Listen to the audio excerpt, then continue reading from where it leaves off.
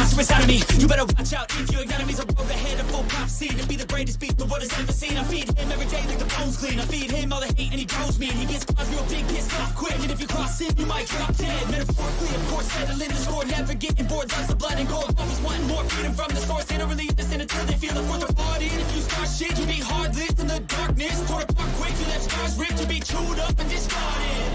And this world ain't bright, won't accept it. Negative energy, I expect it. Once it's in your mind, it's infectious. So fight for your life and reject it. You better give me space, I'm protective.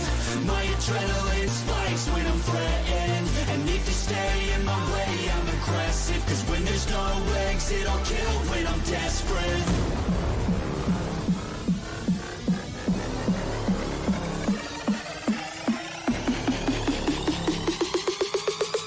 There's no exit, I'll kill when I'm desperate.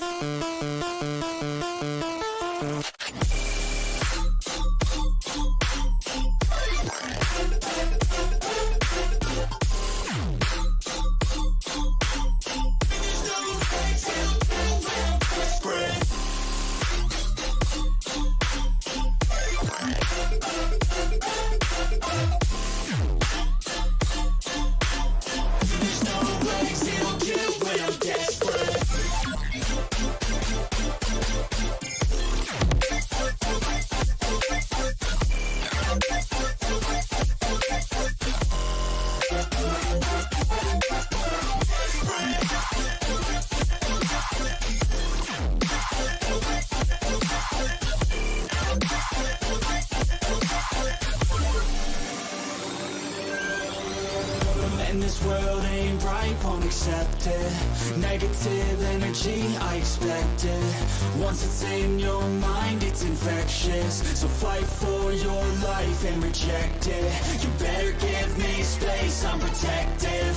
My adrenaline spikes when I'm threatened. And if you stay in my way, I'm aggressive. Cause when there's no exit, I'll kill when I'm desperate.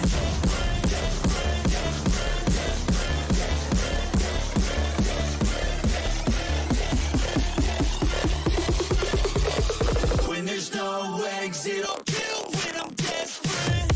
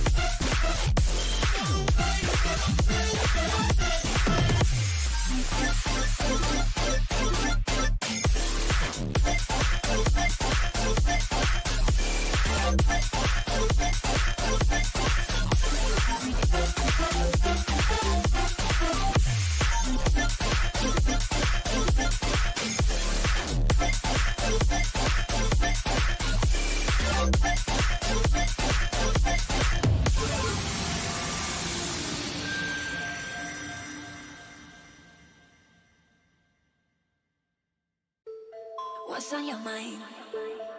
Can I read it from your eyes? Can we leave and make the time stand still? What if we stay? Pretend there's nothing else.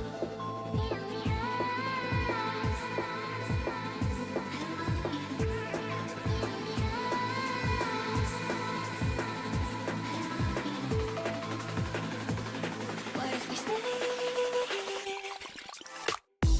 I want you to know I can never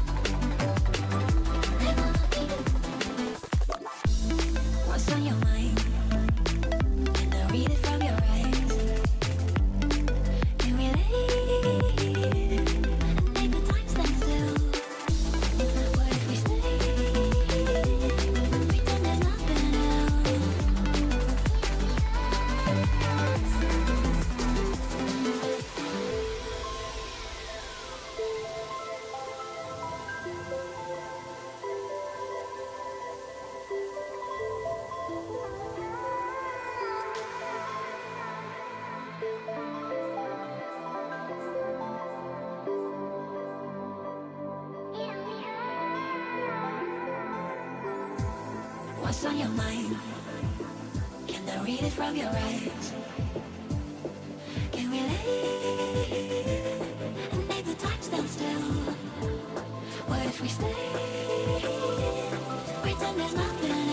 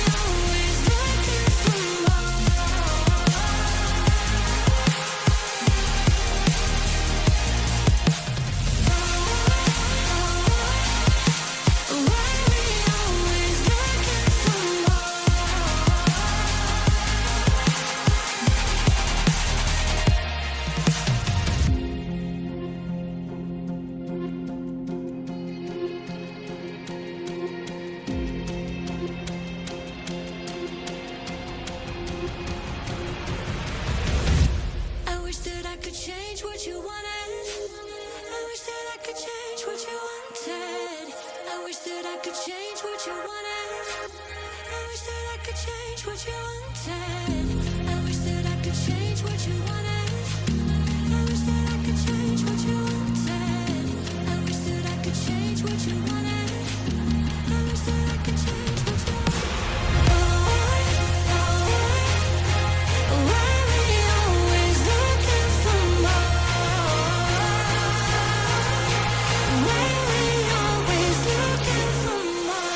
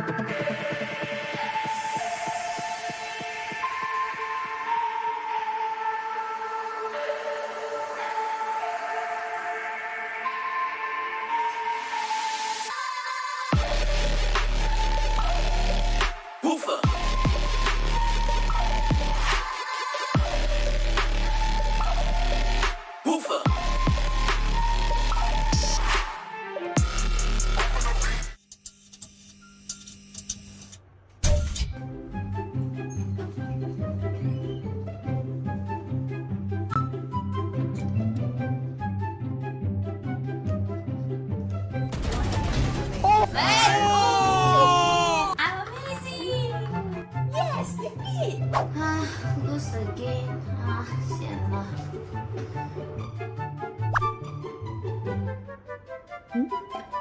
Viewing party?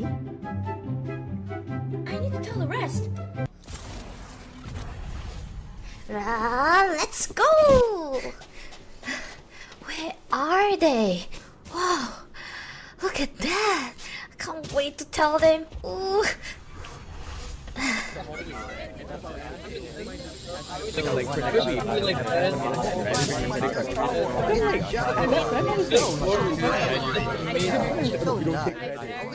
Guys, do you guys want to go to the watch party? Watch party? Watch party. Watch party? There are gonna be at least 200 people there for the love of Valorant and Esports, and it's free entry, free flow of popcorns and ice cream. I promise it's gonna be amazing. Yeah, definitely. I am so down for it. Let's go. Let's go. Bring us here, man.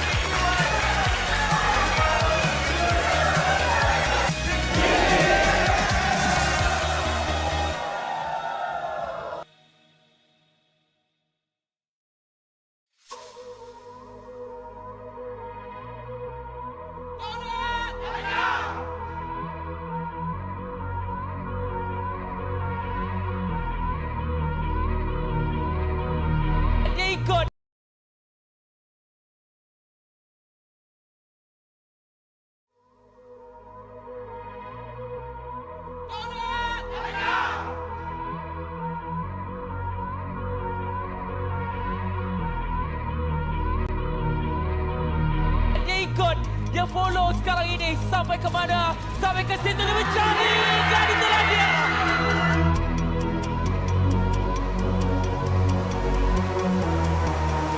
Malaysian Esports League 2023.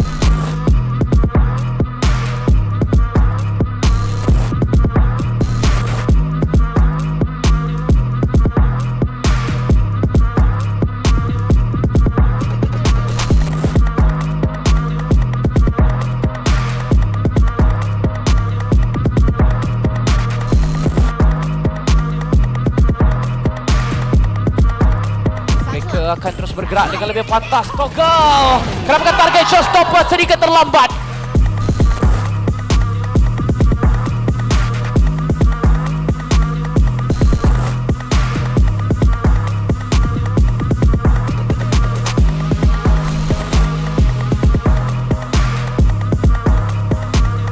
Berjaya untuk menjatuhkan tembakan yang cukup baik dengan 5-7 seperti tadi.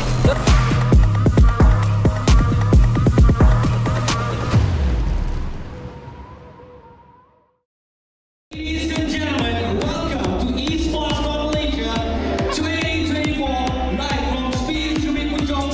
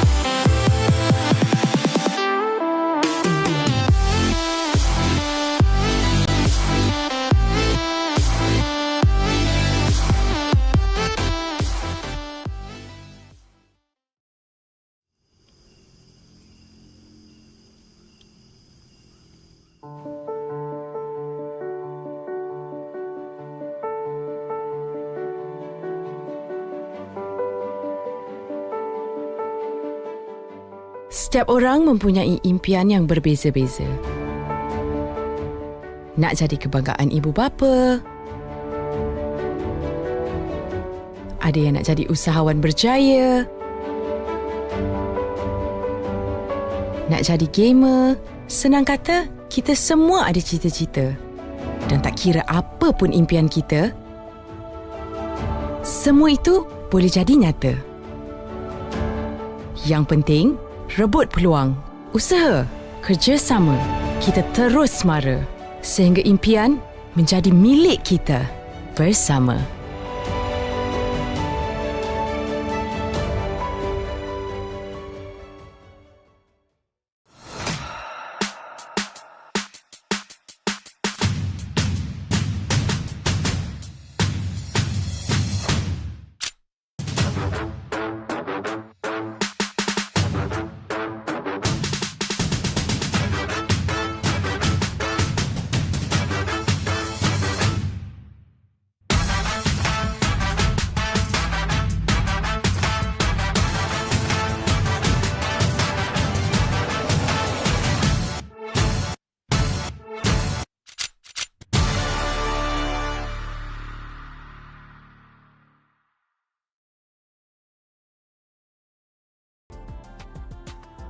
All right, ladies and gentlemen, welcome to Berryfam Vortex Hidden Gem Chapter 2. My name is Coldan, and joined with me for the cast today, we've got a man all the way from Indonesia, one of the best in the scene. We've got Realize himself.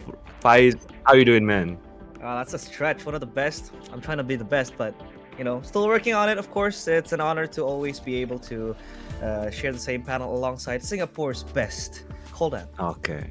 No. You're too kind, you're too kind. But yeah, anyway, we're here for another day of the quarterfinals, and we're gonna decide who are the next two teams into the semi-final brackets. Yesterday, we saw the conclusion already, and well, you can take a look at the brackets right here. We've got Todak as well as 07 besting the likes of Balbakua as well as Bigatron Arctic in a pretty convincing fashion yesterday. So I'm very excited to see who are the next two teams that are going to be taking that spot. We've got the OVERDOGS versus Ignite for the first series, and then after that, Nobody in Paris will take on the Furious 5. So very, very cool stuff. We've got teams coming in all the way from the qualifier stage, which is the OVERDOGS, just as they appear on the screen. And I think, Faiz, maybe you go through it because they are your countrymen, right? You got a bit of info on them. I feel like one of the struggles that Indonesia has right now is regeneration, and I feel like these are the players that you want to be in the forefront of regenerating that player scene in VCT Indonesia, or in Indonesia generally. These are players that are seasoned with experiences in Tier 2 tournaments, but they were always, cut short and trying to really reach the pinnacle. But for me, I think the highlight player, it has to be VS, right? This guy has the Santo blood in him. They had a couple of changes as well behind the scenes. It was Owen back then as the smoker. Now they brought in 6key, and they have been playing a lot better, I feel like. But that is not trying to disregard Owen, but they have much more firepower. They have much more offensiveness in them, especially now Amer Nan, who hasn't been the duelist you want to be, but he has been there playing the Neons now, picking up even greater, agent pools, and I think this team will bite, especially when they were able to take down Oasis. In the past few rounds, that is actually some sort of a surprise for us. Yeah, well, you know what else is a surprise? That face that 6key is giving me, because hey, you got that kind of personality. I want to see that in the server as well.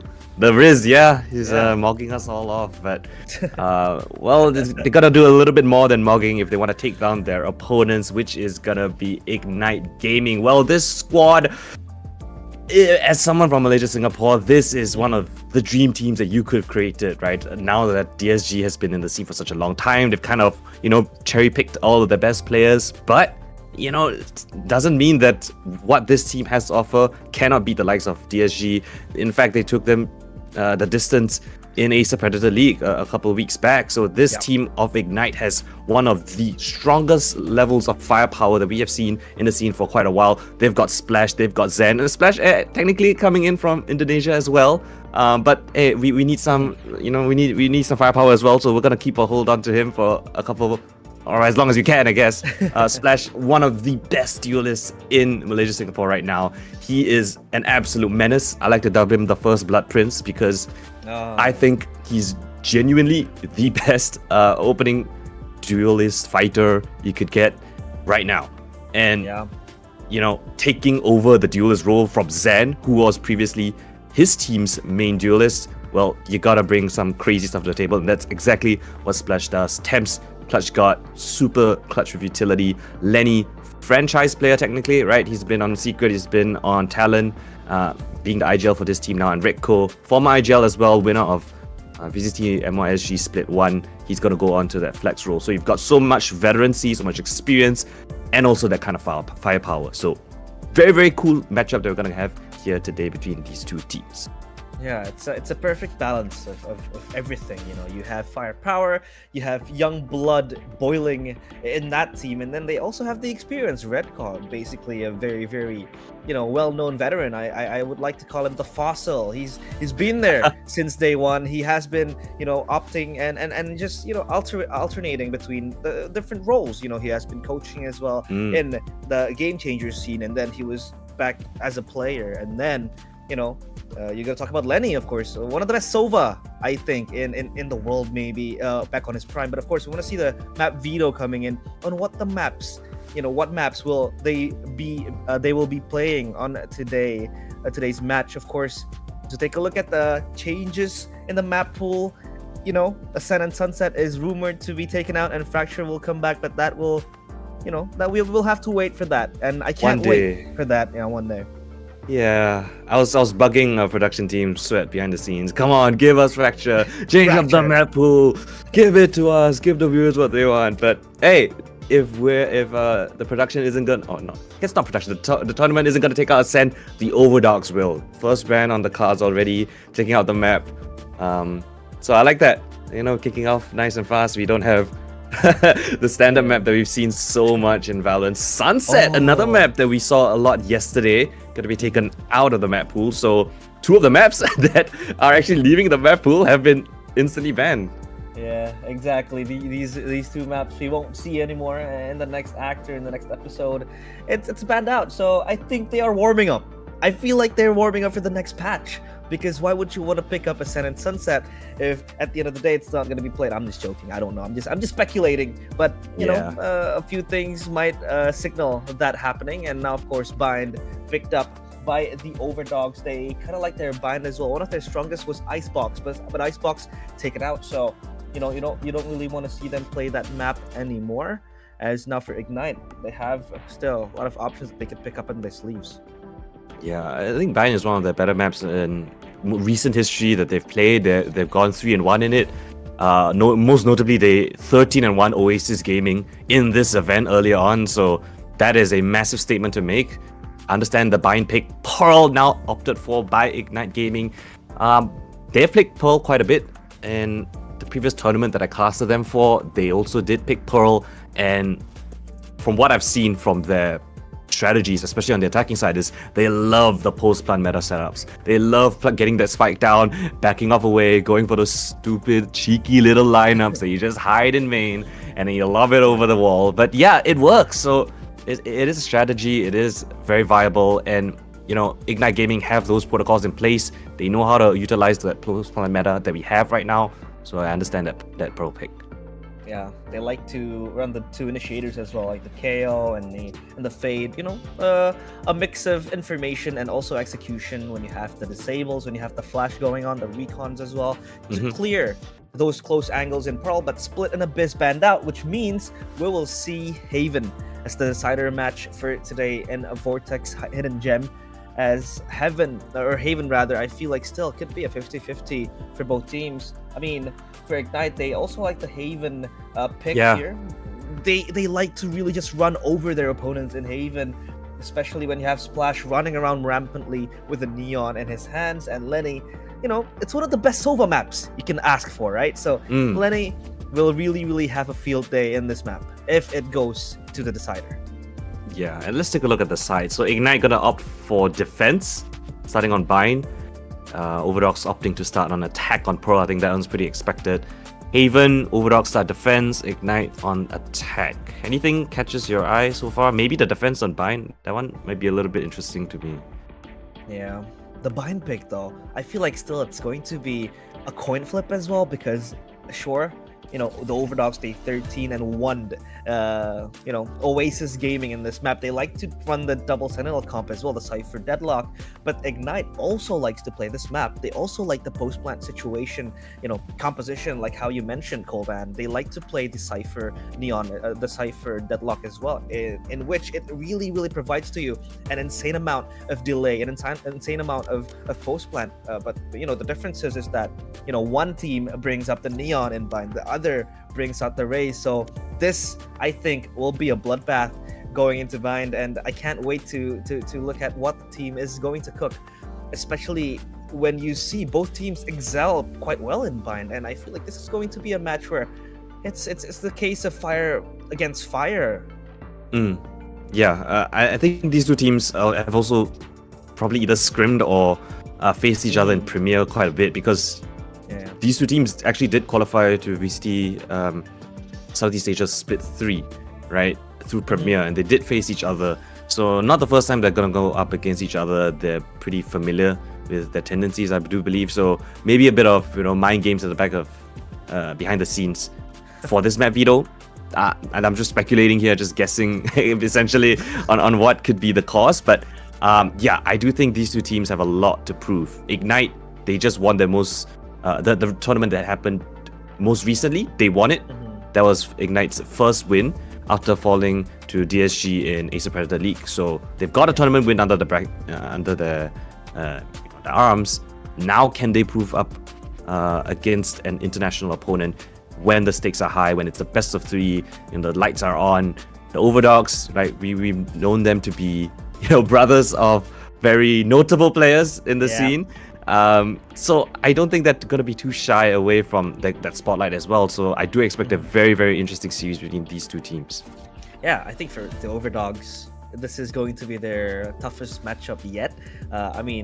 People are saying against Oasis they might, struggle a bit, because they also kind of have to face tier 1 players back in the day, NDG from Team Secret, right? Notably speaking, but they're able to pounce over them. Now, talking about this team Ignite that will stand in front of them, I feel like this is going to be again a true test for them, because the OVERDOGS, they also have a lot of things to prove. Like you said, one has that Santo blood in him, the other has that that burden of carrying the Leonhardt name, mind freak, behind his shadows. But I think for Ignite, this is also proving grounds for them, because they want to prove that they are the team to look to watch out for. Players that are seasoned veterans, like we talked about earlier. They want to show to you that they still have it in them, and to get beaten down by OVERDOGS, who again are composed of young players, might be one hell of a beating for them. So they don't want to let that happen. And again, just why I told you this will be a match that might be fire against fire, because the teams now playing have that firepower in them. They will also play, and notably one of their strongest maps, Bind. It's playable for both teams. Again, a coin flip that might happen, or maybe another 13-1 is incoming, but we don't even know for whom, right? Now that you said it, I realize. Damn. You've thrown that opportunity out the window, man. You know the power that you possess in those between those lips of yours. Oh no. Okay, that sounded a bit weird. But, hey, you don't want to be 6 key up in this tournament, Coldan. But yeah, for Bind, I really want to see that Deadlock Cypher combo as we prepare ourselves for the Agent Select. What do you prefer though, Coldan? Would you prefer having Neon as your duelist or Raze? Oh, that's a good question. I think it comes down into what Sentinels are being picked, right? Because there are teams that sometimes run without run a double controller. They don't run Sentinel. I think in that instance, you just almost guaranteed pick a Neon, because you don't have to worry about the Cypher trips. But if there's a Cypher on the other side, I can see the reasoning why you would rather have a Raze, right? The ability to jump over those trips, break the trips with the paint shells. And Cypher really is that only real sort of counter to a Neon entering the site. So I do expect that these two teams have done their VOD reviews of each other. They know what agents are going to be picked. So in all honesty, I think it comes down to the playstyle. As long as you know how to break the Cypher trips, I can side with you for a Neon pick. yeah, but you've got to make sure you break those trips, right? You got Lenny that's probably going to opt for the fade. So actually, and honestly, 6key on the other side as well. So we're gonna have to see who breaks the trips better, because it's gonna be a neon hit to hit if Splash locks in that agent as well. Yeah, I feel like for Raze, on paper, always going to be way more superior compared to Neon in the context of just trying to take over the Cypher, because the paint shells and all that really destroys it from inside. But talking about the current situation in which we saw that glimpse of picks that they did, I feel like the Fade also kind of serves its purpose as the trip breaker. You have the Prowler, 2 charges to really just locate the traps, even if it doesn't really break it, but at least you're more aware of where the trips are played. And for Neon, yeah, naturally Cypher is the counter towards the Neon. Neon really wants to slide in, rush in, but the trips will stop her right in her track. So this Fade will really have to do the heavy lifting if they really want to enter the site more scot-free, because if with a Raze, you're always guaranteed to enter the site freely if you can, number 1, run over the traps with the satchel, or number 2, just blast the paint shell into the site, right? So exactly, for Neon, it's much more tricky to execute, but at least you have the Fade with the Prowlers now. Yeah, but as you mentioned, right, it's all about navigating the map with all the Cypher utility around.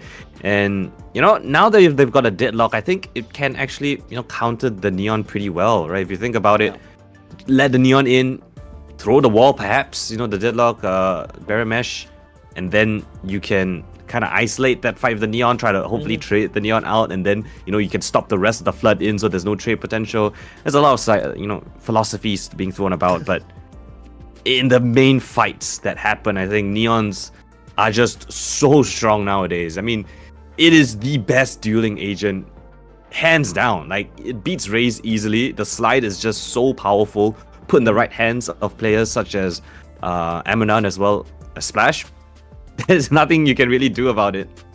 Yeah, I think the Neon buff really kind of, it's a true meta shift. It's a meta changer. It really is a meta changer, because you wouldn't really expect teams to pick Neon and Bind. You would most likely pick it in Haven. Sunset. It's so strong now. Yeah, it is. So you have to kind of build around it. That's true. And Bind, you would expect to have maybe Raze, because the elevation, talking about the execute from hookah to B site, or maybe just trying to deal with the Cypher traps, because Bind is a Cypher map for most Sentinels. So I feel like this Neon, this Neon kind of buff really destroyed the way things are played in that duelist department. Jet, the poster girl for Valorant, no longer having that priority to be picked, and it's Neon. Yeah, I want to see how many Dambies we can produce from this tournament. No, I don't. Aren't you traumatized by Dambi already? Yeah, me too. For what happened in Ascension back then. Please stop playing Neon. It's very interesting to see how the Neon. I honestly, in the grand scheme of things, I think it's even more crazy to have this Neon compared to like a Chamber, even back in the day. Especially considering the maps that are leaving the map pool and those that are coming in. I kind of did a little bit of digging into the maps. I mean, I'm going to go over a little bit of a tangent because we have a little bit of a tech issue trying to sort that thing out. But yeah, in the meanwhile, the maps that are coming in, right? Fracture, as well as what's the other map that's coming in? Fracture and wait, I kind of forgot. I think it's it can't be Breeze, right? I think it's Pearl. Wait, no, Pearl's already in. Yeah. Wait, my mind is blanking right now. Valorant. Lotus. Lotus. Yeah, I missed Lotus, by the way. Those two maps, very attacker-sided. You're taking out Ascent as well as Sunset, which are statistically defense-sided maps. So the only real sort of defense-sided map in this map pool is Split, which teams are understanding how to play against that now. And then with an attack-sided map pool, you bring in very attack-heavy compositions with duelist buffs, right? You got the Neon being buffed, the Phoenix being buffed. It's going to be a very attack-sided meta nowadays. Defense is going to be a nightmare to handle with. So I'm very interested to see how that one pans out, especially in the tier 1 scene. But for now, we're going to see how these two teams battle it out here on Bind. Yeah, again, that's the same composition or agents being picked up here. And Vine, of course, you want to have that that power with the neon that they picked up. But I think for Ignite, they opt for the double smoker, club, Yeah. and brim. So they do So have they- that dueling power in the hands of Zan, but playing behind Splash, right? Yeah, so this was what I kind of expected. This was a composition that they have run before in this tournament. The double controllers without a sentinel. So if you look on the other side of things, right, you have Amanon entering sites and he doesn't have to worry a thing about a Cypher trip. So what does that do to like your mentality, your strategy? You don't really need to break any sentinel utility. It's just like a brimstone molly. Maybe you got a KO fragment that's thrown your way, but the neon is more than capable of just sliding right past it. Yeah, the neon will just, have her way. She's always going to find a way inside, but at least now for Team Ignite, the neon I would always describe as a walking recon. If push comes to shove, A walking recon that and then- slides and shoots you. and slides and shoots you and stuns you and outpaces you and out executes you, out everything. It's a very very despicable way of describing it, but we are inside of the game now. I really want to see how they operate. The neon and the club behind the neon. Back to that point, the club will of course be the second entry to just play behind the neon. The neon will open up the map, open up the space, execute it to the site, and the club will have very much time to wreak havoc and play the trades in behind. Yep. And, with this meta of neon, defenders really need to take space, right? With that neon, neons do best moving forward, right? That's their strongest. Yeah. So on defense, you need to take some sort of map control. That's exactly what the defense is going to do. Right now, we've got Ignite up against the OVERDOGS. Ignite taking the initiative down towards B-Long. A pop flash from Ritco to force back a couple of players. And they spot out the neon of Splash as well. So the OVERDOGS is just going to head straight towards this A side. As we mentioned, no Sentinel utility. Amanon straight in already. A spike yet to be planted. Yeah, a gamble now. Playing without the Cypher, San has to go the box, but the trades come through, and it is going to be advantages for Team Ignite. Redcom gets the second one as well, and it's just going to be the deadlock. VS having to carry the burden of this round. He can't, and he won't be able to. Splash gets the first splash of blood running in his veins.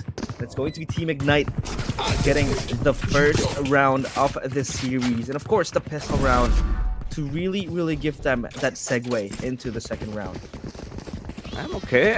OVERDOGS had the right read. They went to the side that was less than ideally defended, and still Ignite. What a beautiful retake that came through. I think Amanon kind of got caught out, sliding back of sight, caught between two players, so couldn't really pick his fight effectively. And one by one, they got picked off, and a very fast and swift retake coming in from the Ignite squad. Of course, you got that double initiators, right? So you've got so much utility to get yourself into space, contest for space, and give Splash the opportunity to find a couple of crazy kills. Nicely done with the Garden. A double kill found already. Oh, but the grab no potential. But Temps coming into the system for the backlines. You've got the Prowler as well. Oh, Splash doesn't even need to do a thing. It's assisted by the veterans on his squad. The double initiators back him up, keep him alive. And he finds a triple because of it. No, the grab that was perfect, but they have no access into trying to get their hands on Splash to come back, or rather the turnaround. The backup was perfect and on point. The Prowler to deny vision from Team OVERDOGS really helped them to get control even further of the showers area. And now, of course, they will buy up and they will be able to lavish themselves with the heavy buys, the rifles, 4 Vandals and a Phantom in the hands of Amanon. Makes sense that he wants to run the Phantom because he has to run around and slide left and right. Lenny prepares the recon to find information, but Zan is just playing cheeky. But 6Key gets Lenny, and so does Golden Blue with a kill towards Zan, and the plant goes through for OVERDOGS. Spike planted. Splash now coming in, but his teammates have evaporated from the site. This deadlock wall is so annoying to deal with. You gotta break so much of that. Spent so much time breaking that wall just to mount any sort of a retake here. And with the positions all lined up, you can see the Brimstone at the back already. Golden Blue with the lineups. Finally, they break the wall, but time has passed far already. Neon into the U-Haul position, clears out the right corner. No, it doesn't even do that. Emrenan still there. Ritko, the double kill with a headshot. But time has been ticking down low. They need to get to the spike now, but the Molly already on point. Thames smoking himself off, but I don't think there's enough time. Tap on it, the spam comes through. And he's just signaling the smoke, hoping that he could find a consolation prize. Not to be the case.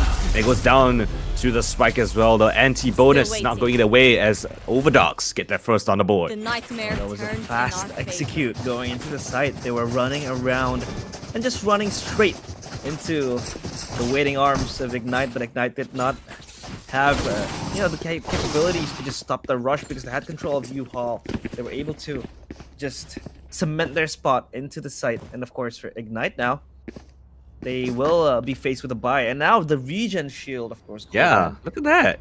Is that a strategy from Ignite that they're only buying the regen shields? They have money to buy a full shield, full heavy armor, but opting on every single player.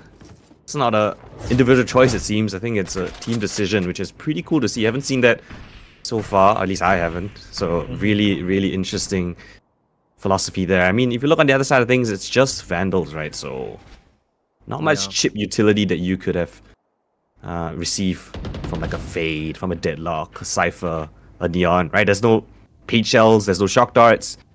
There. Not too much chip utility. And now as the OVERDOGS poised up for a B side execute, they've taken control over short as well as long. Oh, tap of the spike though, perhaps a little bit too over-eager. Redco attempts in the feed together with Splash. As they funnel out through Hookah, they get absolutely obliterated, jumping down into the depths. Golden Blue holding down the angle. He's been spotted, nullified, exploited to the highest degrees. No way out of there. Teased into the corner with a bunch of mollies in his face. And Ignite a clean round to stifle that aggression, puts a third on the board. That is just disgusting. And the way they were able to control Octagon or Garden, whatever you want to call it, they're able to tone down the pressure. Mirnan was really, really quick to take control of orbs, but it was even quite bold from them, right? Yeah, it happened in a blink of an eye. The way Redclaw and Thames held hands and held their positions in that Octagon area. Now though, for Team OVERDOGS, I want to play it slow this time, just walking in. The sound cue from the orb might give something away. Information. And Thames, quick smoke up top, and this knife will destroy everything if they don't get it. And they get scanned, but it's only 2. It's only VS and 6Key. But where are the others? No, of course. That's not enough to call for the rotate, though. You can see Splash already coming in to bolster this B side. They have no one on A, so it seems like it's a Hail Mary call. It's a full commit here towards B. The smokes come through. Splash playing within it. Here they come into the site. They go. Splash spots are ever done, but it's the Bucky to do him dirty. And the spike goes down in midst of all that chaos. They don't even have control of Octagon. Ritko will punish him off, but the Cocoon has trapped Thames. Oh, but they don't check him still. No eyes onto Ritko. He wreaks havoc onto the site. Gives up his teammate, but picks up a triple kill. And now Golden Blue left alone with 6 keys stuck inside Hookah. They've got the mollies, got the utility. But for how long does this smoke hold? And well, Ignite are just clearing all their corners. Not sure whether they could have crept off to 6Key. Looking for an opportunity, a back to be turned. Zan the first one, and Golden Blue coming in from long as well. Lenny gets scanned through the smoke, and it's a thrifty round to do him dirty. Ignite lose to the hands of the weak buy. OVERDOGS coming up clutch. Oh, what a round that was. A beautiful one at that. The fact that the OVERDOGS, they were playing it slow, just walking their way into Hookah. And for Team Ignite, they wanted to fight back. It was Redcaw specifically, picking up 10 kills so far in what is 5 rounds being played. He was able to sacrifice his teammate, gives him up, but he gets the triple kill. It is not enough for him, because for OVERDOGS, they were quicker on the response, and now Ignite, they want to ignite the spark, ignite the flame into trying to get their hands into the OVERDOGS. Splash has his hands on the overdrive, but Thames gets the double kill. He sprays away, doesn't really get aware of VS's position, and Golden Blue. It is the sibling duo, or rather, the younger brother duo. One Susanto and one of Aaron Leonhardt, and they're able to sacrifice their teammates to give one round up for the OVERDOGS. That was so ambitious. Running straight into that spawn. Temps, I don't know how, but he managed to get a double kill. But then on out, I think they overextended a bit too far. Golden Blue just holding all the way back into that spawn. And, you know, when you're so far away from where you started, the utility is going to be lackluster. There was no utility to flush Golden Blue out. Nicely done to find the triple kill end around. Now it's just a low buy round for the Ignite squad, and they're in a boatload of trouble. Emernon's in his face. Lenny has nothing to do but sit and watch as the site gets overrun. Showers, that's where they can only hold off to. Splash is there with the Vandal in hand. The stun up. Oh, but Zen to find the first. They're swinging for more, but Emernon lines up a double kill. This shuts down the defense here towards Showers. Spike will get planted, but Rico's crept up close. Is there a chance for a pop flash through? Classic in hand, catches him with utility out, finds a first, but it leaves it all onto Temps. In a 1v2, they heard him coming from this location, but Arda, long range Vandal, will shut him out, and OVERDOGS get up to that lead of 4. Oh, they are upping the tempo now. They want to play it quick. They know that Ignite did not have enough weapons, but I feel like still it's a gamble being taken, because usually when an enemy is on an eco, you want to play it slow. You don't want to sacrifice yourself. You don't want to give yourself up into a waiting hand of a shorty maybe, or a Bucky even. But they were able to just rush in without any, you know, without any delay. They just made their way into halls, and they're able to flush away Lenny that was waiting. But the spray down is perfect from Splash and Zan. Two players. I don't even think the flash got him. I don't even think the flash got him, but he still lined it up. Yeah, that's true. And of course, losing 2 members in an instant. 6Key and VS out of the equation now. And now for OVERDOGS, they want to think of a plan, of a way, of a solution to fixing things up. But Amirnan is rushing into the side. He slides down to his demise. Thames catches him lacking. It's Arda in the showers, waiting to be devoured. And of course, he is fed to the Sharks. Flawless round for Team Ignite. What a beautiful start, right? Albeit the flash didn't really catch anyone, but the double swing was there, and actually the OVERDOGS were ready for it, right? They were both posted up waiting for that peak to happen, but they still could not hit the shot. And as a result, it left them in a very heavy double-man deficit. They tried to do something with Amanan sliding into the side, but once he got eliminated, I think that was all the opportunity in that round taken away. So great job from Ignite to secure a flawless round there. Economy is looking good for them, but it's a gun round for both sides. A lot of utility, a lot of ultimates on the cards, and Amanan fast into showers already, but countered by Splash here in their faces. But he's blinded up, so only good for the first, but it's a trade frag though. Oh, but Zen goes in for second dippings, uses his ultimate, and TP comes in from Redco, finds the first, but traded out by Golden Blue, and he's just running away from the clove. They want to let Zen just die to time itself as they accelerate straight towards this B site.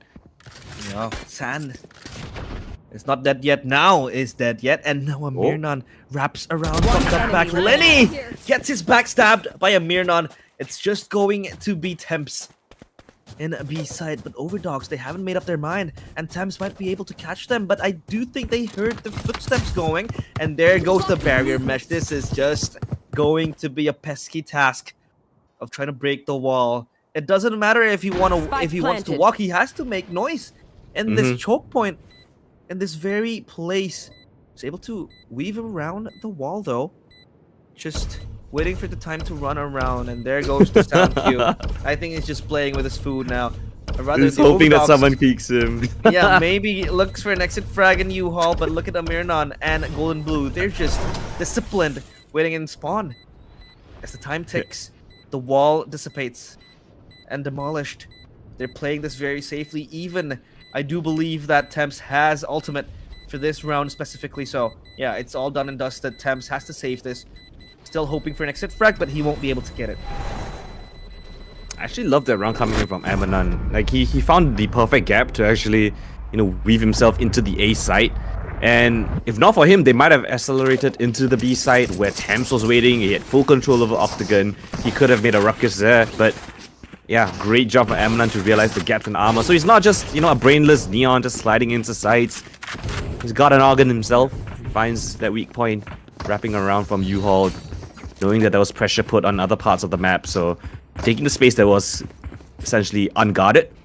That gets them up to yet another lead, 5-4. And again, with so many ultimates on the board, this might be a bloodbath.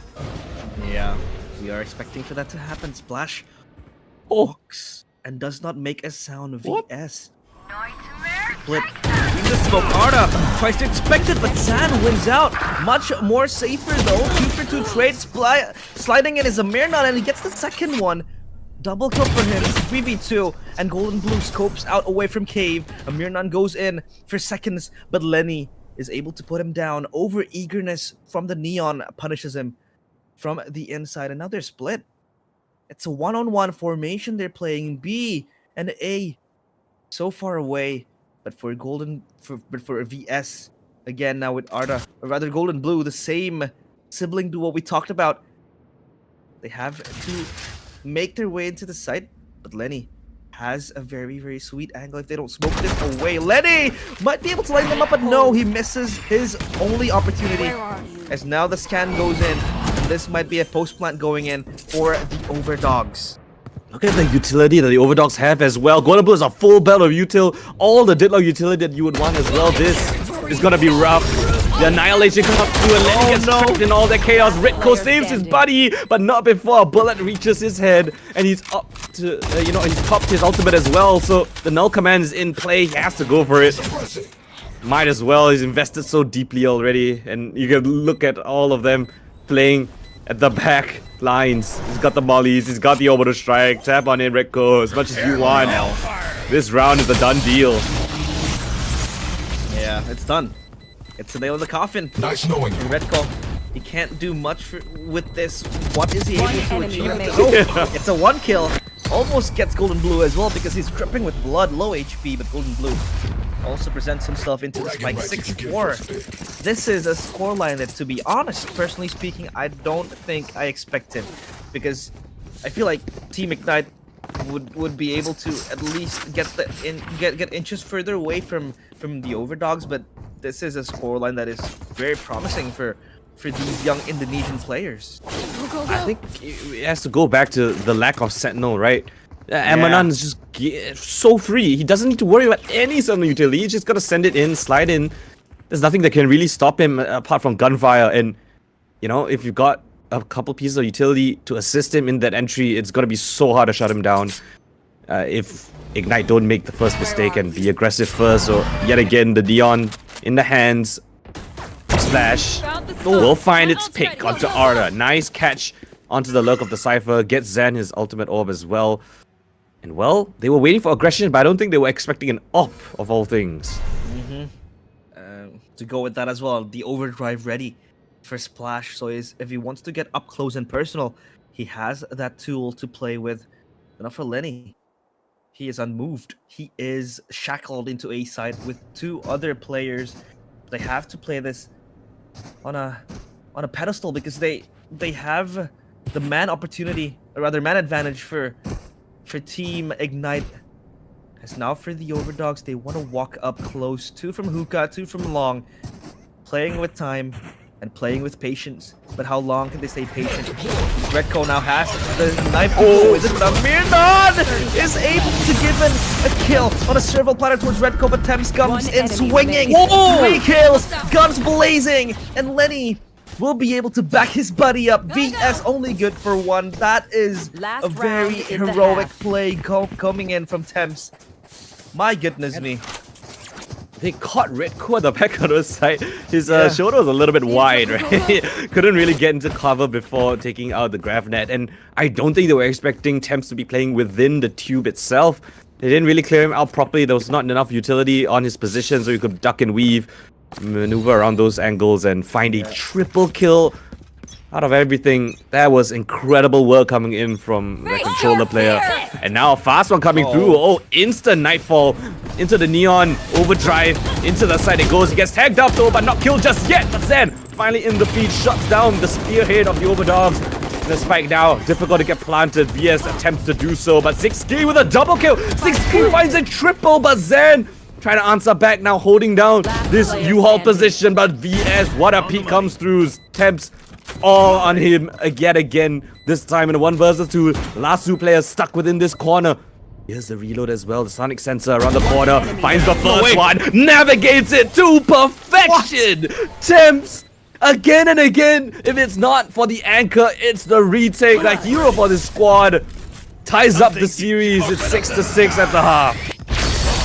Oh my goodness. Switching sides. That is daylight robbery from Thames. Back to back.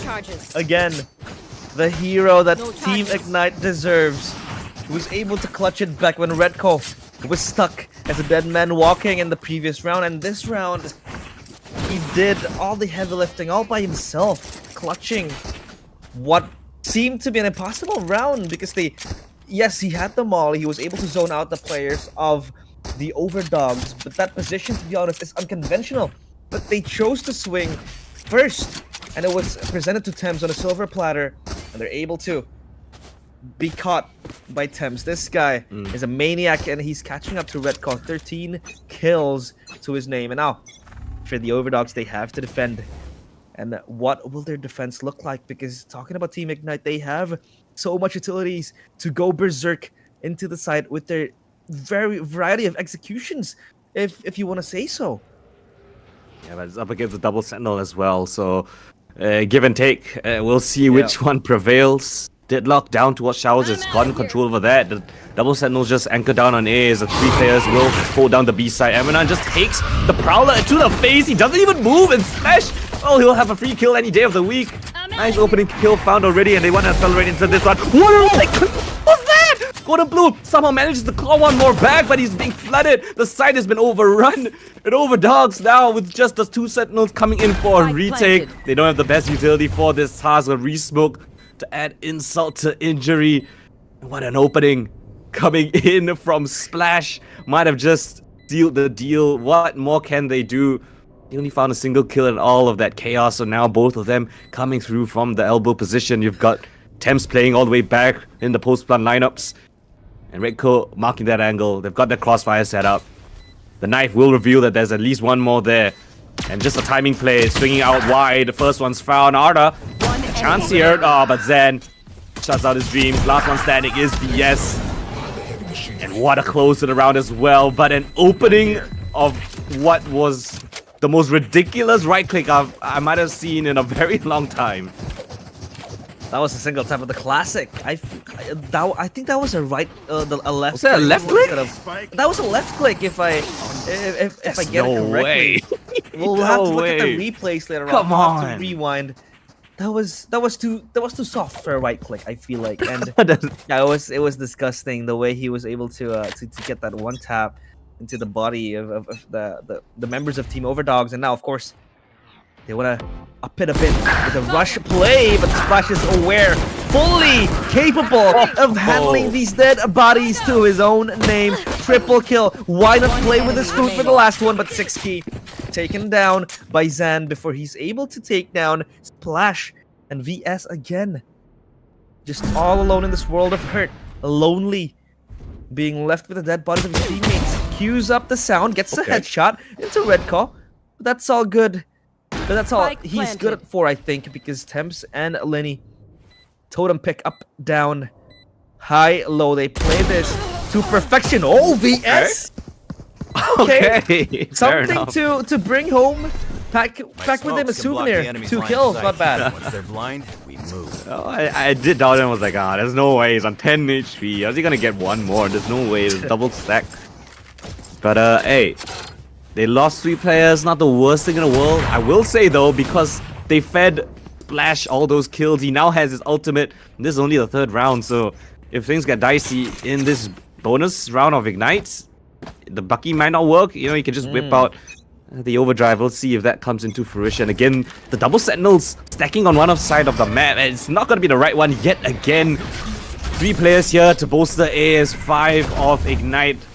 Get ready to pounce. The Bucky in the hands of Splash. Close range fights, that is ideal. That's what he's looking for. Nothing to be found, but Zad, I don't know where he got that. Was this spam? Oh, a kill down towards heaven. A spike to be planted. Given the luxury and liberties of this spike plan. Oh, but the post plan's coming through. Splash a low HP, bailed out by Lenny. Amanon, now's his turn to shine. First one found, but Lenny with a great trade right there. Set his team up for success. Spam through from VS. Annihilation now invested. Misses. splash, and he pays with his life. A Bucky to the face, buckshot, and bruises. And it's just onto Arda, left alone.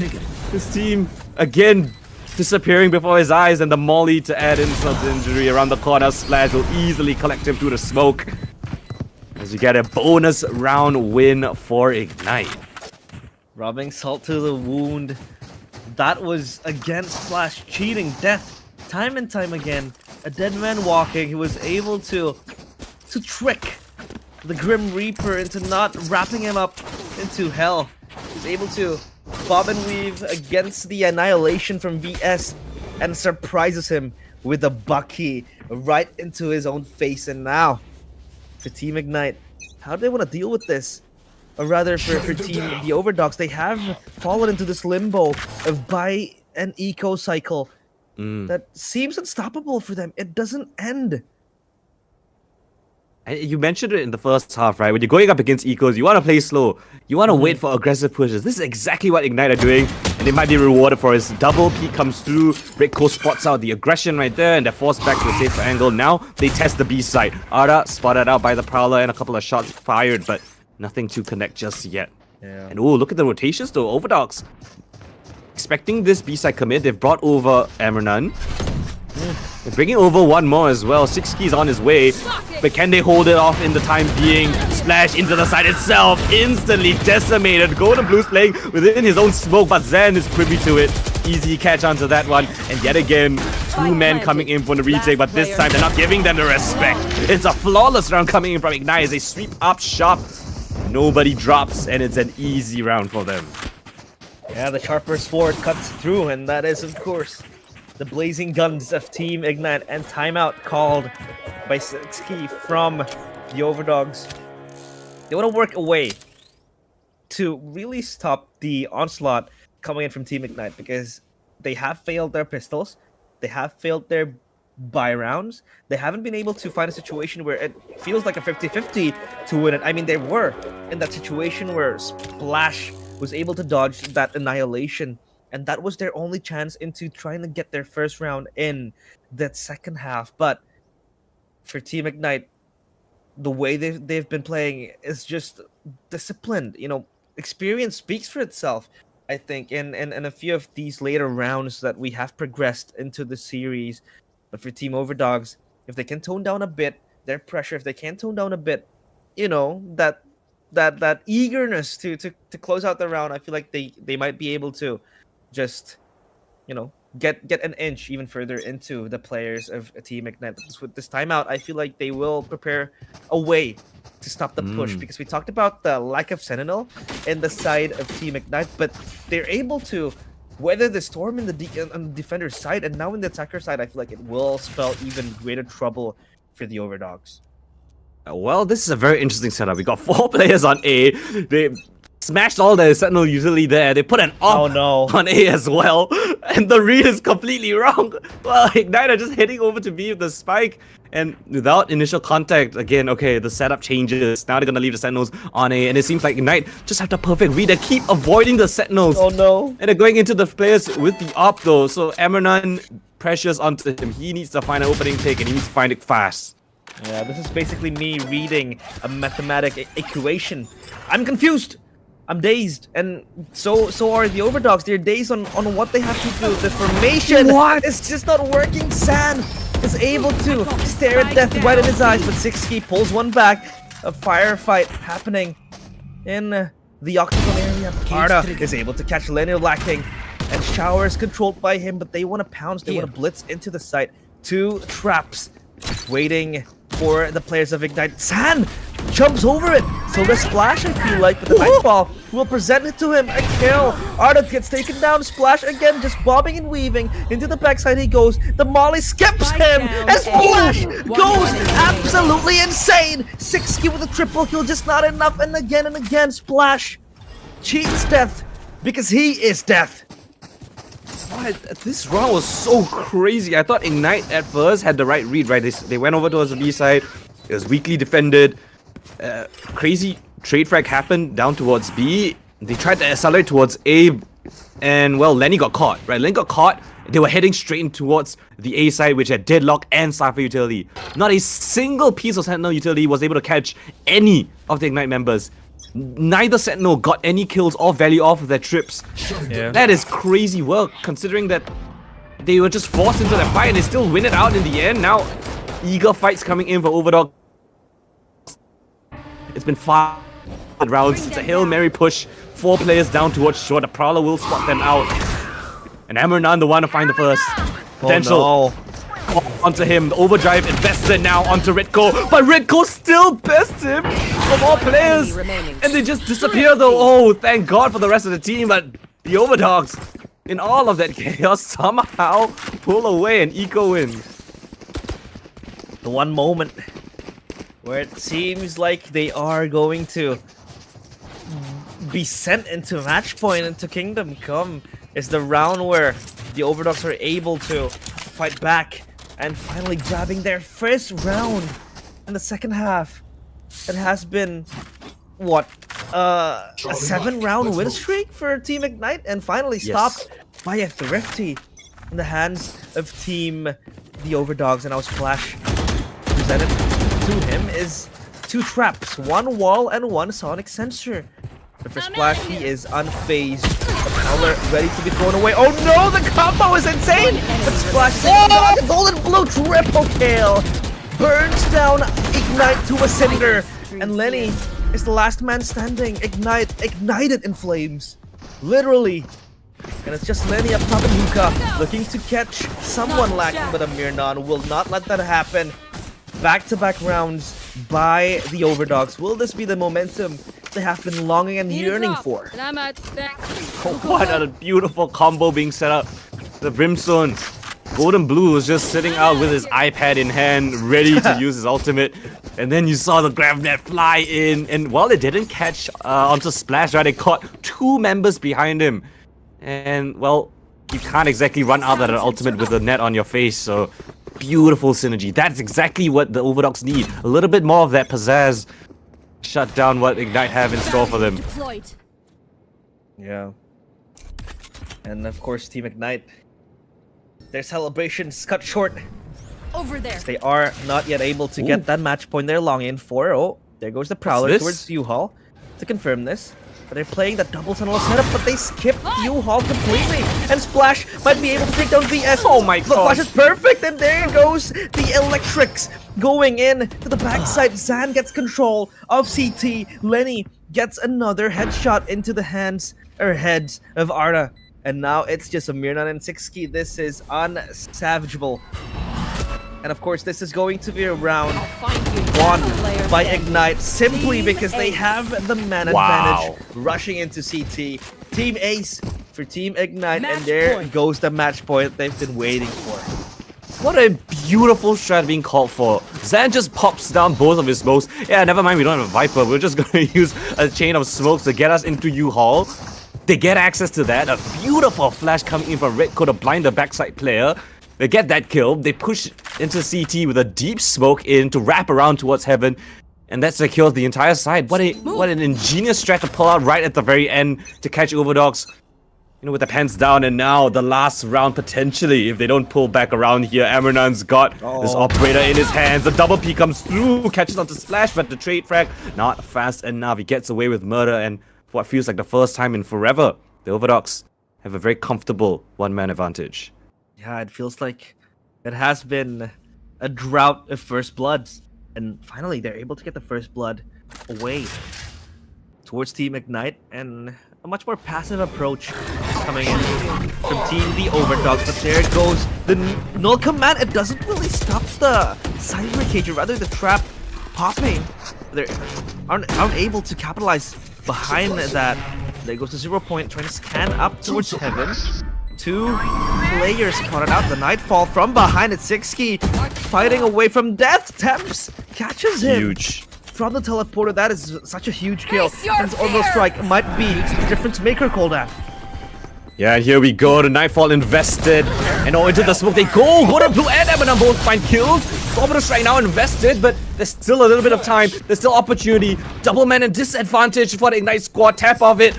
And they're going in. The molly, I think it was stopped. Was it stopped? No, not good enough. The body block does not come through. And now Thames, the last man standing. 1 versus 4. I think he's done enough. Whoa!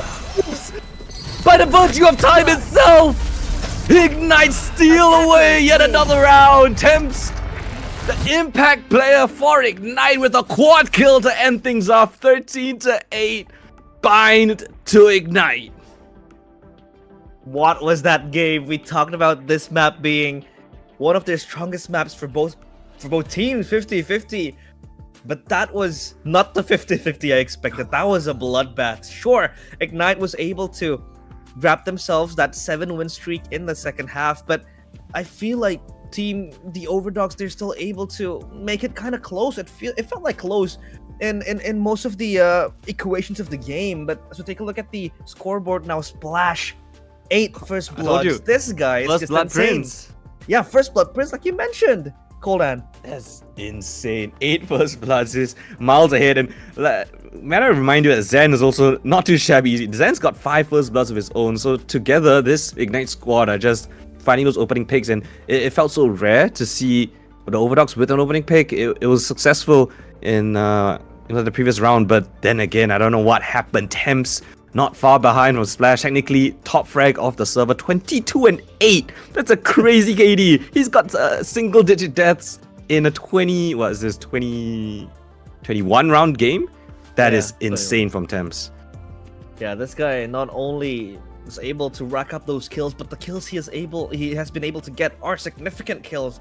Not trying to disregard the other players of Team Ignite, but this guy has been the weightlifter for most of the rounds, for most of the circumstances, for what is perceived to be a losing round, made possible, made winnable by Thames himself. The clutches, that 4K in showers, it's just insane. And yeah, Thames is just way too good on this Brimstone, man. We mostly see him on carry agents most of the times back in his old days, but now with the Brimstone, still his aim speaks for him. It's just absolutely disgusting on what he could pull with the Vandal. Yeah, I think he's one of the most underrated players on this team. Yeah, he's always playing supportive agents, either a controller, sentinel, initiator. We rarely see him on a duelist. I mean, understandably, you've got Zen and Splash in the server, but it doesn't mean that if he's not on a heavy carry agent like Neon or Jet or even a Clove, he can still put up crazy numbers. This is a crazy KD, 22-8. Yeah, he's playing his life. He knows the value that he brings into the late rounds. The clutch king, the clutch master, and impact kills abound. So much impact. You know, he was presented into such a, I feel like, a losing scenario for most of the circumstances, for most of the iterations of the round. It was either a 2v1, a 3v1, or him having to just watch his teammates die, anchoring the site while his teammates fall piece by piece, threaded into the hands of the OVERDOGS. But he's able to pull one back. He's able to become the hero that Team Ignite needs. And yeah, what a performance from him, playing 22-8 as a smoker. An agent that you wouldn't expect to really deliver the frags, especially on a Brimstone. If that was on an Omen or maybe on a Clove, that would be justified, but that was on a Brimstone. That's just insane. You talked about how he's mostly playing on his iPad, waiting for the fire and the Brimstone to pop and that orbital strike to deliver, but he has his Vandal. Why play with the iPad? Yeah, just shoot him, just kill him. Easy as that. But yeah, we'll see if map 2 is going to be as so-called easy for Ignite. It's going to be the map of Pearl, but we're going to go for a short little break. Let us catch our breaths. Let the players have a bit of time to recuperate as well. So we'll see you guys in just a bit. And when we come back, map 2 of this series. Hi guys, my name is Milan Chen, aka Golden Blue. I'm from Indonesia and I'm playing in OVERDOGS. My role is smoker and IGL also.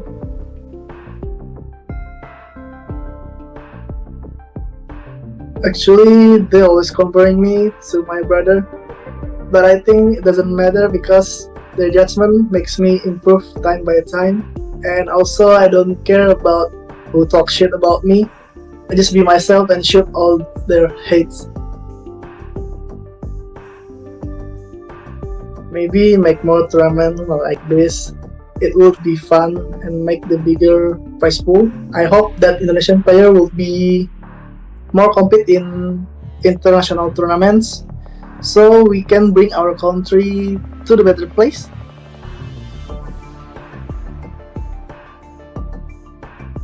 I think just play as usual and don't overthink too much. Just play. On the first map, we were panicking when we lost, but on the second and third, we encourage each other and stay calm, so we don't hesitate to fight with other team.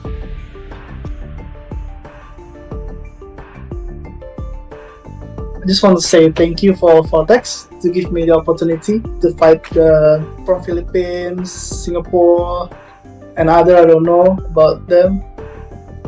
I don't know about all the team, but I think I can fight them all. Yes, of course I can beat them all. It was good tournament from Vortex. So I just want to shout out to my duelist, Amenon, because he has a nature potential in this game, and he's such a good duelist for us. He always make the entry, and for all the opponents when they fight me, good luck.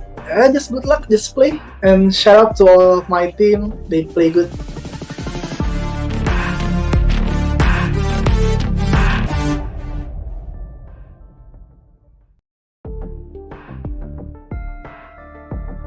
Hi, my name is Daniel Hakim and my in-game name is rightful.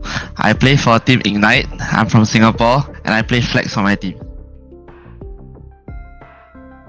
As a coach, you see stuff from like a bird's eye view. As a player itself, you're just like looking at your own build perspective, and from there you can't really tell like who's making mistakes and stuff. Two of those roles are completely different. I feel like coaches have a lot of challenges as well, which is like you can try to tell someone that they're doing something wrong, but they'll still try to fight you back, argue and stuff. But they don't know that you can see every single person's perspective, so they kind of know more than you actually. I feel like a coach is more important than a player. But as a player also, sometimes you're so dialed in that you kind of forgot what you do. So like, if you make a mistake and then your coach points it out to you, you'll be like, oh no, I didn't do this. But in reality, you actually did. But it's because you're only seeing it from your own perspective, you don't actually remember that you did it. Yeah, so I feel like, if you're talking about challenges, I think coach is harder. Yeah. I don't think we're the best yet, and I don't think we are like at the top yet.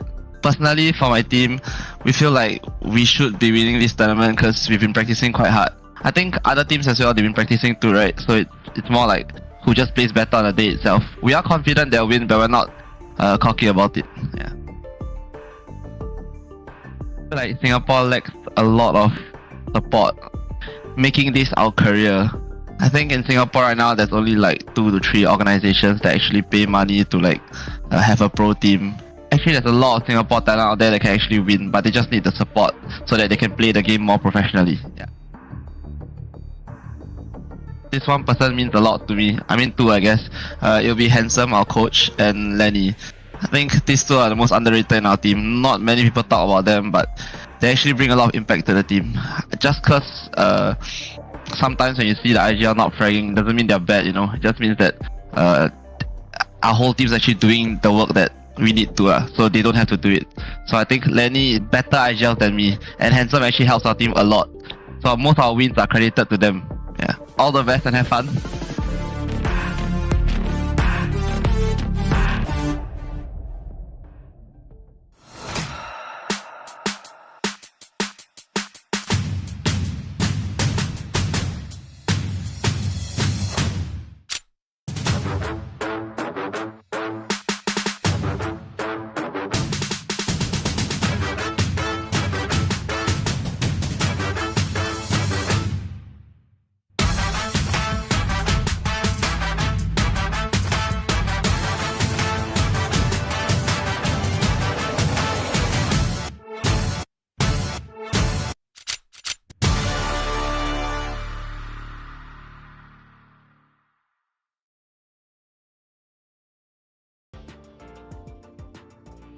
All right, ladies and gentlemen, welcome back to Vortex Hidden Gem. And yeah, we just witnessed a very exciting bind between the OVERDOGS as well as Ignite. Ignite taking that series win, or the map win, in the series 1-0 up. Still one more map required for that series victory. And the OVERDOGS, well, they're going to try to fight back here on Pearl, which is actually Ignite's map pick. So not going to be an easy task, but we'll have to wait and see how they want to how they want to take that fight to them. But before we get into the nitty-gritty of things, I want to shout out to our sponsors as well as partners, Colorful Malaysia, Esports Integrated, as well as KPS, and supported by Rakan Muda and Rakan Digital Malaysia. And not to forget, we've also got a special lucky draw for the GeForce RTX 4070 Ti Super GPU. So this lucky draw will happen from the 1st to the 31st of December. So if you purchase that GPU within that time period, you stand a chance to win back all your money. So you essentially get it for free. So might as well, if you're in the market, if you want to upgrade your peripherals, get that GPU, stand a chance to actually have it for free. Beautiful stuff. Thank you to our partners and sponsors. Thank you so much. Can I partake in that giveaway? Because I think I do need an upgrade. Maybe I'll try. Who knows? You know, you never, if you never try. No, but back to the game we go. It's going to be Pearl as map number 2. Now the bind, it was 50-50, but you know, it was mostly going in the favor of Ignite. Now for Pearl, this is going to be interesting because we don't see the OVERDOGS playing Pearl that much, especially Pearl now introduced as a relatively new map in the map pool. You know, after the patch going on, which did not see Neon get nerfed, by the way. I do still think that Pearl will see Neon reigning supreme again. It used to be either Jet or Phoenix or Jet Reyna, but I do believe it's still going to be Neon as the forefront, as the front runner of you know, dealing the damage and the blows into the site executions. Oh, I see a very interesting agent being hovered by Splash over there. Phoenix, perhaps. Rico going on the Astra. This is not too surprising, actually. They've run the Astra in this composition quite a few times. Actually, the last time they ran this, they ran Pearl in this tournament. They had a Yoru and a Jet. So I understand if they want to head in towards the direction of the Phoenix, right? You have the flashes that the Yoru also provides, but you have a little bit more of that sustainability in terms of your heals with the fire, right? So very interesting. Sixki on the other side also hovering that Phoenix, so you might somehow get a Phoenix head-to-head in 2024. What year is it? 2022, 2020. Yeah, bring it back, man. Throw back run it back, like mentions, right? And I do believe the value that Phoenix has in this map is basically his ultimate. I mean, his ultimate really does wonders when trying to execute into the site. I mean, B long is such a long portion of any map you can see in Valorant, and for A site, so much, you know, tight spaces that you really want to clear with the ultimate that can really help. Not to mention the fact that Phoenix just got buffed with the, you know, Flash now being as that signature ability means that he doesn't really have to buy Flash in the start of the rounds, and also not to mention the Blaze Wall now acting like some sort of a light version of High Tide that Harbor has, and the healing as well is just way more better. So I do feel that for this exact moment in Pearl, Phoenix will deliver so much value. But now, of course, we do see the contradictions in both of the, you know, lineups. We do see Jet in the hands of Zan, and for, you know, for Mirnon, it's going to be the Neon. So it's interesting to see how they want to approach this map. Yeah, and despite it being a very heavy Neon meta right now, yesterday we saw the map of Haven between I'm trying to remember. It was between 07 as well as Bigatron Arctic, and Bigatron Arctic opted for the Neon. 07 opted for just the Jet with the double controller, and I was doubting it. I was saying, oh, you know, in the Neon heavy meta, why are you choosing a Jet? You know, I have to see how you actually utilize it. And 07 played a beautifully slow game utilizing that Jet. So I'm curious to see how they want to use the Jet in the hands of Zen on this map when the Neon is so powerful. I'm curious to see if they have something up their sleeve. But to kick off this map already, double duelists on both sides. Phoenix abound. There. And an early out all being taken by the OVERDOGS side.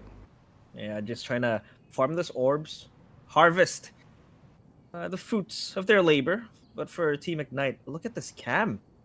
Is that legal? Because I think have it is. trauma. Yeah, I have traumas with Cypher cams being ruled out as a bug, but this time it's going to be very, very helpful for Temps. Just hanging around in heaven. This is going to be a bloodbath. 3 against 4 inside. Splash gets the first blood against the first blood. Prince strikes fourth, and Temps gets a trade on his own. But Amirnan will pull one back. Lenny and Redco, hand in hand, they go and defend their site. It's just going to be Golden Blue. 1v3. Splash is low HP, but he has his teammates behind him. Looking straight for him. Play for the bait, but it's Lenny just trying to crack the dome of Golden Blue open. 1-0. Best of round in the pockets of Team Ignite. Well, that was a very, very fast retake, and I love the idea that Ignite actually had, right? They push down mid, they catch the lurker and the flanker of Arda, and then they pincer it into B lane, right? That long lane that they have to go through from mid. And Temps, you know, very aggressive. He took the fight towards that B shot position, assisted from the teammates providing pressure from behind, and then it just collapsed on everything they wanted to do. And again, the Phoenixes on both sides went for the ultimate orbs on either side of the map. Obviously, the B long orb favor for the attackers. A kind of leaned both ways, but defenders would probably prefer that one. This time around, neither opting for it. It's a heavy mid presence from this attacking side. Ara is going to find a face full of fire and a bullet to his dome. So again, first one down is Ara. First one to find a kill is Splash. And well, there's a tripwire here, but Splash looks like he's more than ready for it, just in time as they come through, break up the trip, and he catches all of them. I say that, but Golden Blue answers back with a nice shot there. Spike still yet to find its way onto a site, and they've fallen back towards A main. This is great protocols coming in from the Ignite squad. The smoke though will deter them vision, and OVERDOGS should be able to get the spike down, but they have to move fast. A fast flank is coming in as well from the mid position. Just weaker weapons. Get the spike down. Take flight. And now Ignite. How do they want to navigate this? Double drone through first. Spot out 6-key, clearing out the site. They got 2 more players to assist him. Back on the side, he was tagged out. Low HP as well, just on 1 HP, but still finds that kill. And now Temps coming in from the flank position. Easy as you like. They take things at their own pace. And confident second round in their pocket. Yeah. And of course, it's a simple anti-eco round coming in from Team Ace. We did see Golden Blue looking to get that flank, but how do you flank the flanker? How do you catch Cypher lacking, right? He's the epitome of a flanker. And Temps does his job wonderfully in that round. And now, rolling into the second, or rather their first buy round, their first gun round for team the OVERDOGS. Will they be able to present themselves with a round winning in their hands? And as we take a look at Golden Blue, he is 3 orbs away from the Cosmic Divide. And speaking of Cosmic Divide, it is actually a very strong tool specifically for Pearl, because it cuts through a lot of choke points, especially in B side or A side, if you would prefer that as well. You know, for Golden Blue, he's going to group up with his teammates, does step a bit and gives a sound cue, which calls for the rotation from Splash. They're stacking the A side, 4 players, as Zan is able to move up top into the B main area. But for Arda, he's trying to dig out for information. He's trying to traverse his way into that link area, but the cam is there waiting to be opened. He is opening it already, and there goes Arda's information revealed, position compromised, and this is a game of cat and mouse. Lenny is just waiting the perfect spot to ADS, but Arda cracks him open. Lenny taken down, first blood for team the OVERDOGS. Where will they go? Where will they end up? Planning to spike him. You can see Zen all the way towards B long, but they've perfectly isolated. I think the OVERDOGS, a beautiful mid-round call, allows them access towards his B site. Only finding that 1 kill onto Lenny, and they will have it for free. Zan's gonna hold on to that piece of real estate, but Splash now spotting a bunch of players here towards the CT position. The slide straight in though, but trade frags go in the favor of the OVERDOGS. They got the better weapons. It's just left onto Zan. And well, damage done on the VS, but so is information traded back. Now they just need to play the crossfires. Up and over. Zan just dashes straight in, but not before Arda will catch him mid-air. So a nicely navigated round from the OVERDOGS gets them that first round. Yeah, I like that. I like that patience that they were playing with. They knew that it was kind of reckless if they wanted to go straight into the A side, play that, you know, that steam train that they want to build, especially when they have that Neon and Phoenix. But they chose to play it slow, and they chose to play behind Arda's information. He was compromised, yes, but was able to at least infiltrate that link area deeply. And now it feels like from Team Ignite they want to play a minigame right here with the stun going in. A trade kill, not yet presented to him, but San gets a double kill, picks it up for himself. The smoke splits them into two apart away, but a bloodshed going into the way of Team Ignite in A site. They have full control of this site with two players posted up top. And now for Arda, this is going to be a huge role he has to play as the players of Team Ignite, they wait patiently. And Arda, the leader of the pack, traversing his way into Art, but this trap is going to be tricky. If he jumps over it, there is going to be a sound cue, I believe. Because they choose to go through the canals. No way. They're going to the Odin. Lenny with the Odin. This is going to be very tricky. Lenny, the prize is right in front of your eyes. You gentlemen, with the Odin, he sprays down. Golden Blue walks into the waiting arms of Lenny. The Odin just does wonders. And now, A site wide open. No one waiting. It is vacant. But are they able to weather the storm of Team Ignite? Because they have the man advantage. Two players in A main. Spike Planet retake situation. Now for Team Ignite. Oh, Ignite are playing this so disciplined. You can see the OVERDOGS trying to find an isolated 1v1. They're trying to find a kill to even up the scoreline. But it's not even going to be the case. Zan so patient. You know, usually duelists are the very antsy ones, moving around so fast. But now they spot out the last player. And it's flawless. What a beautiful round being orchestrated by Ignite. They know the gaps in their armor. They know the gaps on the map. They just have Lenny watching all the way in the back of their spawn. They got a double duelist down, pushed up in towards A main. And they're okay with them planting the spike. Yeah, have that. We're gonna take the round win without losing a single player. It's like trying to please a little child to keep on being happy. You know, you just give him a few toys and he won't cry. And that's what Team Ignite did, right? Yeah, take the spike, take the credits if you need to. Yeah, just have it your way, and we will just obliterate you from the inside. They're able to get that, you know, that round presented to them. But now, of course, 6key has the ultimate.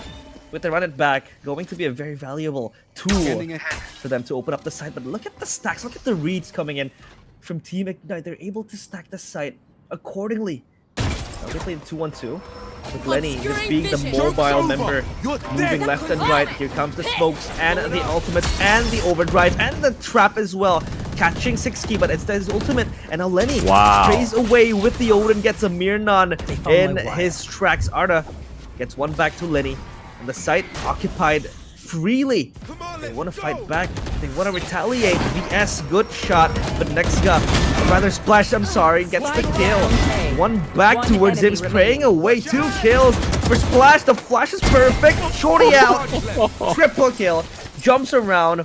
He is Phoenix cosplaying Raze. 4-1. Easy round. An easy stop coming in from Team Ignite. Wow. Did Emerald use his overdrive? He's yeah, 0 and 7. Oh my gosh. Wow. I mean, they used both of the duelist ultimates. 6key used his. And while it looked so chaotic on the map, I think Ignite were very comfortable. It didn't seem like they were flustered at all. They were sticking to what they knew. Like, you want to have that space as a Phoenix. Yeah, have it. You take your tripwire. We're just going to kill you. We're just going to play backside, wait for you to push into us, and you know, strike when the time is right. A nicely orchestrated round yet again. And Splash, you know, dancing, showing the kind of theatrics on that Phoenix. Even though he's not in the Neon, he still can pull off crazy stuff like that. And, well, now it's just a low buy round coming in for the OVERDOGS. We've got a Guardian on 6key. He's the first man to to potentially find an opening kill. Never mind, Zan's gonna be the first one there. Oh, and the gravity well, so perfectly placed. And Splash with the flash as well to assist his teammate to get all those free kills. It's a walk in the park, and Sixkey, well, his teammates have evaporated around him. The owl drone, you can hear it reaching his position. And I might see a Phoenix hit-to-hit for what feels like the first time in a while. And Splash. Ooh, labored shot.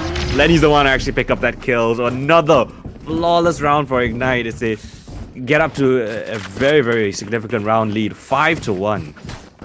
This is looking bleak, to be honest. I mean, I wouldn't say Pearl is either sided. You know, there has been debates. It's attacker sided. It's defender sided. I feel like it's a balanced map. To be honest, maybe it does kind of you know, feel to be more advantageous towards the defender side, because you know, when you want to enter to the site B is such a long walk. You know, into planning the spike. A is very cramped, and you have to go through arts where there might be someone, you know, carrying an Odin like Lenny. But so far, I haven't been able to see, you know, a beautiful set piece coming in from the OVERDOGS. It was mostly in the back of their discipline, you know, in the back of Arda, just opening up the spaces, the tight spaces, and that into the link, into link or into the other choke points in the map. But they're still able, or rather, they are mostly caught lacking by the players of Team Ignite. So far, it has been a very, very solid protocol coming in from Team Ignite. The way they shape their formations, you know, with Lenny just being the mobile member. And now, after that timeout, they sense something is going to happen, and they stack A with 3 players. So with the Cypher just popping one trap, and they go back to the 2-1-2 formation, I believe. Yeah, it looks like it's going to be a duelist hit-to-hit yet again. A main, the port of call, the battlefield of choice. Flash in with the smoke as well. I think they should be controlling A main pretty convincingly on the defensive side. Oh, they're going through the smoke. Splash is flashing out. Flash is killing everyone. Okay, no, never mind. It's been shut down instantly. But Lenny with the Hunter's 3 down range. Not going to connect to anyone though. So a nice 1-to-1 trade of the Phoenixes. As things stabilize back into a bit more of a stalemate. Both teams giving up that control over A main, playing back at a safe angle. I know exactly where they you hold are. the neural theft will upload potential important information towards the players of Team OVERDOGS, and now they wanna blitz into A side. There goes Mirnan swinging. Oh, perfect recon, but where's follow-up? They spray blindly. Good feeling. Waldo Lenny one taps Mirnan into oblivion, but Arda triple kill. He saves the OVERDOGS, and it's just up to San with this magic stick. Planted. This big weapon in his hands. Looking to scope into that A main area, but the Prowler is good to reveal that information. He shoots it away, has to save this, I believe. But he goes in for seconds. He wants to chance this, looks to flick it away, but Arda, peekaboo from behind, gets the quad kill. That is all saved by the man with the white hat. That is Arda. I think Arda has been the playmaker for this OVERDOGS team, right? If there's any opportunity, he's the one that's actually making moves, right? Through mid, whether it's his lurks, whether it's his timing plays. He's been the one to actually find those impact kills, multi-kill rounds. Even though there's a double duelist set up on his team, he's the one that's actually getting them access into sites, which is really, really interesting to see. So have to keep an eye on Arda. Let's see if he's up to more of those tricks. But for the time being, again, slow-paced round at the start. Both sides eager towards A main, but none actually being aggressive. A bit more of trap play, perhaps, from the defense, waiting for contact before they spring into action. And, well, the attack also very cautious of that potential trap play. Owl Drone come out late just to clear out these areas, but it's not going to spot out much. If anything, I don't think they get much information, but it could be further away from the truth. The dart now comes in. A flash is prepped up, ready. Zan's right around the corner. Oh, spot him out. The flash. Oh, it misses the flash. And Zan pays with his life. Flash running for the hill, trying to get away, but Lenny provides that cover fire with the Odin spam. The molly in his face, but Amanon goes ahead of things. The splash will easily collect onto that, and now it's his turn to move ahead. He's got to run it back in their faces. bit of damage perhaps, but no kill found just yet. Again, it's Ara to find that kill. No, attempted kill. Lenny's the one to actually catch him off guard instead on just a sliver of HP. And as the dust settles, it's just the last two players of the OVERDOGS. They tried to siege and attack. It's a very back and forth affair on that A side, but now the spike is headed all the way towards this B side. Golden Blue's gonna try to pull a little bit of the rotations, draw a little bit of a fake. He's dropped the smokes down towards B though. But now he's gonna potentially try to find a rotator through. Nice one tap onto Splash, and that keeps them towards this A side. The defender is now going back towards A. The trip has been broken towards B. Cosmic Divide will allow VS a plant though. 10 seconds left. Cypher ultimate invested. Now they know, but it's a bit too late. They can't go off of it. They can't deny the spike plan. VS is there, expecting things. The recon dart, but it gets broken, and now VS can reposition. Where could he have gotten off to the double string through? But his spot is barrel, but still gets the kill. Rico's there, but it's not planted for him. He's got the Cosmic Divide. He can just put it down. Oh, he sees the spike being diffused. He's no stars through. Has to peek in, and Temps will just wait with waiting arms to collect that kill through the wall. And again, Ignite in the late rounds. They navigate that awkward situation, and they prevent OVERDOGS from stealing away around. That was a cluster mess of a round. Oh yeah. And that moment in A main, that was so hilarious. They were waiting for the perfect moment to pop the flash, and once they did, Splash was blind, and Amirnan was He blinded himself. So he blinded himself. He blinded everyone but the enemy, and that was so funny. But yeah, push comes to shove, it's still okay, it's still fine, because Team Ignite still able to pack up the round and add yet another tally into Gravity Well the Flash series. And now Splash pop this one up. Oh, late follow up with the Gravity Well, but still Amirnan on low HP. Tagged with the camera, but no follow up whatsoever. Oh, there goes the Odin from Lenny. That suppressing fire is able to give into Splash really helps shoo away the players of the OVERDOGS. Now they choose to calm down their options, and it is going to be hard. How will they traverse around this? 2 players, 3 players waiting even to strengthen and fortify this art area. And Golden Blue, he's the one just overthinking. He's the one waiting for what could be a possible flank from behind. But now the stars aligned for him. Oh, Art just occupied. 60 gets the kill. A flick from Temps gets Golden Blue, but 60 steals 2 kills, and it's a 4v3 situation now for Team the OVERDOGS. Amirnan still low, but still 30 surviving. seconds left. He is filled with scars and blood, but again, the OVERDOGS, they make their way, looking to rotate towards A side. A retake potential for Team Ignite. Spike goes down, and well, the Blade Storm has been popped by Zen. The op is not ideal for a retake situation, so he's gonna rely on the knives to do the heavy lifting. 2 stars left on Rico as well. Zen updrafting straight through, doesn't spot anyone, but it's right below him. Arda is there, but Zen actually catches on to Emerald in the meantime. A second kill found onto VS. Last 2 players coming in from Art. Spike planted for their position as well. Do they have any stars for this to protect the defuse? Arda, not sure where the second player is coming from. Tap on the spike. Now, oh, run it back is invested. They're just spamming through the smoke, and it's just gonna run right through. It's half diffused already. 60 can't find anyone in the smoke. He's gonna dissipate in just a few moments. Rico catches onto him in the meantime. Spam through by Arda. It's 1 versus 1. Temps in the smoke, but it's 6K with the spam. It helps OVERDOGS to get another round on the board by the skin of their teeth. With just 1 player remaining, a third has been found. Oh, that was so close. And it was Arda and 6K. Hey, you can't spell art without Arda. Or rather, you can't spell Arda without art. So it is his domain alongside 6K, but it was such a close round. They're able to have the spike defuse. And it was so close because they were layered with smokes, right? So still a very important round 1 by the OVERDOGS. And oh, and an interesting trap over there. Chained with the tree by Temps. As this might be his hunting ground, because the players of the OVERDOGS, they wait and they are ready to pounce. The trap broken, but will they expect the second one? Mernon skips it. U-Haul controlled, but Temps still able to just dance around the smoke. Golden Blue gets 1 back. 6K as well. It's a 3v3 now, but the Neural Theft reveals their positions.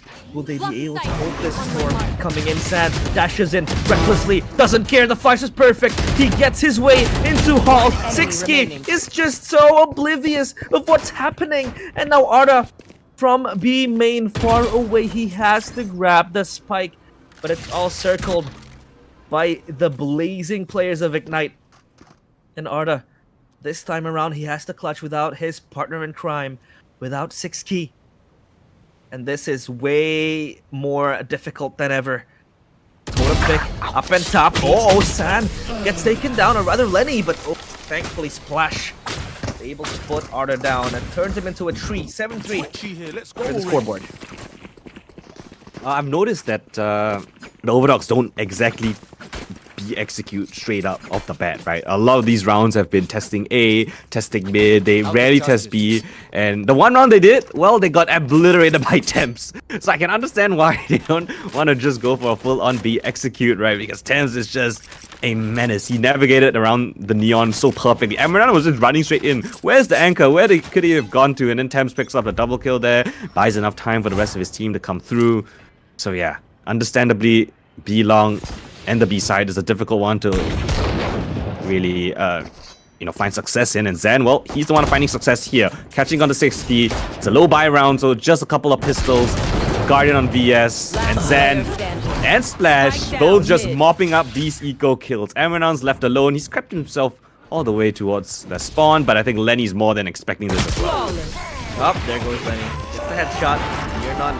Presented with nothing.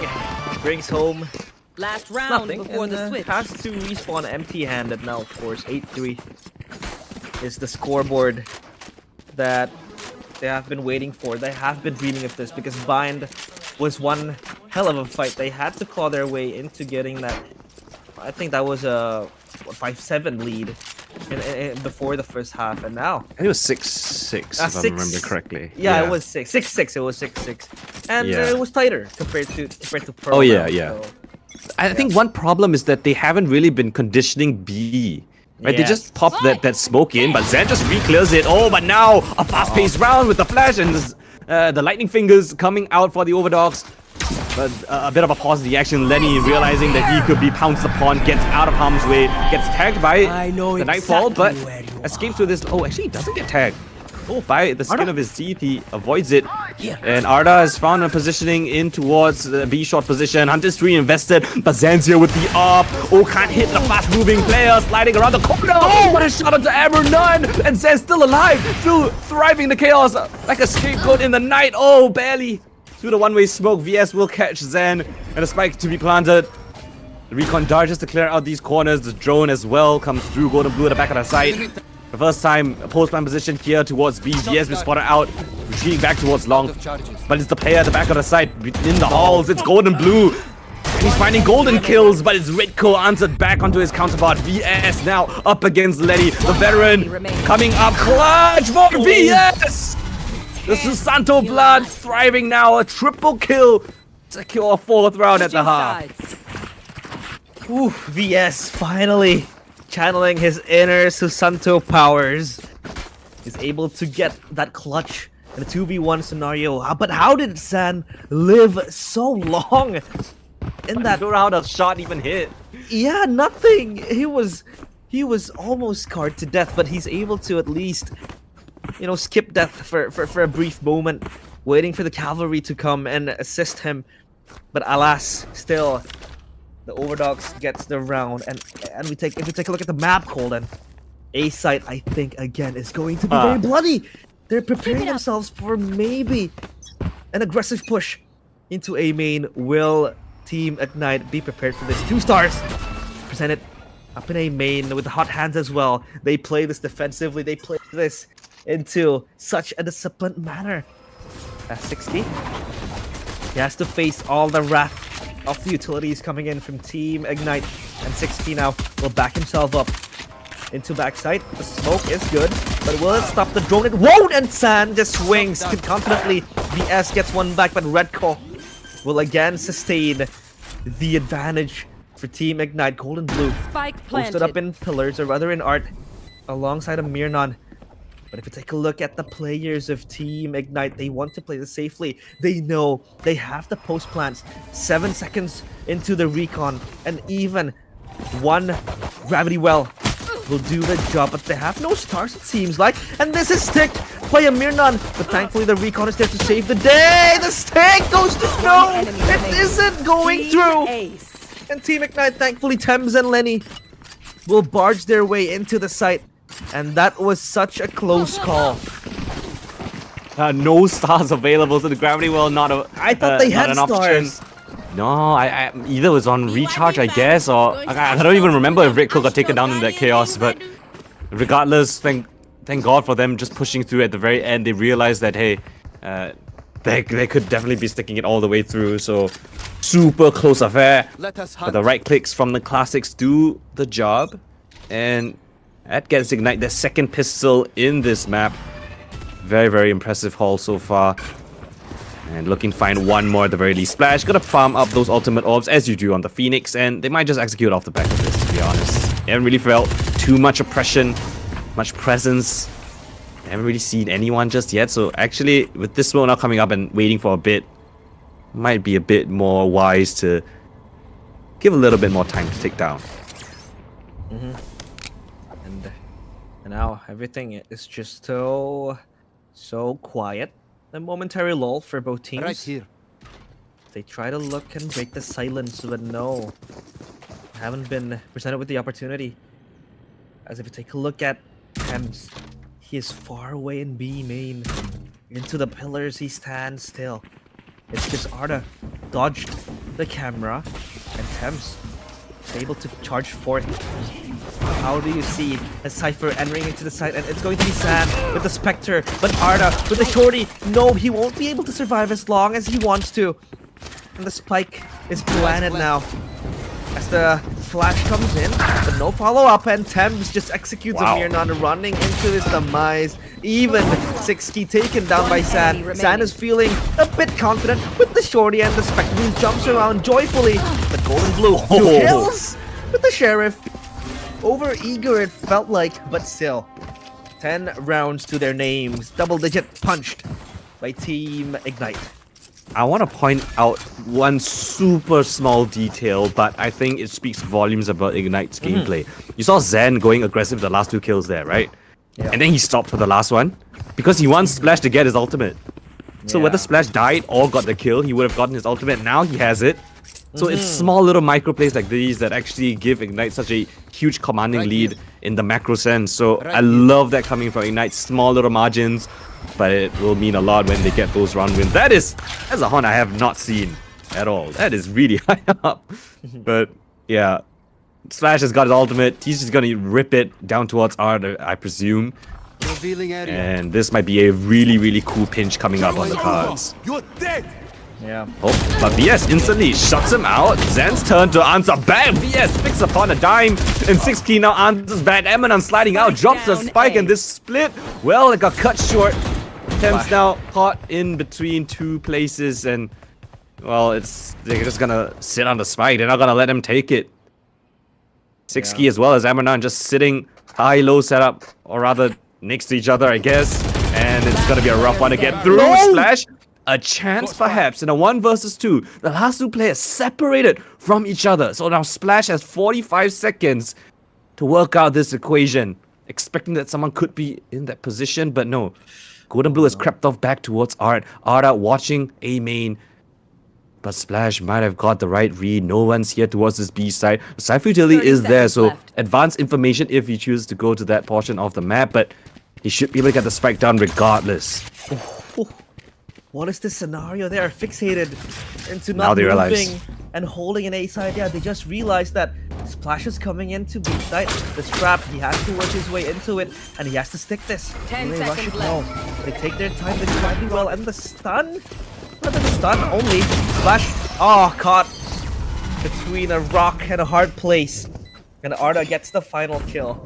Finally, a very bold reply coming in from the OVERDOGS, but that round was almost salvageable by Splash and by Team Ignite. That high-low peak did not work into what they wanted it to be, right? Because for Splash, he was able to isolate the duels, or rather, bait his team into getting the kill. 2 kills, but still not enough. And now, 10-5, they have half of what Team Ignite has, but they still have to run the mile, because now, for Team Ignite, Zan will get the operator up and going. But how will he fare off against the setup that is so annoying from Arda? Because with the operator, he has to play a much more pacifist approach into the rounds coming. And it's the spike. Oh, it's another split attempt coming through, right? You can see Zan's just going to hold down long, let the rest of his team work the middle of the map, and they're getting real close to the endpoint. Yeah. They're just waiting for this to break, shrouded in secrecy. They don't know where exactly the players are, but Zixki with the flash, he drops down, he gets splashed. But Temps will pull one back, so does Lenny with 2 kills now. It's all a dance to the death. And in sight is just Arda. He's stuck in the hall area. Will he be able to at least prolong his life? He is revealed to be inside like a bird caged. Will he be able to swing? He does! He is caged, but the claws are still out. And now it's a 1v2 Temps. Will he be delivering another clutch? The headshot is perfect, but now one-on-one situation! Arda screams Cypher diff into the face of Temps. And 10-6 is the scoreboard. They are crawling slowly, but if you give them an inch, they will take a mile. Wow, Arda did so much work for his team there. He anchored down that side perfectly, not even over peeking, right? Just making sure no one's running into his position, playing the close range angles that he had at the back of halls to perfection. They wanted to find Arda. They were hoping that Arda peeked out so that they could find, and I said a 1v1, but no, he did not give them that luxury. Waited for the rest of his team to come in for a bit of assistance. And then when the spike was planted, Golden Blue with the spam, and then Arda swings. That was beautifully coordinated from the side of OVERDOGS. Now, well, Ignite, for what feels like the first time in this map, they're down on an eco buy. It's a rough situation. Couple of upgraded pistols, Stinger in the hands of Splash. And they're all poised up towards this A site. And Emrenan to find that first opening pick onto Temps. That's the mid lurk taken out. And that's the call for them to accelerate into this A site. But OVS, mistake, a step in the smoke, and a kill found. A spike to be planted as well. Golden Blue cannot help his teammate. And oh, they don't check the corner though. Lenny will pay with his life. The knives eliminated by Golden Blue. He's just waiting, buying time. They're not even checking his position. They know he's here, but they can't do anything about it. Slash tries his best, even uses his ultimate. But Armanan will keep him honest, and that is a 7th round. Now 3 in a row for the OVERDOGS. Hey, Golden Blue, to be honest, it's giving me shades of his older brother. You would always see Mindfreak, pitted into such a disadvantaged situation into the site. He's an anchor. And he was able to channel that Mind Freak energy into himself, anchoring the site alone. 3 kills. Yes, you would argue that was a low buy, but still, when you are rushed by 3 players, 1 with a flying kunai is still able to at least shut down the site. And 3 kills credited to his name. And after Team Ignite, how do they want to traverse this? Navigating their way into B site, they are slowed down by Team the OVERDOGS. It was almost the same situation in which they were delayed into clinching the match point for themselves, but at least for now, they have the opportunity to get that 11th round. But the spike will be ushered into B site. There goes the run it back from San and also Splash. They clear backside. It's all clear. Splash gets 1 kill. 6k! Triple kill! Pull a rabbit out of the hat. He gets it magically. That's a 4v2 now. It's the duelists standing for themselves, standing for their teammates. 1 enemy remaining. How will they be able to get out of the situation? Amirnan gets 1 kill. The stun is perfect. Oh no, Splash, bid farewell to your desperate life. 10-8. He was caged and unmoved in the site. And Splash 20 kills, but still unable to deliver the clutch because that was not a good situation to be in. No, that seemed messy for what has Ignite, and for as much as Ignite has done, right, in this series of playing so well and fluid. That round seemed pretty chaotic. It looked like there were a lot of gaps in the armor. It allowed 6k to find a multi-kill there. triple kill from heaven. Nobody able to trade him back, and a much needed timeout, I think, from Ignite. And honestly, actually, a very funny statistic. I think neither of these teams have won on the B side while they were attacking.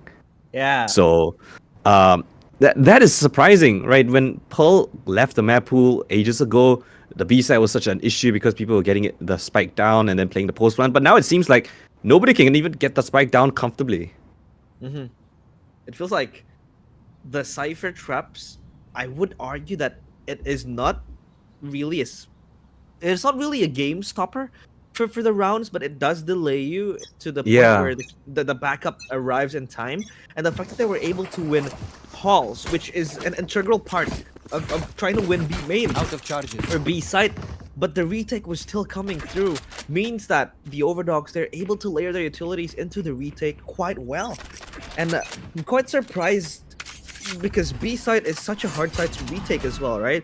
Mm-hmm. You know, barring maybe the utilities being used, either the grabbing well or other delaying utilities. But now, you know, when push comes to shove, they have to find another way into breaking this deadlock because they are not able to scrap another round. The smoke goes by. VS throws away his Prowler, reveals very, very insightful information, but now Golden Blue again in the same situation, in the same position. In secret, he stands with Temps lurking in the shadows, looking to maybe eliminate one player, but the Nightfall comes through. Information gathered, but no follow-up given. San, just bob and weave left and right, still under the effect of the Nightfall. And Amirnan, you don't want to walk into this door. This is the door of death, but the splash might change things. And yes, Amirnan will bob and weave a bit. Oh, he gets the kill still, and he runs away from it. The overdrive now will present to him yet another kill. It's a bloodbath. Again, I told you, it is the door of death, and death waits them.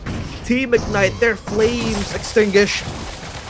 And the OVERDOGS catch up, 10-9. Keep it fresh, yeah? Oh, a real change of tempo in the last couple of rounds. It's been 5 unanswered rounds for the OVERDOGS. Ignite took the timeout, yet they still could not crack the puzzle. Now, they're in dire straits. They're down on the low buy. They lose this. Well, score's all tied up. Even game, 10-10. And you've got a couple of ultimates on the OVERDOGS side as well that they could use. The Cosmic Divide or a retake, perhaps 6-key. Again with his run it back. Yeah, going toe-to-toe with Splash is not an easy task, but he's up there.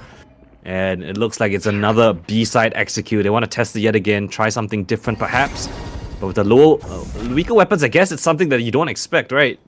Why would they go down the longest range of the map with close-range weapons? It's successful. They break the camera. Now they know the execute's coming. Utilities all in place. The Molly as well. The shock darts to clear out the tripwires. The double duelers get into the back of the side. The spike goes down. And oh no, doesn't get planted for the time being. Oh, the spam onto Temps though. That's a nice opening kill to be found. Here comes the run it back. Oh, but they don't clear the close corner. Now it's Splash's turn. Drops the flash, gets out of harm's way. But the man deficit situation and weaker weapons gonna be rough for them to get past this one. Slide to the back of the site. And Renan picks up the last 2. It's easy pickings for the OVERDOGS. Ignite get the spike plant down and 1 kill, but that's all they gotta muster. It's 10-10. That was what, a 10-4, 10-5 scoreline? Mm-hmm. Now it's a 10-10 scoreline. This is looking very scary now for Team Ignite. At least this time they have, you know, the financial freedom into buying what they need, the guns that they can really purchase, the arsenal upgrades that they can do. But if you take a look at the credits, if you take a look at their financial situation, if they lose this round, there's a possibility where the OVERDOGS might clinch match point first. But speaking of the situation now, they still want to go into B side. It feels like it's so hard to crack the side open. And even if you do, the retakes has been very solid from the OVERDOGS. And in the grand scheme of things, if you think about it, maybe KO isn't as bad as you think in Pearl, because you have that null command to shut down the traps. You have that scan to at least reveal one player in that hall area. So for Arda, he has been given that freedom to move around, to be the executioner in the back of the site, the recon. Oh, he doesn't shoot it! Oh, Flash gets the kill into Arda. And Zan So also lost. opens up the map. He was lost. He was confused. He was bamboozled on what was happening. Here comes the Cosmic Divide. And Golden Blue has to dodge this. Will they be able to hold for long? No, they won't be able to. Splash also gets VS in the process. 5v2. This is just bleak for the OVERDOGS. Going up. It seemed like someone just took over the accounts of OVERDOGS. They are so lost in this. A solo flash out into a jump peak. What happened to the OVERDOGS over like the last 10 seconds? Everyone lost their fight. Arda bested by the recon dart. And yeah, Ignite, a flawless round. They tried the B-side previously, ended in failure. And then one recon dart kind of just sent them into a flurry of confusion. One by one, they went for individual fights, spotted out by the recon dart towards short. Scanned out, a flash from Splash. Picks up a couple of kills, the lurk from Thames comes in from mid. It's beautiful waterfall of effects, and yeah, a must-needed timeout. I think for the OVERDOGS, they must be scratching their heads like, oh, guys, what went wrong? Nah, obviously they got DDoSed, Coldan. Obviously, they got Actually, DDoSed. I took over their account. Actually, I was the one playing. All this while, Golden Blue was the one talking. Actually, yeah, he used the account casting. Ah, it's Golden Blue. So I have been casting with Golden Blue for the time being. Wow, it is insane what magic can do to you. But yeah, that was very unique on what happened to Arda. I thought he was gonna shoot the recon. I thought that the moment the one extra bounce. Yeah, that one extra bounce. I think he was trying to run away from the site. He was trying to run through the CT area. But again, even if you do that, Azan was flying into you, and he was in front of Arda's face. So I don't think he also has that chance of surviving, even if that was the scenario. That was something that he wanted to achieve. And taking a look at the economy, at least they still have the credits to spend and to lavish themselves with. But yeah, Golden Blue, Cosmic Divide. But take a look at the ultimate in the hands of Team Ignite. You have to run it back. You have the Hunter's Fury. Either you want to use it offensively or defensively. It's your choice. And will they be able to at least topple down the defense of the OVERDOGS? And the OVERDOGS, they play with the traditional 2-1-2 position. But now VS will be the mobile member to move around with the recons. I mean, you look at all the pressure that Ignite have done towards the B-side, hit it, what, 3 rounds already? Now they put the Neon onto that B-side, that makes the A-side so much weaker, but they swapped over the Neon for the Cypher. Can Arda best perhaps a couple of recon darts in his position this time around? Oh, it spots him out though, the stem comes through! Oh no! Arda, 0 kills on his anchor yet again. Run it back's used up, they're pushing the issue into Art. Splash on a rampage, looking for more kills. He's bloodthirsty and hungry for more. Runs all the way to Sewers, has to recall back though. But perhaps that's too much damage already done. Oh, Emerald's gonna catch Zen creeping. And that perhaps is a chance.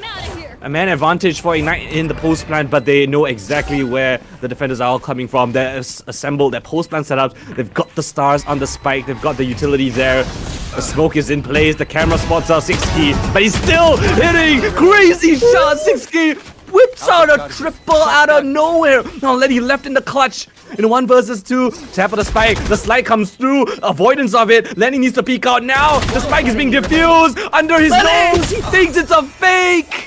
But it could not be further from the truth. VS in the face of Lenny will stick the spike because pros do not fake. Nah, that was just out of this world.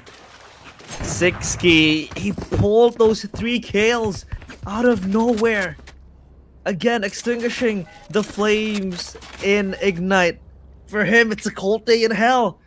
Ready. That triple kill to keep them alive. At least for Ignite, they have the economy to deal with this round, but that is going to be a make it or break it situation. It's a mental problem now for them. Will they be able to weather the scenario out? Again, Arda in a site, the traps laid out long enough to stop the push, to stop the assault into the site, but they know that this site is impervious. They plant the spike, and Arda has placed this conservatively, defensively in the back of the site. He goes Prowler, float away into the site with the run it back. Come in from 6key. What will he be able to bring into this round? Oh, There goes the ultimate expired. And now the spike. Stick. Wait, Mirnan. No one is dealing with this. Mirnan is taking it. He's taking it to Kingdom Come. What? And they all just fall like flies. The spike was not planted for art, was it? No, it was planted safe. And there was no cosmic divide. I'm sorry, not cosmic divide. There was no gravity well available for Rico. I'm not sure if he had his stars on cooldown or what was the case, but what I have to assume that his stars were on cooldown. Right, he probably has stars on cooldown. He wasn't able to put it down, communicating to his team that I don't have a sucker. You guys have to go in. They all ran through. The Cosmic Divide got shredded because of it, and now their money is in a horrible spot. This is the last round of regulation. It's do it or bust, overtime or a loss here on their map pick, Emmernon. They're gonna test his position now. Spots out a couple of players, but it's Zan with the knives. If it's anyone to do something magical, it has to be him. Emmernon, aggressive. Oh, the smoke catches Zan. The blind fire shot.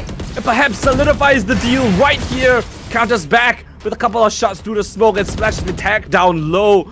They lose their star duelist with the Blade Storm, and now they have to do the heavy work with just the rifles. As the dust settles, they have to retreat back towards what was safe, towards what they could not get. B-side hunkered down, no access. Wow. An insane stroke of serendipity for team the OVERDOGS. They have been going through the ups and downs of this 30 series, seconds left. and this map is a roller coaster ride this time for them. But Lenny will skip, and Mirnan gets temps. Oh no, Lenny! He is not aware of what's happening there. Mirnan pops his overdrive defensively. He wants that safeguard. He wants that time. But there is no time. There's no time. It's just done and dusted. Flash, what can you do? Nothing. He can do nothing. And from the ashes of a crumbling team, they were almost down and out, but they got the comeback. It's game on 1-1.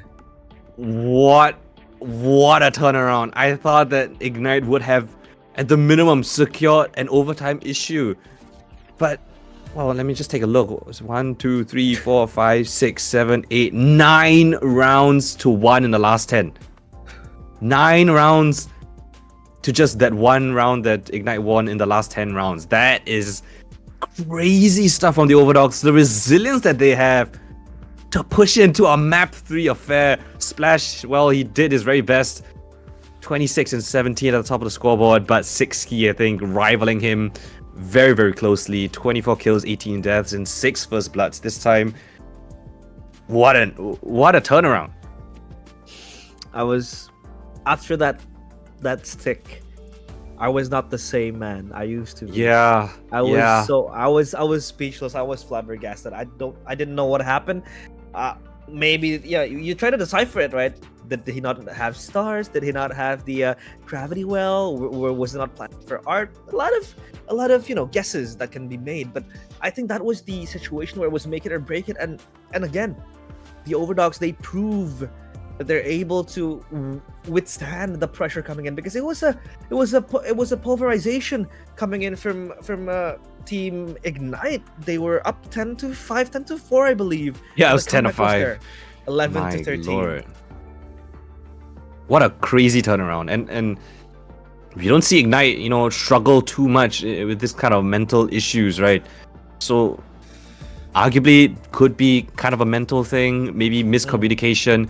I think towards the later rounds, they kind of it got really scrappy again. Called back to the round where the spike was stuck. Yeah, Protocol's just not expecting them for a fast retake, perhaps. I don't know. They got the side pretty cleanly, but time and time again, it felt like they gave away chance after chance, and well, the OVERDOGS will absolutely capitalize off of it. They will not go quietly. They will force it to a third map affair, and we're gonna have to see how that one pans out. I think. Well, I don't even remember what's the third map of the series, but Haven. Yeah, Haven. All right, Haven. Yeah, that's gotta be crazy map, I think, considering what has just transpired. Yeah, it's insane. what has happened. But of course, to prepare for Haven, we will take a short break, I believe, before we go into map number 3. What will be the deciding map? It's Haven. So right after this, stay tuned.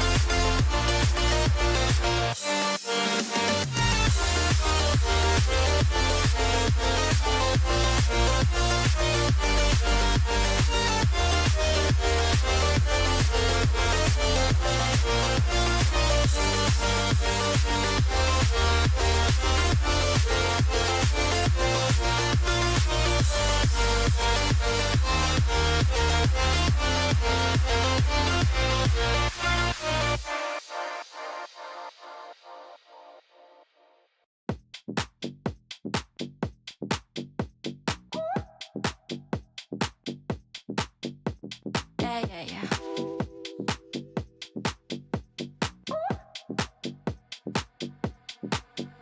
No, what you staring at, you looking dumb. No, I don't ever hold my tongue. I will never be what you expect. Maybe you need to get your eyes checked. I don't care if you think I'm stuck up. I don't care 'cause you can't call my bluff. I don't care if you think I'm a clown. I don't care 'cause you can't pin it down. You can't pin it down. I'm everything you can define. I'm always gonna cross your line. You can't pin it down, pin me down. Can't pin me down, pin me down, pin me down. You can't pin me down, pin me down.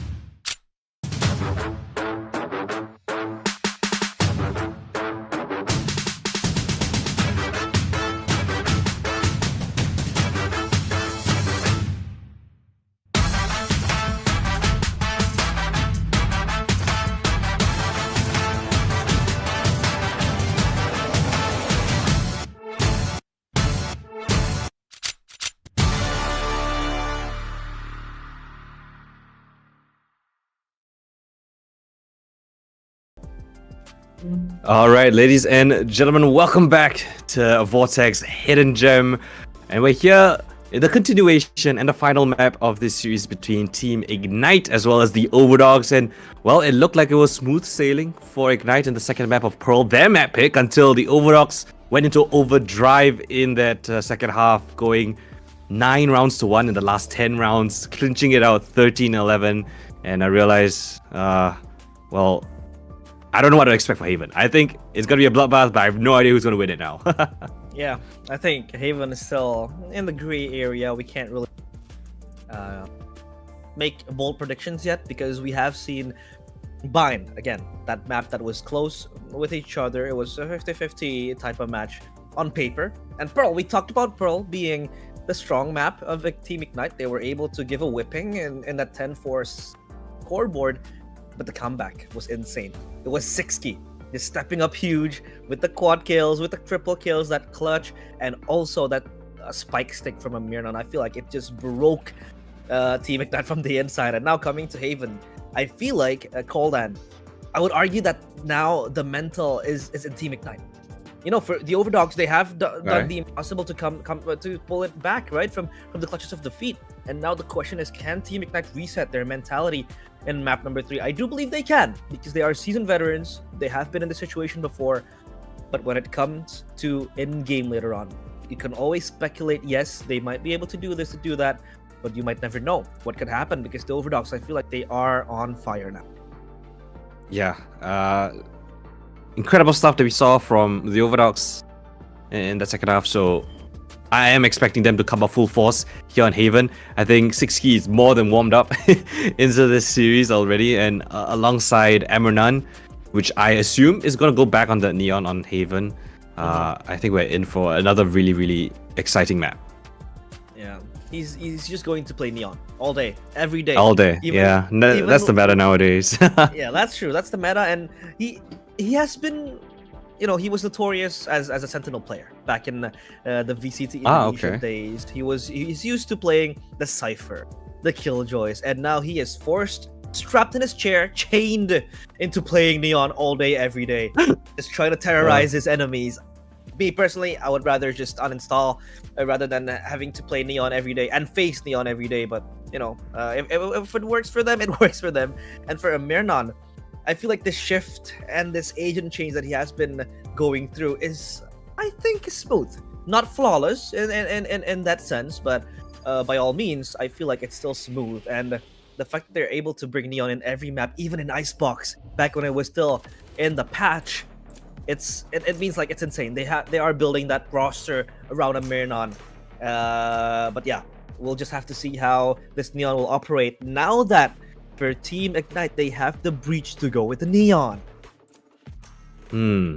Looks like it's a mirror matchup, perhaps. Killjoy instead of the Cypher. That's not something I expected from Temps. He traditionally plays that Cypher agent like for the longest time, or at least heavily outweighs the number of times he's played Killjoy. Yeah. But that's interesting. I didn't expect him to choose the Killjoy. That's true, and you would argue that in Haven, the fact that it has 3 sites means you really kind of, how would I say it?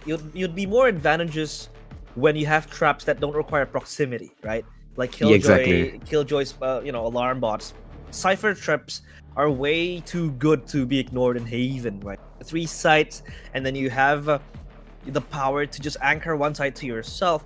I mean, sure, I do agree that Killjoy does bring the oppressiveness when it comes to the stoppage that you have with the, the nano swarms and all of that, especially when you have the lockdown ongoing as well, that can cover the entire map. All sites covered by the, by the Killjoy lockdown. But again, will they have time to pop the lockdown? And even if they do have the lockdown, there is going to be Sova in the hands of VS to kind of destroy that. So yeah, we'll just have to wait and see which Sentinel prevails. Yeah, the only 2 advantages I can kind of think about if you choose a Killjoy over the Cypher is you have the nano swarms, so you can play the pulse plants a little bit more, better, with that delay. You also have that ultimate that you mentioned, the lockdown, which is pretty solid if you want to get control over sites for retakes or even on the attacking side. So I understand it from that perspective, but I guess we'll wait and see it, right? We'll find out eventually how they really want to utilize this Killjoy. Other than that, it's the same agents on the board for both squads. It's pretty standard for Haven nowadays, right? To see the Breach and the Neon. Yeah, Breach, Neon. Oppressive combo. Really good for the setups that the Neon needs because, yeah, sure, the Neon's stun is basically reduced to only 1 now, but it's winded up to be 3.5 seconds. So much more longer than it used to be in 3.25 seconds. So 25 second, rather 0.25 second. 25 second stun. 25 second stun. Crazy. I'm down. I'm out. But yeah, 0.25 second stun is what I'm trying to say. You know, that kind of increase, which is actually good, but still, when you talk about quantity, only 1 stun means you only have 1 shot to land it. But for Breach, now you have that stun that could cover number 1, a linear, size of the map, and number 2, it can be telegraphed by the Breach behind, so the Neon can just focus on shooting heads, and Splash will lead the charge into C site. 1 trap and a camera to go with it. It is going to be Arda, just holding his ground. The stun into logs, sees no one, and Arda is just covered and shrouded in the smoke.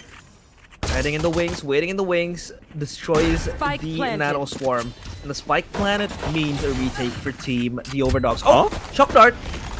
Well, how did that kill? But whoa! How did that kill? How is Splash killing? He's whipped up the knife, looking for the stab onto his opponent. But regardless, the trade frags out there for Thames as well as Letty. And in a blink of an eye, Ignite just suddenly pounce upon the kills in CT and get a round win. Oh my goodness, Lenny! How did the shock dart kill Amaran? Yeah, there was no damage done to him, right? That's true. Maybe he bought 2 shock darts. He's Lenny. He does whatever he wants. Right? He's the master of this agent. That's crazy. Yeah, it's just. And then the right click from Splash too. And he just pulls out the knife as well at that. So yeah, full confidence in Team Ignite at least for the time being. But this turret contact is interesting. For Mirnan, he skips it. And he will try to go from behind. There is no anti-flank. No anti-flank, Coldan! Will he be able to at least get 1 or 2? Only 1 kill to his name. Lenny is able to beat him to the chase. As Thames gets Golden Blue. It's a 3v4 situation. Almost is never enough. Wow. Somehow finds a timing because of the turret range, I guess. The cone of vision. And, well, they realize that C is probably weakly guarded. Thames, very uncharacteristic shots from him. And he will pay this life. Now it's 3-3. If they lose any more players from this point onwards, it would, I guess, be a victory for the side of the OVERDOGS if they can put a little bit more damage done. A couple of weapons have been lost already. The Aftershock comes through, but no one's there to receive it. All 3 players coming in. Perhaps from this garage side. No, Silva's going in from VS going on a flank, perhaps trying to catch them retreating. Some exit kills would be nice. Redco gets stunned up, calls for a bit of assistance. Splash is there and Lenny answers back as well. So things should be fine. VS now coming from the flag, spotted out from that jump peak, and well, Splash a little bit stuck in that corner, but I don't think it's going to be too much of an issue. The recon dodges to get him out of that corner. And VS will just fall to the spike as they deal a bit of damage. Ignite. Walk away wounded, but still with a round win. For VS, he dies to the spike means he will have that credit accumulating into him. But, 3 kills, not too bad, right? This is shabby for a thrifty round that they have to play. And so take a look at the arsenals now coming in from Team Ignite. They have 2 Vandals, or rather 2 Rifles, and 1 Spectre, and Lenny is forced to go for the Ares. This is basically an Odin Light, still penetrating, still stinging. If you are looking for the wall bangs, especially on Haven, that mid window is also a spot where the Ares and Odin kids hang out. But for Mirnan, it will force the issue towards A main. sprays through the smoke, but B side is occupied freely. It's free real estate now for Team Ignite. Golden Blue prepares the flash, but Arda does not need it. He plays naked with the Vandal in his hand, but Splash pulls the rabbit out of the hat. He just plays joyfully with this neon. Looks for the quad, but doesn't get it. VS will pull it back. It's a 2v2 now. Spike looking to be defused. The drone flown by Lenny. But Thames is unfaltering. Lenny with the Hunter's Fury. VS 30 HP. Still pinning his crosshair into that window area. Will he be able to get the headshots? He lands one. Looks for the second one. Lenny gets the recon tag. And VS will succumb to the spike tap and spike explosion. It is done. That round was presented to you by Splash. Brought to you by Splash on 110%. What the hell were those shots? It was perfect. It's crazy crisp. I don't know how he got the second kill as well. First one was fancy footwork, second was magical, and he still catches the slide of Amanan for the third. I thought he was gonna go for an ace or something crazy like that, but wow, still manufacturing a round win, and that's a bonus round victory for Ignite.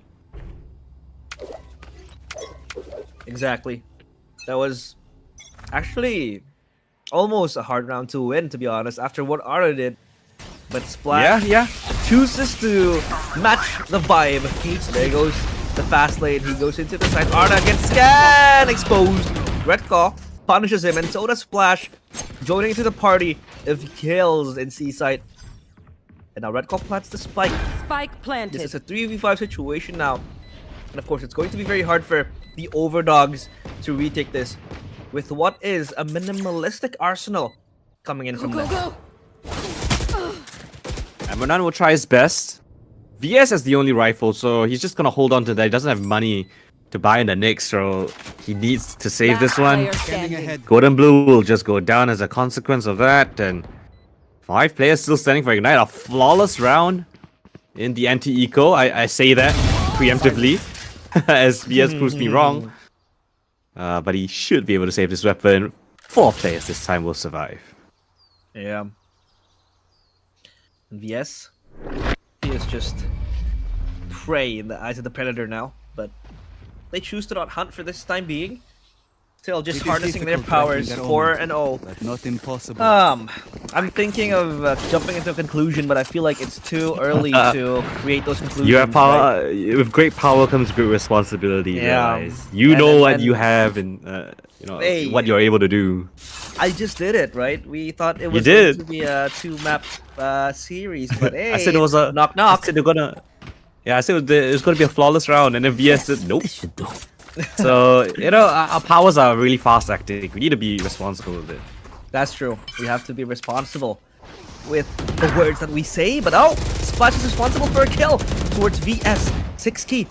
Kill unattended to, but Amirnan gets 1 kill. The threads are unraveling now into a site. The 4v4 might be a 4v3. No, Amirnan still missing the final tip of the spear. He looks for the flick, doesn't get it, but still able to at least injure Thames with an alpha HP. Now he has to play Splash, splashing blood left and right into the waiting arms of his overdrive. And now, of course, the OVERDOGS, they have to face the overdrive from Splash. As Team Ignite, they have to hold their ground. They do so perfectly, more so than ever. Arda has to clutch this, but he hasn't been in greener pastures. And now for Team Ignite, they walk away scot-free. Or rather losing 3 members, but still getting the 5-round lead. That was so bold coming in from Aberdan. I like it, right? He's very daring to go for those repeats time and time again, but yeah, you know, once they realized that he was there, he missed a couple of shots, and that allowed the rest of Ignite to creep up really close to the site and then just explode onto it, catch his teammate off guard. And while Amanan got away scot-free, his teammates did not, and they held down that post-plan situation, the crossfires really well. And now this is the vicious cycle. It's a buy save, down on an eco yet again. VS the only Garden, only rifle in play as Ignite wait patiently, expecting aggression from this defensive side. Yeah, it's a limbo. They have to face and play with it, right? They have been just cashing out, saving, cashing out, saving. It's basically My life never-ending story. cycle. I mean, what? My life story. I was about to say that. It's me on New Year's Eve. Cash out, I save. I cash out, I save. But hey, It's soon. New Year's Eve is soon. it is going to be soon. So thank you, Berryfam, for using my service in this tournament. Thank you so much. At least I can keep the stuff going on, right? But yeah, back to the game we go. 5-0 still. As they try to enter the site. A site occupied freely with almost no altercations happening. Spike plant, they go with the utilities. Hunter's Fury tags Splash, but he's able to dodge away from the arrows of the S. 30 seconds Spike left. plant chanced again. But 2 flags going in from the back. Lenny is aware of this, and he notices his teammates of what's happening. Oh, San gets a Mirnan, and the lockdown is here to just disrupt the progress. Oh, Arda misses his shot, the most important one of this round, and Splash will chase forward. Golden Blue is just gone. Yeah, I mean, it got a little bit dicey. The positioning from the OVERDOGS, the double flag, was actually really nice. The problem is they didn't have weapons. This is an eco round. And at the very minimum, I guess you could say they forced out the Killjoy lockdown from Ignite. That's something nice that you could take into consideration, but what's not nice is that Zero that's on the top of the scoreboard. They're yet to post a single round, and Golden Blue yet to get a single frag as well. So not going great for OVERDOGS right now. They need to take this time out to reevaluate what they want to do, because they're being bested time and time again. It's not really too much of a big brain play. It's simple stuff, but Ignite are still winning it out. They've been able to, go the mile. And just hard now for the OVERDOGS to chase them down. They're tailing, but they're tailing way too far. It's not from behind anymore. It's miles behind the players of Team Ignite. The way they play this attack, I feel like it's not way too rushed, but most of the times where they rush, the site is left unattended to. So it's almost given to them on a silver platter by the OVERDOGS.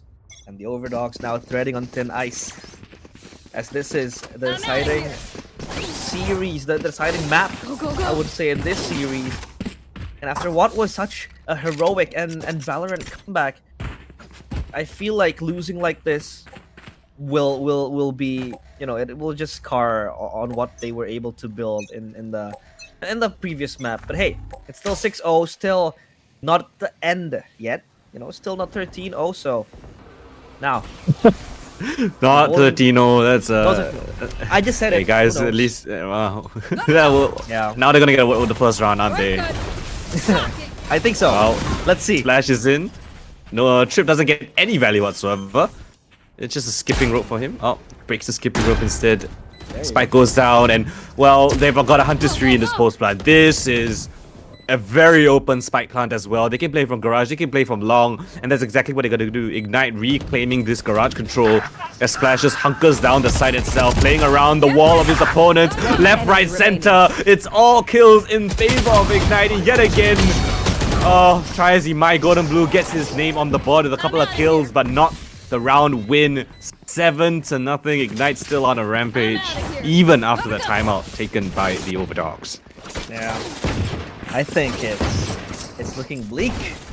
It is looking so hard for the OVERDOGS. They called the timeout with a full buy, right? You would expect they would create mini games, they would create set pieces to execute in those scenarios, but now they have to go back to the drawing board with 4 sheriffs and a bulldog, which is not the optimal weapon you want to have, right? And like hot knife through butter, Team Ignite just cuts through everything they see in their pathway. But oh, they go and stack A site. 4 players waiting in the wings. Arda gets 1 kill, but Lenny pulls 1 back, trades it back.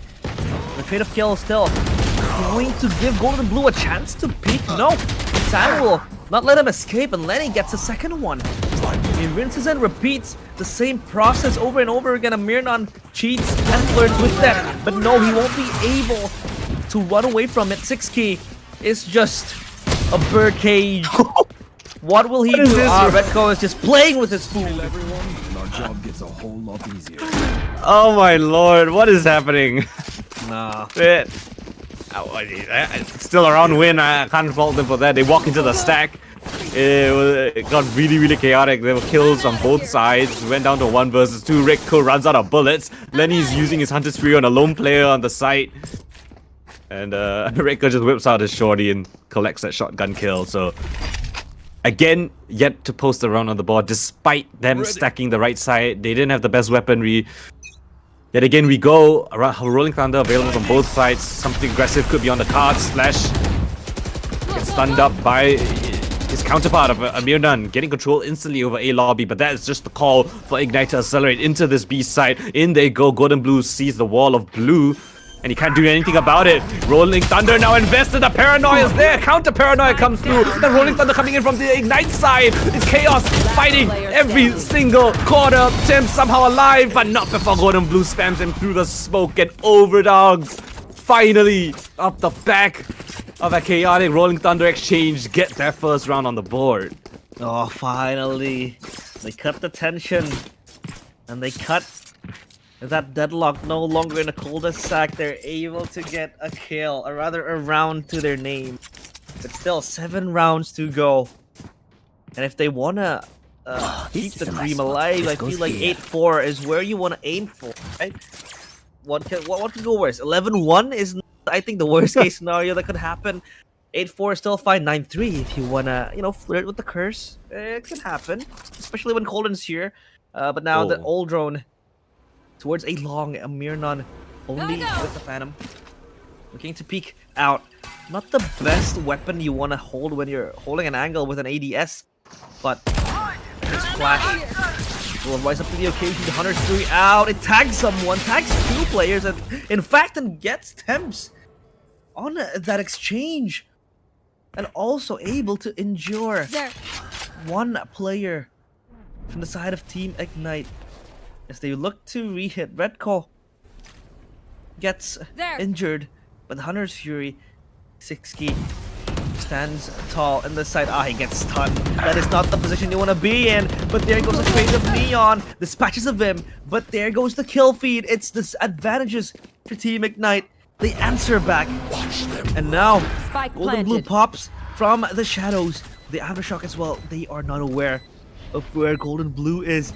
The S will try to drop down from heaven. He does it flawlessly. Recon towards short, and San, I think, is exposed. Where does he TP? It's a fake TP. San plays with his food, looks for the real TP now. As he's low HP, sprays away, gets nothing. And now the OVERDOGS, they get 2 in a row. This might be something that they can build. Oh yeah, very ambitious, but a beautiful start to the round, right? The OVERDOGS, they had a little bit of a jump peak coming in from Amranan down long, and that just called for the stun to come through and the Hunter's Fury. And even though it didn't catch onto Splash, well, it caught onto his teammates behind, and taking down Thames was the first piece of the puzzle. They got whittled down towards the end, which resulted in 2 versus 1, right? So nicely done coming in from the OVERDOGS. It's another round on the board, and now they're getting a little bit more momentum. Amanana picks up the operator. He's gonna go down towards C, but the Ignite squad still liking the looks of the ace side, so they're gonna test it yet again.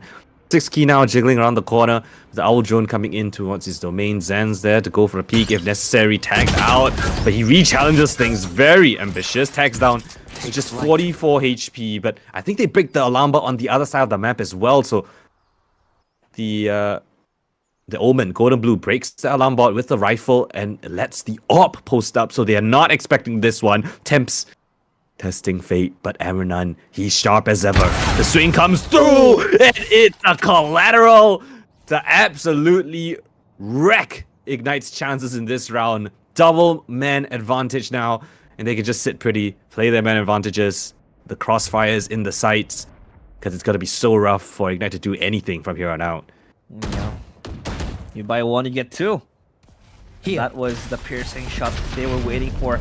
They kind of extended to A side, or B side rather. A trade kill going on. Redco is full blind. but he gets 60 nonetheless. 30 seconds left. And Oh, he Redco, disappears. 30 HP, and Zan from behind. I think VS is not really aware of this position. He is. That crosshair is perfect to wait and welcome Zan. Oh, he misses it, but the blind is perfect. Now Zan, will he be able to follow it up? No, VS is gone. One enemy And remaining. there goes 10 seconds Mirkan left. with the overdrive. It is perfect. Last player No time to plant this. Redco has to clutch this. No. Over. No chance. And there goes the Overdogs. 8-4 round in Dream the is still half. alive. Just one away from getting that number. Hey, it's a win-win solution. 9-3 is the curse. 8-4 is the best case scenario. Pick your poison, bro. Are you the blessing? Is this the realized blessing? You mentioned, Yo, it they is. could still get an 8-4 and now they're one round away. Real Okay, bless. I see you. The Indo Pride is coming through. I can see it. I can feel it. We have a lot of shamans in Indonesia. We are a I see. mythical country, right? So Are you one of them? I am one of them. Okay. Just realize, real lies, no? Realize. They found my wire. And well, Splash only has a judge, but perhaps that could be the answer here. I cannot see anything at all, and neither does Splash. He has to just back off. Or is it a chance to go back in yet again? Oh, X-rays off. We don't get to see what's happening. Arda now jumping up, but he gets caught by the aftershock. Missed shot with the off. Now down to 1 versus 1. Redco, the triple kill when they need him the most. The veteran player of the Night Squad comes up clutch. Paint the town red. It's Redco getting the clutch, but that was VS inches into getting the 8-4, into getting the quad kill. His crosshair was spraying, and they could have gone for the head. Unluckily, though, Redco still stands strong, and the 3-9, or rather 9-3 curse will be on course to be activated, but there's prerequisites into activating this curse. Number 1 is you have to win the pistol round. If you lose the pistol round, the curse is voided. And number 2, if you do win the pistol round, you gotta win the bonus round. If you lose the bonus round, the curse is voided. So it's the same cycle over and over again, but now though, for Splash, he wants to break the curse. VS gets Splash, but it's a triple kill for Team Ignite.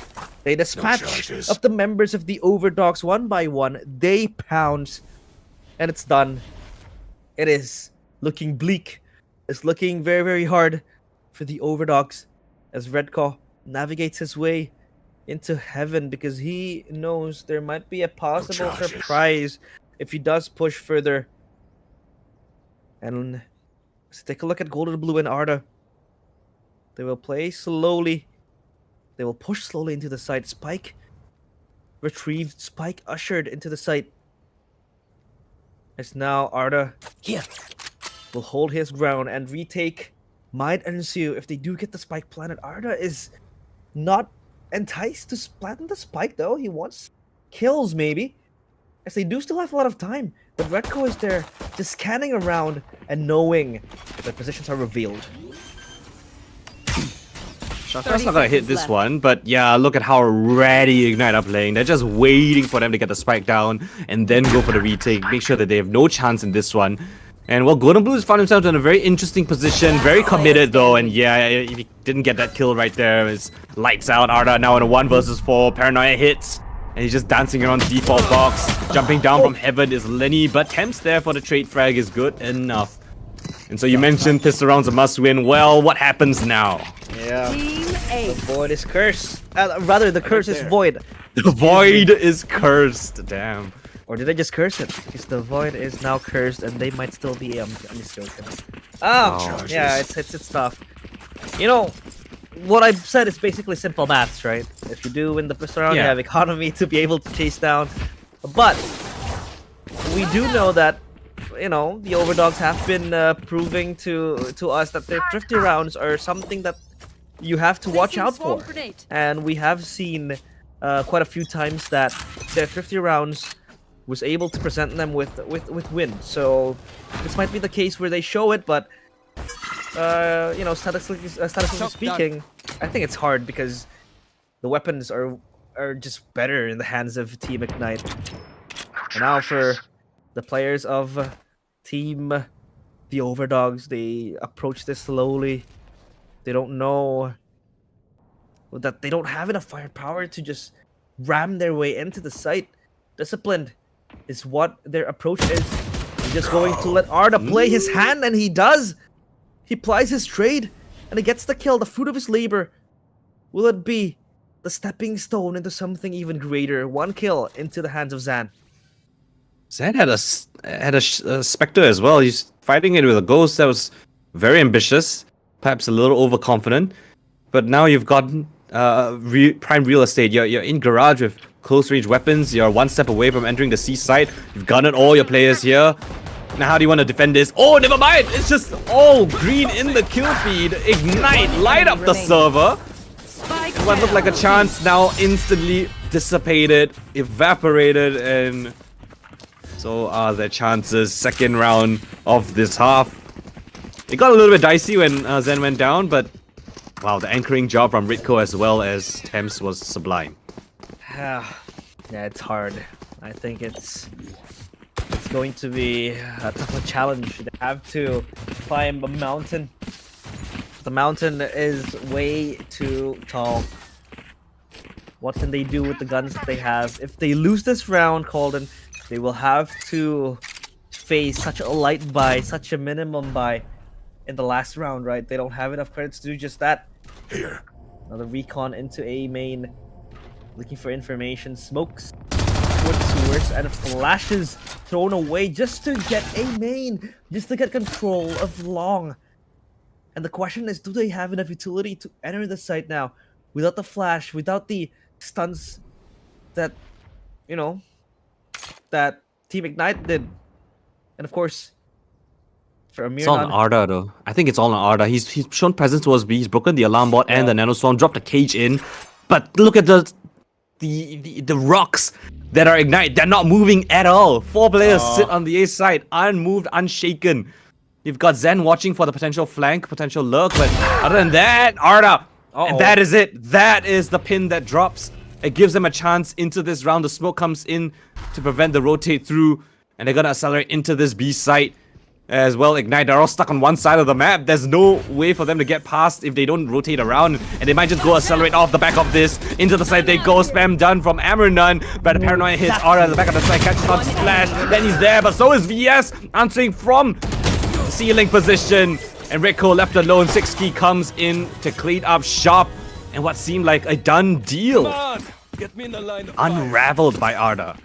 Yeah, it was looking very, very scary because they expended all their utilities in A main just to get control of A main, of A long. And the fact that they are able to survive that long, because the fact that 4 players of Team Ignite were all stoned in A site. They were standing in A site waiting for the time to just disintegrate the players of the OVERDOGS. Now they still have a chance to breathe, still a chance to prolong their lives in this tournament, in this series. The Mirnan enters the smoke again, fighting for control in A long. Oh, Mirnan! What a shot! Sliding and headshotting, if that is a word, but Splash pulls one back, gets his counterpart, and it's a 4v4 situation, but it is disadvantages to the players of Team the OVERDOGS because they don't have the spear, they don't have the entry tool in the hands of Amirnan to crack open the site. They will have to yet again rely on Arda. Well, if Amernun's the spear here, then well, Arda is the backstabbing knife because he's lurked in towards garage yet again, breaks the turret, but they're not moving. This is the same exact outcome, or at least prelude to that previous round. If he doesn't find Temps, they can't really rotate, but Temps is actually playing all the way back in towards spawn, so he's corralling his teammates and going for this execute towards this C site, and little do they know, but it's empty. It's completely free for the taking. The paranoia comes in for safe measure, but no one's home. It's a full retake setup. Temps expecting this. Does he get the kill though? And yes, he does. Best Arda in this time around. So now Ignite with the man advantage can prep for this retake as the spike's planted down towards long, and all players from the OVERDOGS retreat back there. VS, a couple of pieces of utility, but not planted. No vision given. Chalk Dart. Lined Lined up. VS. Yeah, he's gonna play this lineup. Will it hit? But I don't think there's enough time. He's gonna stick it. The Chalk Dart took too long to drop. And it's just not effective. It's just hard. A tough pill to swallow. At least Golden Blue's able to save his weapon. But at what cost? That was not a well played Postman. I thought they had some sort of protocols like, okay, I'm gonna use my dart first and then you peek in or something. But it was just a shock dart coming through. No one really, had much utility to take the fight. There wasn't a flash available. The lurk coming from the Omen was a bit too late. Yeah, the spike just being stuck under the nose. I guess a taste of their own medicine all the way back from Pearl. Yeah, playing that post plan situation again and again, but this post plan is it's hard. You can't just rely on a shock dart. Sure, I mean the lineups might look fancy. It might be effective in certain situations, but I don't think in that situation it was feasible. 4 players still raging into the dying night in Seaside. They're looking to do the defuse, and even if they get the kill off the shock dart, there was still time and there were still members to really defuse the spike. So yeah, for VS, I think the wind up time of the shock dart as well was not good enough to just drop instantly. So yeah, now do or die for the players of the OVERDOGS. Yeah, they've taken the last time out that they can, I guess. It looks real bleak for the 12. But if there's ever a chance to strike back, the money is still in an semi-okay state. VS is opting for just the sheriff, the rest of the team with rifles, and it's a Seaside execute yet again up against Thames' domain. The turret right there, and the pop of the nanoswarms to delay things. The recon dart comes through, and the smoke duck cover as well. Oh, but he goes in instead of retreating back. Rico catches a double kill with the aftershock, and Renan gets 0 on the execute. The rolling thunder to push back every single player. Lenny with the hunt is free for safe measure, and just like that, in the blink of an eye, everyone turns to dust. I don't know how Rico gets a double kill with that, but it happened, and well, now the spike is lost down C long. It's in such a tight choke point. There's no chance for them. Ara not gonna find a success this time around. Lenny watching for that lurk. And the player that gave up all the economy for his team, it's just onto VS. And it's good night, baby. Ignite. Light up the night sky. They take the series 2-1, 13-4 on the final map. And they push themselves into the semi-final bracket. There's still bodies left to bury, and there you go. The OVERDOGS taken down, having to kneel over Team Ignite. Team Ignite, we talked about how maybe their mental would need to be reset for Haven because in Pearl they were struck by a comeback that we did not expect. 10-4 becomes 11-13. But from Haven, we were able to dictate that it was a one-sided game from the get-go. They were able to win the pistol round. They were able to get everything they needed to just keep the game going, keep the rounds going, keep it, in favor of themselves. And it was hard to stay competitive for Team the OVERDOGS because Team Ignite were just everywhere around the map. Their executes were perfect. Everything was going very, very good for them. And yeah, this is a well-deserved victory for Team Ignite. Yeah, Arda, I have to give credit to him, right? He was the one that was actually prying open some of those rounds on the attacking side with those lurks. But I kind of felt like we weren't seeing that impact that 6E had on Pearl in this map, right? He was one of the key factors why the OVERDOGS even had a chance on Pearl. But now when he swapped over towards that breach, I think his fragging potential, not really set up into the best optimum situations, couldn't really find too much groove. Yeah, he had some great utility usage, but I don't think they had enough firepower or protocols to go up against the likes of Ignite. They looked real polished, real sharp. Lenny and Redco were both firing on all cylinders. Really impressive work from the veterans of that team. So Ignite just looking like the better team here on Haven. Yeah, they are indeed the better team. I think all things considered, right? I mean, in all departments, firepower, set piece, and even macro play, I feel like everything was just very, very sweet sugar.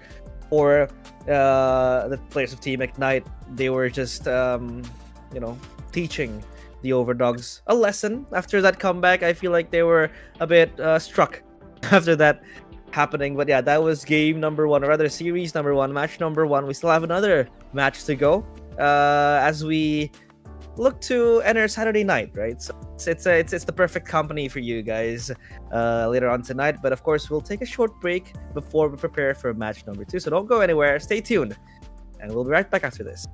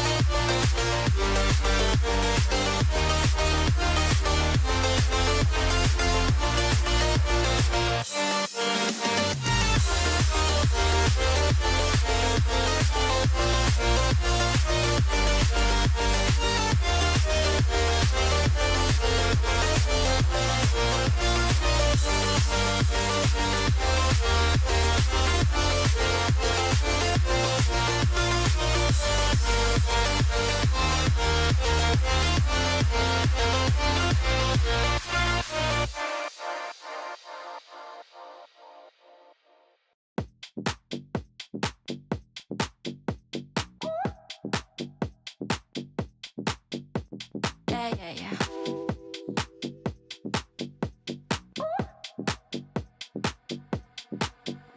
No, what you staring at, you looking dumb.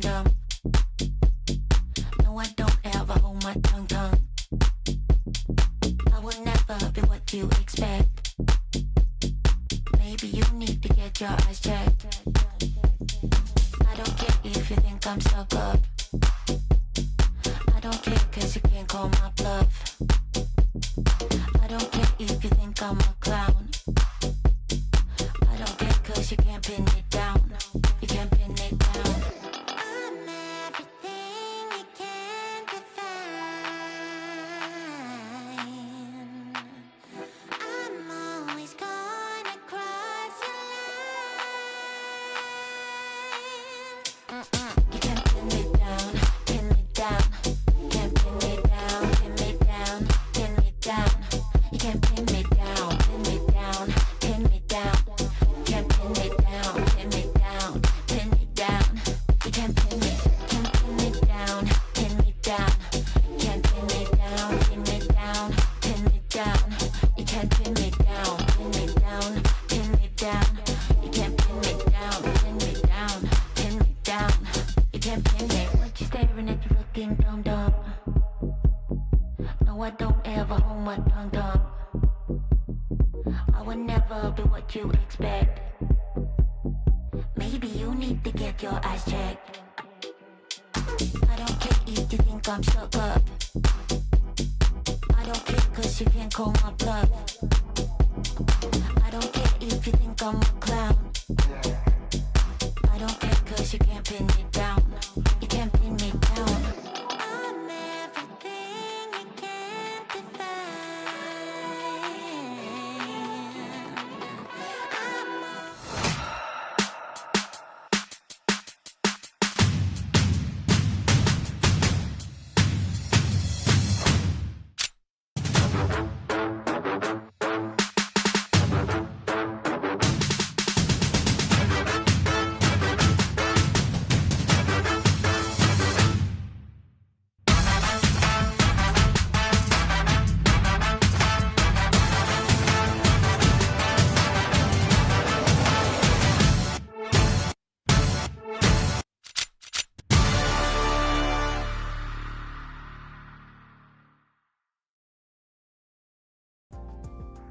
Welcome back to Vortex Hidden Gem. Of course, still with me, Realize, and my amazing partner, Coldan.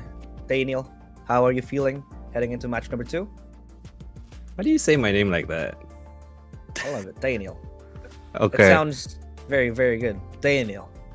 That's That's so wrong, by the way. I'm sorry for that. I love the twang you add to it. But yes, speaking about the second match, it's gonna be a Singapore derby, I guess.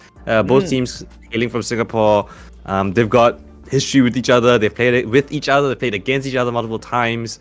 One of these teams actually winning, I think it was the Tash Bunny Cup as well. So pretty cool to see them back in the running of like a local APAC tournament. On the other side of things, you got Furious 5 coming in as one of the qualifier teams, right? But let's talk about Nobody in Paris first. We've got Fivum, Azami, 12, Persona, and Ender. So, really, really cool team to see actually emerge from kind of nowhere.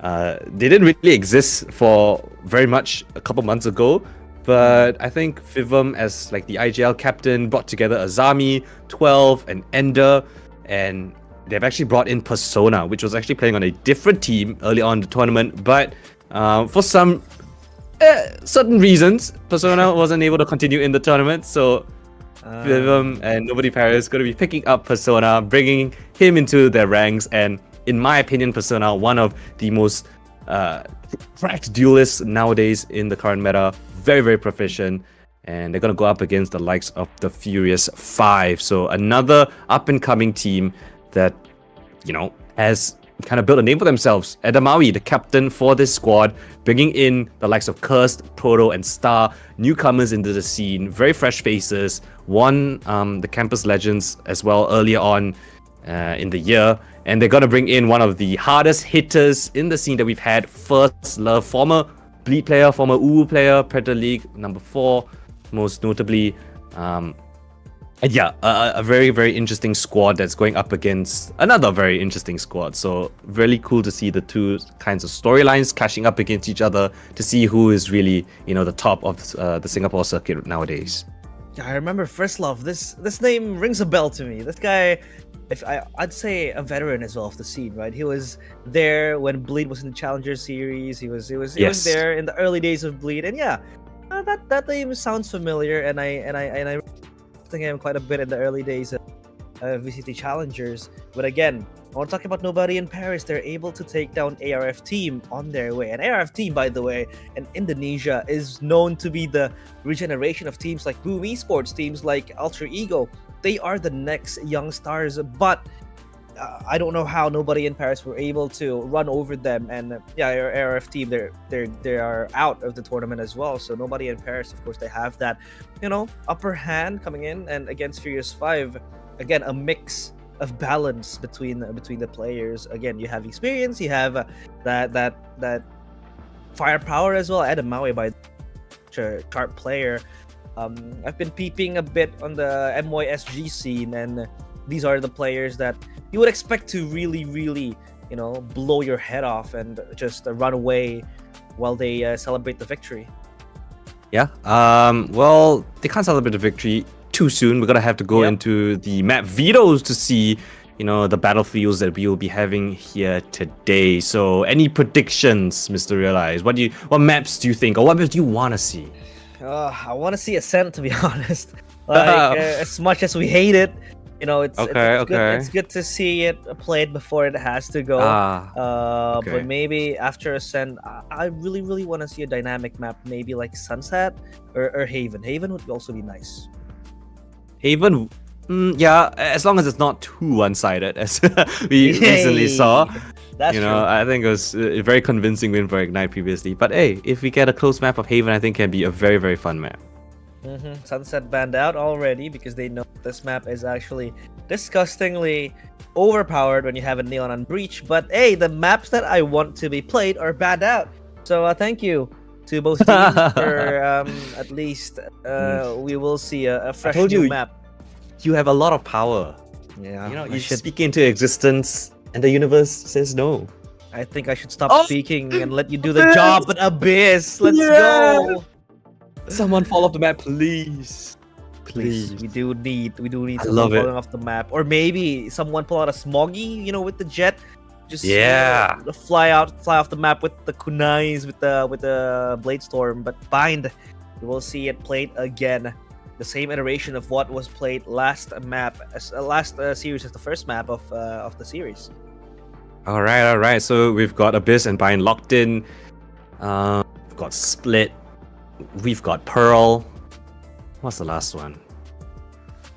Split, Pearl. Wait, Pearl. Ascent. Split. Oh yeah, and Ascent as well. Split, Pearl, and Ascent. So Split's out. Pearl and Ascent left. Oh. Okay, thank God for Split being banned out. This map is just bland. But you can't call Split bland and then want to watch Ascent. Hey, Ascent's gonna go, right? So we might as well give it a proper farewell. Okay. Just one last. Indulge ourselves before it goes. There you go. Thank you. Exactly. All right. So Ascent, if required, we'll see how that's gonna pan out. But Abyss and Vine confirmed. Nobody in Paris opting to start on the attacking side of Abyss. I think not too surprising there. And for Bind, a Furious 5 might be starting. Attack, defense. I think they'll go defense, to be honest. Speaking of the possibilities that they want to pick, when we're talking about Bind, you want to maximize that attacker side first. So they'll go defense. Hey. So yeah. I think, this is the ideal side that you want to be in Bind. Now, taking it back to Abyss, Coldan, what do you think is the perfect lineup for Abyss? What is the perfect lineup for Abyss? Okay, I'll go. It's a very big rabbit hole that you've opened up for me to yap about. But I just want to say that Ignite run Sage on Abyss. And they're pretty good at it. Yeah. So, hey, we might see that. I think nowadays, actually, ciphers have been less and less prevalent on Abyss. I think the trips are actually pretty easy to be broken. So, I won't be too surprised if someone chooses something other than a cipher to be picked on the map. But Astra, I think, is a must pick. You got Sova, which is also a very solid option. Gecko is another one that you could pick. KO is available. I think Abyss actually opens up quite a lot of possibilities, but I think what is almost guaranteed is a Neon. So, not I just too want to see the surprising. Neon slide off the map, hopefully. Yes. Neon slide off the map, but yeah, we actually kind of, how would I say, underlooked. We talked about the buffs of Phoenix, but we also need to talk about the buffs towards Astra. Because Astra now is back on her glory days. Her, post-released Astra was one of the strongest agents you could play. 5 stars and the delay that she had. But now at least she has 5 stars, which is going to be very crucial in maps like Abyss and maps like Pearl. And talking about the composition that they might bring, they might bring the Neon again, I feel like. But I don't know. My hunch says that the Jet will still prevail in Abyss at least, because there's just so much flexibility when you talk about Abyss with a Jet on it as well. But Neon, hey, still spells trouble, I feel like. So, still a very, very gray area to rub into. But yeah, we want to see what they will bring in Abyss. Hopefully they'll bring something unique. Maybe an ISO. I can see ISO working. I think it's an option. I don't think it's a great option. I think it's pretty hard to operate a double duelist on Abyss. I think you need quite a bit of utility. That's right. But we'll have to wait and see as we jump into Agent Select for Abyss. Final series of the day. It's been a couple of nice games we've seen so far, and of course, finally, after this is the 4th series I've casted the past 2 days, so finally I get to see an Abyss map. Let's go. Okay, so Cypher opted for Rigzy. Okay, so First Love actually isn't going to be playing. He was a substitute for them earlier on. I just realized. So Rigzy's going to go back into that slot that First Love would have played in. So yeah, that's just a bit of heads up. Oh no, First Love. I thought. Yeah, you wanted to see him, huh?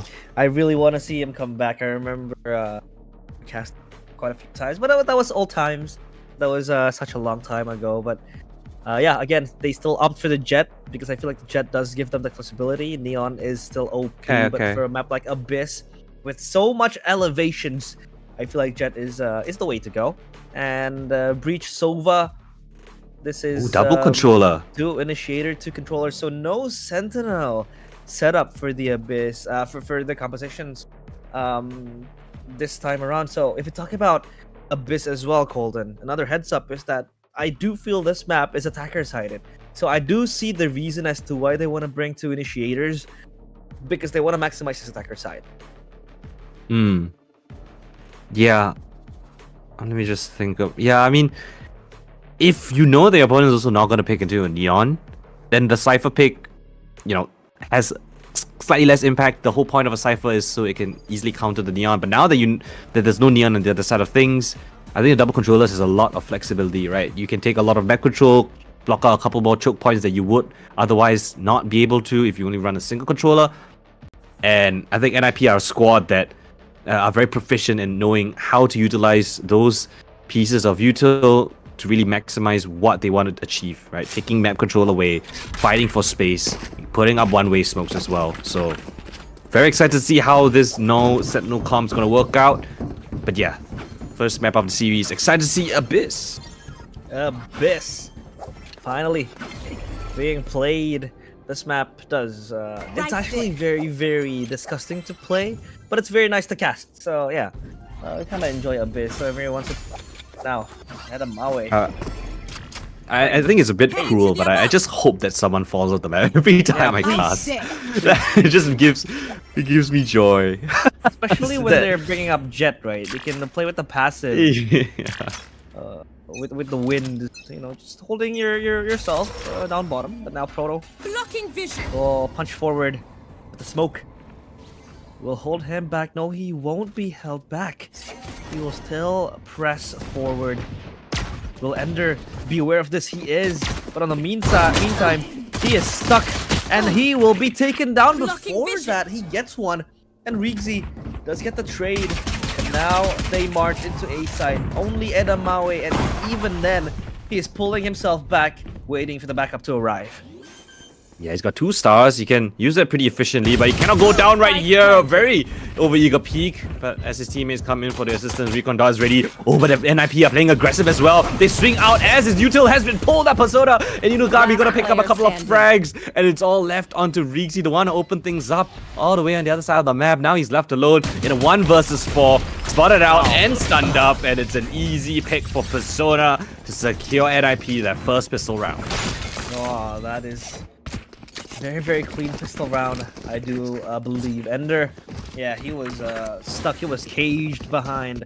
But the other players of NIP, they're able to make their way into A side and even took the chance, took the risk of swinging out into spawn and catching a few players the backside. So now, of course, they are righteously allowed to indulge themselves onto luxurious buys now. The Vandals, the Bulldogs, the Guardians.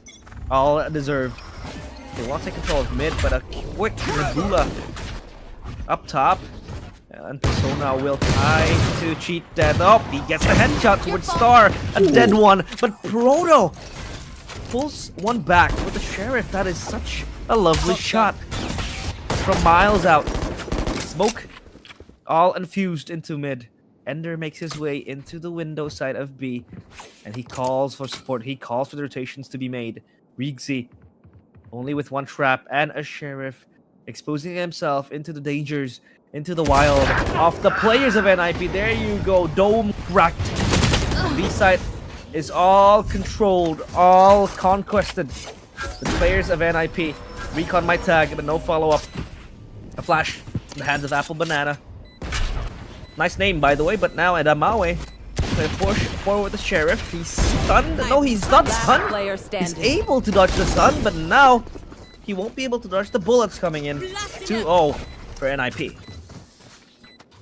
Very interesting names that we have, right? Apple Banana, his actual alias is called 12, but for some reason, he likes fruits, I guess. I'm hungry now. Healthy man, he's a healthy man. You know what? When I read the name Apple Banana, I'm wondering of I'm thinking of a cheesecake somehow. I don't know why. This is a nice spot. Apple Banana Cheesecake. That is wow. That is something I've never heard before, but I'm intrigued to say the least. Well, Sweat just said it's disgusting, so vetoed. Well, now then, Inogami with the Guardian. Windows. He is posted up. The beacons flown away into sight. Perfect flash, layered upon layers, and Proto will jump into heaven, looking to make his mark into the side. But Apple Banana with Persona will be the forefront of this side. Oh, with the Bucky, he will dance and gets one. But Rigzy won't let that slip. Just one kill around, but Persona is way too sharp with the crosshair placement that he has.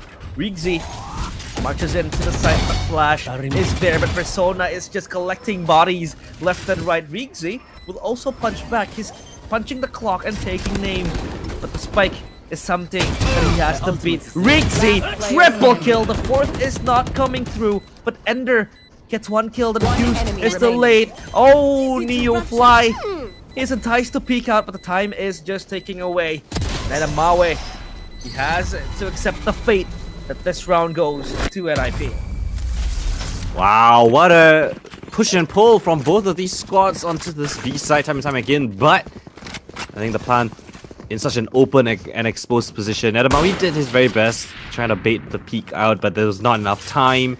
No more charges. And yeah, I mean, Rigzy, despite him getting that first kill, is just not able to get one before the execute actually came in, so they had so much utility for that post plan. It was really rough to get through everything.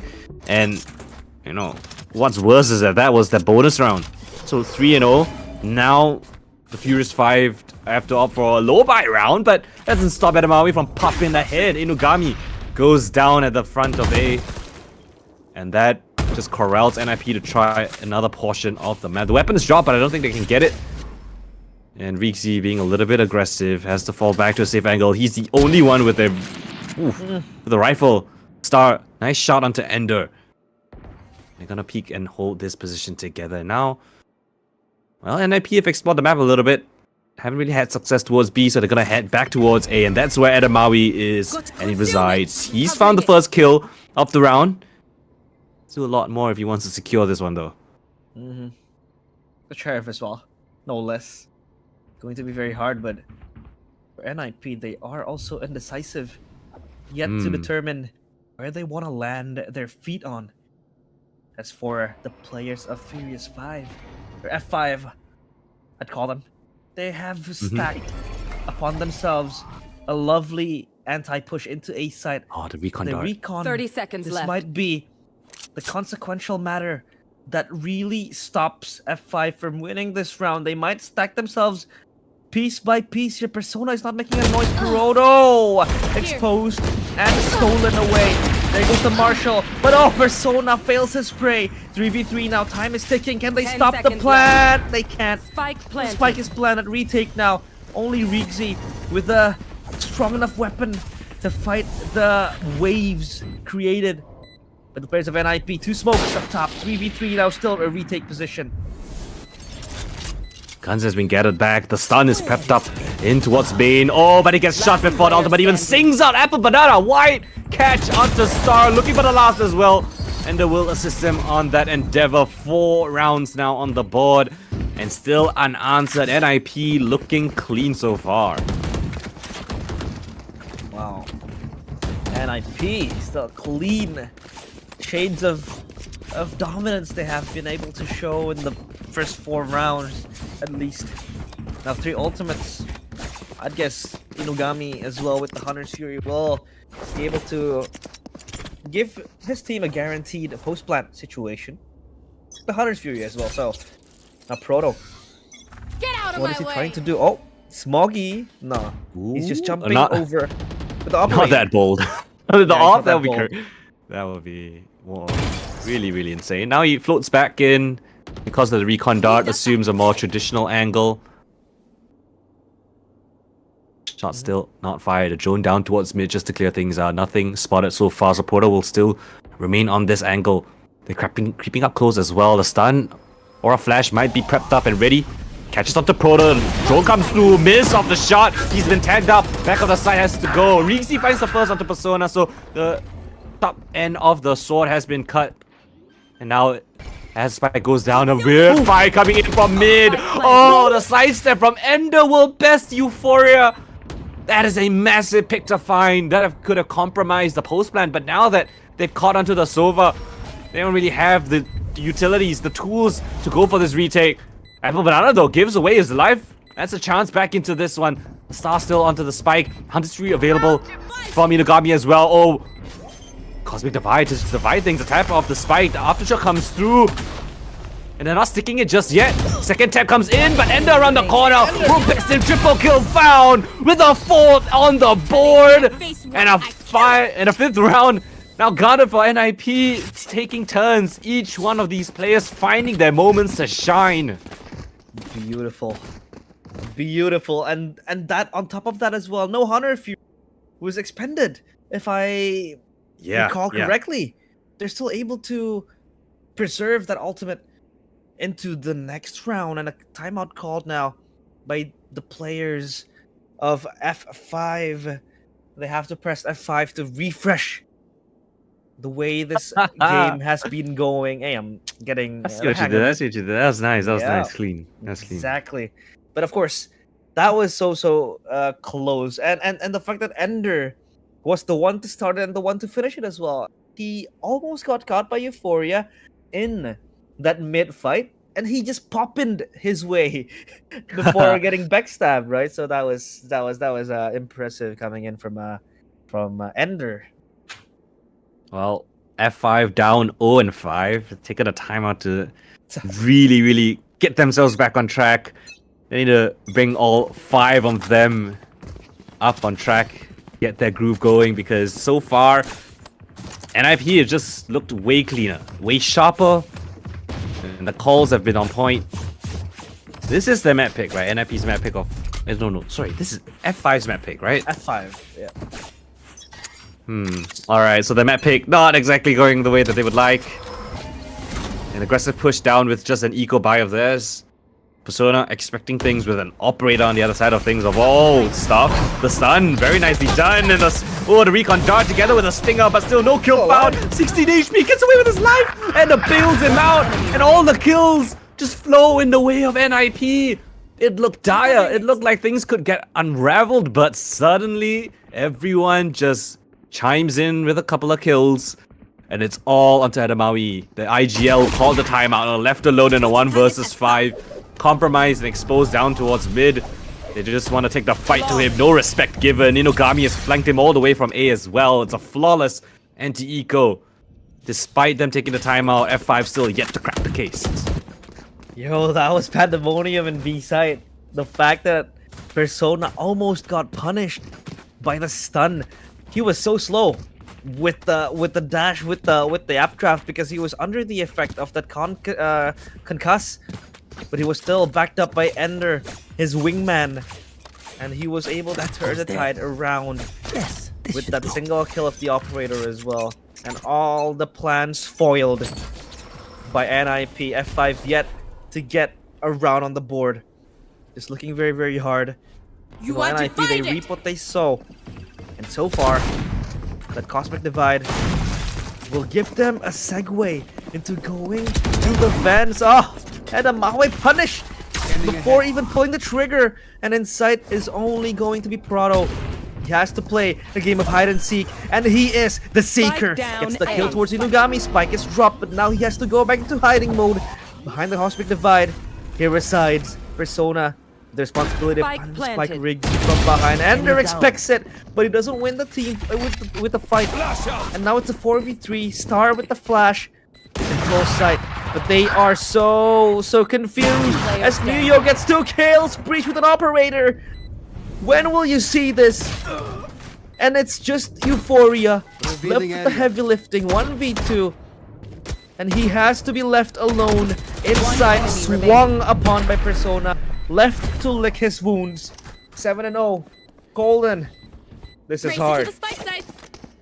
Oh, this is incredibly difficult for F5 right now. I mean, every single player. You know, Persona, he was on the team back in the day, you know, his old team. He was the star of the team. Made it to at least 3 or 4 grand finals. Unfortunately, the team known to choke in grand finals, getting second place. But in my opinion, he is like the next up and coming prodigy in MYSG. So the fact that he's on a rampage 8-4 and still having players above him on the kill feed, pulling their weight, doing so much work, it's incredibly difficult for any team to go up against such a squad like this. So F5 now trusting in Proto's knives. He is potentially the chance to get back into this. What a creative play! Apple Banana just teleports straight into his own smoke deep. Yo. Into top of mid. And they're none the wiser. It doesn't look like Edamawi is expecting this at all. He's holding down the angle, but is he gonna expect it from here? No. Apple Banana just gonna play around with these angles. And I do think F5 are expecting potential presence now that time has ticked down low. What an opportunity, a gap. Not watched for. Mid for the time being. Oh, but Rixie's sixth sense comes alive, and he has the neural theft, so now they know the commitment's here towards this A site. The recon dot comes up, but perhaps just a little bit early, but at least it stalled it for the time being. Star not popped up just yet. And now that the off has been spotted for, Proto catches Ender on the other side of the map, down towards mid. Smoke comes in, but Persona's into the side as well. Stunned up, but Inugami's the one to catch the kill onto Euphoria. Star jumps out of heaven, but doesn't get any single kill. Proto now coming from the backlines into his face as the player runs corner. It's just left onto Persona in a 1 versus 1. 1 HP, it's all it's gonna do, but a headshot just to secure things for Persona in the clutch. He comes alive and shreds the dreams of F5 time and time again. When you thought hope will be rekindled, Persona is there, snatching it away from the fingertips of the players of F5. They have no chance to get a single scoreline on the board. It almost looked like that it was their round to win. But almost, again, I say, is never enough. Again, Persona just providing for the team again and again. He conjures something incredible.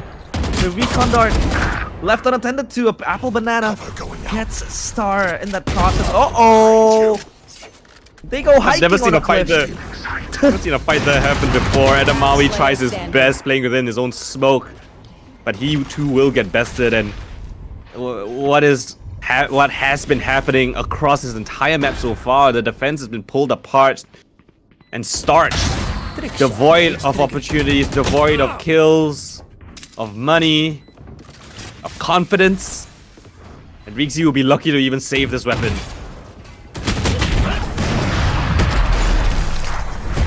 It's done. 9-0. No chance. Are you whatsoever. calling it now? Calling it now? I mean, like the round. The round is done. Yeah. I try to stay. I try to stay positive. You know, there's optimism. Okay. It ain't over till it's over. You know. Exactly. 13 is the magic number. We won't say anything until we see that on our screens or the victory banner. You know, a wise IGL once said, "Round by round." So it's a possibility still. You know, it's not over till the announcer comes out and says victory, right? So I think there's a reason why Proto now. What's wants this? to play aggressively. Goes into Berserk mode, but where's the kill? No kills found. There goes Persona up in the smokes. Toasted. And Ender revealed by the cam. This is just not fun. He's flashed, he's camped, he's stunned, he is dead. There you go. When I was about to say it is done, first round. It's done for NIP because F5 are coming back into this game and taking it 13-9. You heard it here first. There goes Coldan's bold predictions, you know. He would usually tempt fate and twist it. He is let me paint a picture. Oh. Alright, Proto. He gave the op to Euphoria. Okay, Proto is gonna bait in the op. Euphoria is gonna actually get the kill. They're gonna back off. They catch they're gonna overextend and use ultimates. And they're not gonna get any single kill. And okay, Scan comes in first. Proto misses the first one. Now, Euphoria, we need you off here now. No, not gonna be the case. Persona catches Proto stunned up. And into the side they go. Persona hard clears the right hand corner. Euphoria with the op kill, but not for a second longer. Persona picks him up. And the side has been completely overrun. 3 opening kills. Edamawi with a Hail Mary jump from heaven. But his team is just seeing red. It's hell that has greeted them. Rigzy up against 3 on the back lines. He will try his very best. And the first one, cleanly found. The camera available to spot out a position. But has been caught out up against the Persona raid boss yet again in a 1v1. The smoke made on the site spotted him out. A bit of chip damage found. And around the corner spots him out. Rigzy. What we thought was going to be a done case, but a 1v3 pulled out of nothing isolates these 1v1s and destroys NIP. Wow. Rigzy still alive to tell the tale. He gets away and steals another point. And will this be a 9-3 angle again? It's been happening every now and then.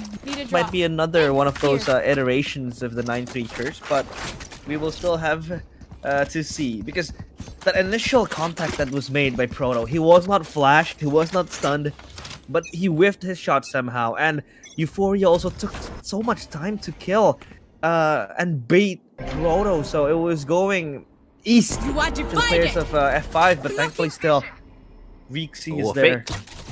And yeah, they used this wall when they went through mid previously, so you can see how F5 are all watching towards mid, but that's not going to be the case. It's a full fake. They're going to commit towards this B side, and Rigzy none the wiser. Now he has utility being activated, has to go back towards the side, but it's been a loss already. The spam through, but no connection just yet, just a bit of damage. The kill yet to be found. And now the retake has to come through. 5 versus 5. Apple Banana up close and personal with the judge of all things. Proto close range up finds a kill. Until 3 now invested. Edamawi tries to chime in back. Into the side we go. The stun up catches Proto on his advance, but Edamawi catches the fly back at the site. And now with the gravity well in place, Cosmic Divide is there, but they have no information. They don't know. They need to peek now. The spike is being diffused, stuck to its very maximum. The wall drops, face full of lead. Inugami in a 1 versus 4, and will not be the case. And Amawi with a triple kill coming in for the retake to shut down NIP yet again. 3 rounds in a row, and F5 finding their groove. 9-3 curse is real. Here goes the scoreline, the ever-feared scoreline. But hey, that was such a good call coming in from Team NIP. They were conditioning the players of F5 with the ultimate they built upon earlier. That moment where they went to vents with the initial ultimate means that the players of F5 thought that they were going to go for another A hit. But hey, it was B at the end of the day. But still, they prevail. Still, they hold their ground. Apple Banana could have got even more with the judge, but thank God for Proto. He was able to get the kill with the operator. Shuts down Apple Banana in that process. And now, switch of sides. How will they deal? How will they fare against F5 without Sentinels? Either side, they will have to play aggressively like they do now with the control they have in mid. And this expends 2 smokes. A fake one rather, by the Players of NIP rather by F5. And this time for Apple Banana. One-way smoke up in A main. He is the sole holder of this kingdom up in A site. And the backup comes in slowly now. The players of NIP, or rather by off F5. Cover going out. They want to knock the door. They want to knock onto Apple Banana's cove. They look to get this orb maybe, but no, they still cut the noise. They still go full stealth. You can hear pin drop, and now the stun comes in. Apple Banana, this plays so hard, but gets one kill. That is more than enough to hold the line, but it's just up to the breach in A side. Inugami through the smoke, and now Nuyo pops the aftershock. Euphoria gets Inugami back 2v3. It's a chaotic fight, unstoppable for both teams. Proto, he sneaks closely. Persona catches him lacking, Oh, no. and Persona gets the 2 kills needed. A little bit of disjointedness. You can see them trying to find the player at the back of the site, but as Ender got that kill, attention was drawn, back to a turn, Persona finds another, and then the entire postman setup gets, thrown apart. That was truly unfortunate. And well, according to your math, realize the pistol round is a must win, but they've kind of lost it. There you go. See, it's the same cycle all over. 9-3 curse, but still a prerequisite needs to be met. Berryfam, why are you reusing the script? This is obviously scripted. Obviously. They're on a tight budget? Okay, I understand. Yeah. More sponsors, please. Then we could change the script up. Maybe have an overtime zone in there. Maybe an ace, perhaps. We haven't seen an ace yet. Yeah, that's true. We are. Ace costs too much, I guess. Yeah. Yeah, I think an ace is like what 4,000 SGD. I don't know. I'm not good with. I'm not good with Singaporean currency or maybe ringgits. But yeah. Now then, Apple Banana posted up top with the Guardian again, the Executioner up in A main, or in A side rather. But as you can take a look at F5, they are not poised onto going to that side. So just collecting information, collecting orbs, harvesting, and maximizing on what they can really take in this tight situation they are in. Well, Persona has the optimum weapon for this job. Long range outlaw up against squishy eco players. A shark in the water, smelling blood. Has to flick down a little bit lower. Smoke comes in, but he's ahead of things. Easy one to be found, and in the smoke and mirrors, he disappears. Proto though with a classic kill, and Persona now has to fall back. No more bullets in his weapon, has to go for the reload. And well, the spike gets planted, and F5, they're being aggressive. They need to be. The close range weapons, they need to take the fight to NIP. Oh, they're getting ready. First shot's found, but Persona's not gonna give them the luxury of an easy fight. Edamawi with the classic kill right there, but your fly from the heavens will shut down Euphoria. And apparently, Apple Banana got a knife on Edamawi. I just looked at the kill feed.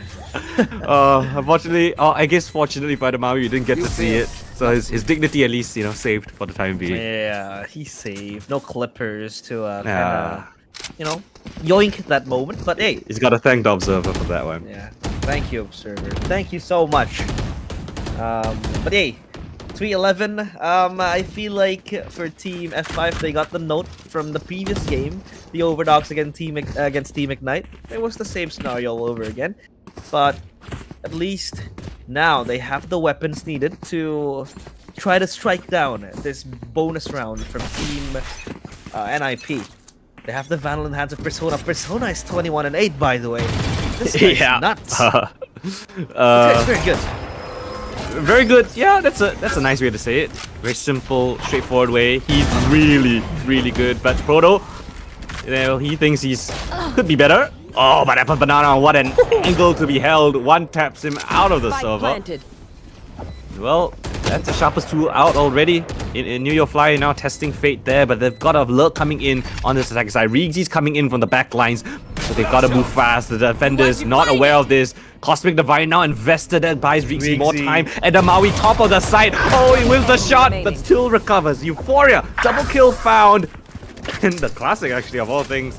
the catch onto the final kill. So not even needing the lurk from Riggsy. They clean up shop before they even get to the spike defuse. 4-11. Yeah, the gun round successfully pulled by the players of F5. Maybe this is the F5 that they need, the refresh that they are longing for, because so far they are being played by the players of NIP. So take a look at Persona now whipping out the magic stick, the big bat gun, the operator, and he will be posted in B side. Meanwhile, the spikes to left and mid, and they will look to go into A side. Is this going to be a play? Oh no! He gets stuck with the drone! And that plan is foiled! Oh no! Euphoria! What a beautiful counter! Tags Apple Banana as he teleports into the smoke and then pops the Hunter's Tree to take him down. What a beautiful counterplay. I guess not, expected to be panning out this way, but a great adaptation to say the least now, though. They've been funneled back in towards Persona's domain. A Jiggle P not to be given a chance. Star goes down without even using his ability. Into the side they go. Ender holding down the top angle. Proto gets taken out of the picture. Tap of the spike. Into the fight they go. The stun does not hit at Ender at all. At the Maui pace with his life. Play onto the side itself. Stunned up is a very difficult situation. Riggsy though, perhaps a chance. No, Ender. More than comfortable to anchor down this side. 4 kills found and a 12th on the board. NIP stretching their legs for a very clean and fast win here on Abyss. Well, a lot of things happening in that round. I get the idea of Apple Banana with that play. The recon goes in, he teleports while everyone is diverted, and he goes for the kill. But I don't know how the drone was able to tag him. I didn't even see the drone. yeah, we didn't even see the drone. It was a random tag, I feel like, from Euphoria. And the fact that there was also a gravity well as well from Edamawe, if I'm not mistaken, that keeps him in his tracks and getting that Hunter's Fury connection. That was such a good take. But still, the victors are Team NIP. 12 to their name. Persona adding insult to injury with the operator. He's spreading terror with the operator. Recon further down bottom, trying to push away Prado from Bend, but he is enticed to peek. Up top, down bottom, a lot of people, a lot of players waiting in the mid side of this map. Riggsy? Ender's on. Is he aware? Ender's aware of this, and Riggsy is stuck now in a rock and a hard place. He has to traverse his way around the smoke, but Proto is there. He shows himself, and he has a bigger fish to fry, and that fish is Ender with 2 kills. 5 against 2. This might be the closing page of this round, of this map. Star in his face. Ender creeping around his own smoke, goes in with a stun, but Edamawi, while stunned, he's gonna catch up to Ender. Neofly though jumped in from the right hand side as Persona will confirm that final kill. It's 13-4. Dominant showing coming in from NIP to absolutely dismantle the map pick of the Furious 5. Yeah, there wasn't really much of a I'd say fight back coming in from Team F5, and even if they were able to get the rounds, it was based off of individual plays, step being made. And look at Persona, 5 first bloods, at 339 ACS, 24 kills on this level. It's just immense. And yeah, I think everything was just coming into full picture for the players of NIP. F5 weren't able to capitalize on what they were given, and this is just a nightmare start for them, and I do hope they can bounce back in map number 2. Yeah, pretty rough series. Unfortunately, Star hitting the pie, 3.14. But yeah, very nicely done coming in from NIP. They really showed that they are a level above Furious 5 right now. Despite bringing in Persona last minute, he fits like a glove. He looks so confident. And yeah, they're just playing out of their minds. Persona, very hard person to keep honest, to keep down. He will always fight back. So it's a rough map, but again, right, you gotta just mentally reset for the next map. Give yourselves a clean slate to work for. I think it's gonna be Bind, right? So yeah, Bind gotta be the option. for F5 to come back into this one. But again, it's going to be the map pick of NIP. Not going to be easy, but as we all say in Valorant, not over till it's over. Yeah, it's not over till it's over. But of course, we will prepare for map number. Stay tuned. Don't go anywhere because we'll be right back after this. I'm Fivam. I'm from Singapore, and the team I'm playing with is nobody in Paris. My role in this team is the IGL and smokes usually. My team is very confident going into the AF team game.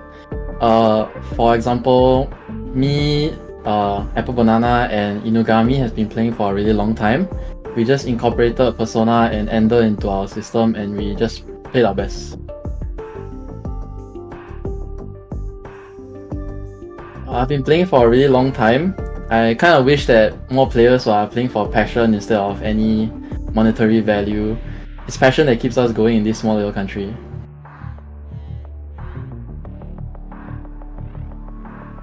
I think it's a very good challenge, having some of these like tier 2 or tier 3 teams competing in them.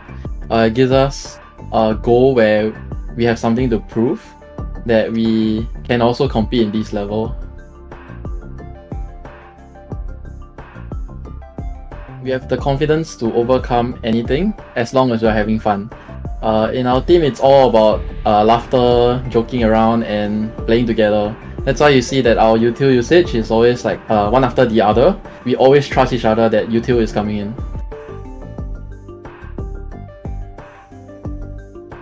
I want to shout out to Persona in my team. He's actually, in my opinion, also one of the best duelists in SGMY. He dropped 60 kills in 2 maps. For any last words for my next opponents, watch out, we're coming. And one fun fact is, Apple Banana and Inugami used to play in Deviant Acad, where Adamawi played in Deviant Esports. So they are coming to take the crown.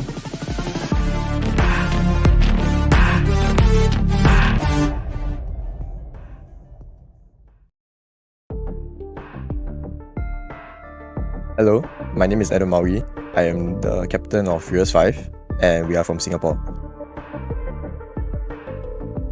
During our match against Sisrain, we started off well on Pearl, going 13-8, but by sunset, as a caller and as an individual, I did not perform well. Thanks to my team trusting in me, despite the disaster class on sunset, we managed to take Haven rather comfortably. The scene in Singapore has been growing. We've been getting more and more tournaments. However, some of these tournaments are not recorded. So hopefully in the future, when we do have more tournaments in Singapore, players can get more notability. And for example, one of my players only just got their VRR profile thanks to Vortex. So shout out to Sweat doing all the Liquipedia work. The format of this tournament is very interesting. Just because you're an invited team, it doesn't mean that you are the best team, which also makes the competition a lot higher because you get to discover new hidden gems, just like in Season 1. For myself, we haven't really participated in a lot of tournaments outside of Singapore, which also gives us a chance to prove ourselves in the SEA region. Okay, so our next opponents, nobody in Paris. After picking up Persona, they have really improved a lot, and taking down AF is no easy task. Since some of them were my ex-teammates, they will know how I play, how I call. It's just all about who shoots better on the day itself. First Love, he is by far the best mid-rounder and the best micromanager when it comes to making decisions.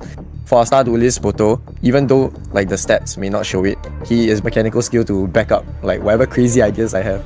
For Kirst, we've been playing together ever since we were 13. It's been an honor to be able to play with a childhood friend of mine. And lastly, for Star, every time I hear your voice in game and every time I look at you, especially on LAN, there is no way I can be tutored. Anything you say and the way you look just makes me remember I'm playing with friends and you are honestly the vibiest person to be around. To my opponents, nobody in Paris, I want to wish you guys all the best of luck. You're gonna need it.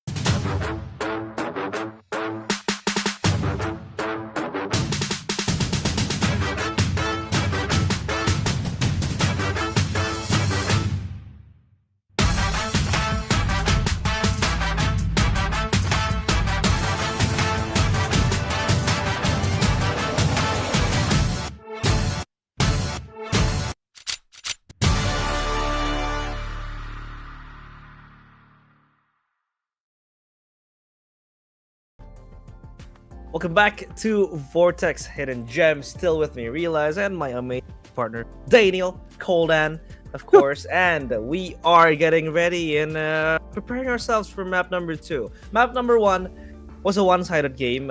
Let's just be real. It was kind of hard for F5 to traverse their way around that map. But what do you think about Bind?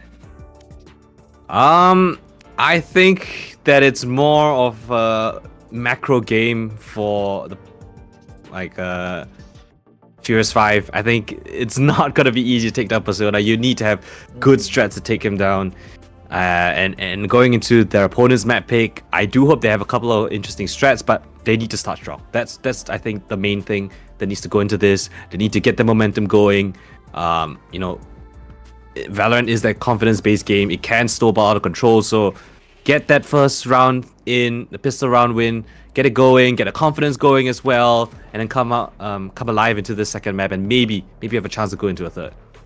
Yeah, looking for the third map, of course, is the prize that they want to claim. Now we go towards Bind. Again, the favored composition so far is number 1, the double Sentinel composition. You go for the Deadlock Cypher combo, or you go for the double Smokes composition. You go for the Viper Omen, Viper Brim, or even Viper Glove. I think like it serves two purposes. Number 1 is, of course, that double Sentinel combo is basically to stop your opponents and play that post plan. But number 2 is basically to condition your opponents into thinking certain situations are going to happen. And it seems like for Team NIP, oh wow, they will go for that double Smokes if they do lock in the Omen in the hands of 5. So far, Apple Banana will play Yoru. Yeah, double Smokes ongoing. We didn't see any of the agents on the right-hand side of our screen right now on the previous map of Bind. Yeah, it's 5 completely new agents. I love Gecko as well. Yoru, Raze, you got a Gecko to go in. You got the double controllers, Viper's back. And the other side of things, we got another Yoru lined up. Deadlock, Raze, no neons. What are we living? 2023? We're going back in time again. This is a treat. This is an absolute treat for us. And nope, they won't go for the Cypher Deadlock. They go for the Deadlock only. And oh wow, no actual Sentinel in this map. I love it. Yeah. Deadlock is basically just I don't know. It's so easy to skip for utilities, right? I mean, with a Yoru, I think it's easy. With a Raze, you can just jump over the sonic sensors, and especially when you want to flank from behind, it's so easy to just walk past the trips. Meanwhile, now for Team NIP, they have that Yoru Raze combo. Again, same as Furious 5, but I think for Nobody in Paris or NIP, with the Gecko addition, it will help them even further in taking control of the site. Either it's going to be a spike plan, either it's just going to be a choke point contestation with the flashes, or when it comes to the final call, it is going to be the Thrash. Just giving that way into for Apple Banana and Persona. Yeah, and something interesting is that Edamawi is traditionally a controller player. We have like 90% of his games have been playing controller. So now he's opting for the Sky, which is a bit of a change up as well. Euphoria, traditionally the initiator for his team, now going on the controller. Very interesting to see the dynamic here, but second map of this series kicking off. Early aggression coming in from the defensive side. And ooh, Furious 5 testing things. Ender has to back things off, but Apple Banana's gone deep towards showers already, but they want to push down and catch Ender, but oh, headshot traded, but Proto's one is slightly better. And they want to get access into this B side. Rigzy spots him around the smoke, aware that there could be a second one as well. Inugami trying to find where Rigzy could have gotten off to, but Star will just capitalize straight out from the elbow position. Apple Banana on the reload as Euphoria comes barreling forward. And suddenly, fights on different fronts will leave New York Fly in a 1v4. He has a spike, but no access towards the site. Drops smoke down. There's still one more player here. Euphoria still playing around this. And New York Fly creeping up around. Euphoria playing within his opponent's smoke. The flash not gonna connect onto anything, so no information of where New York Fly could got him off to. But still, a lot of pieces to put together. How does he want to navigate this? Gone all the way to the back of the site. And Amawi now finally spots him out. And yeah, I don't think he's gonna expect Euphoria gonna be here planting within the smoke. Euphoria Spike planted. gives him the luxury of the plant at the very least. So consolation prize, but Furious 5 with a convincing pistol round. Yeah, Adamawe playing that very, very well. He did not commit to the peak to his low HP as well. So yeah, he just let he was able to let the 5 just you know, go over and get the plant.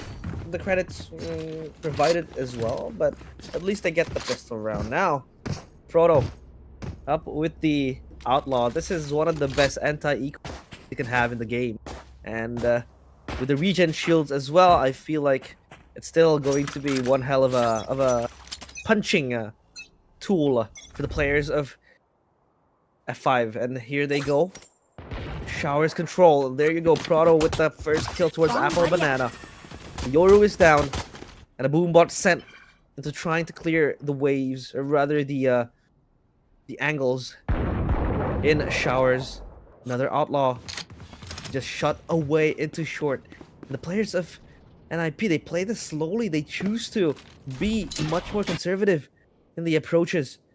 As 5 Smoke back on track. Has to. Euphoria holds this angle confidently with full support from his Vandal.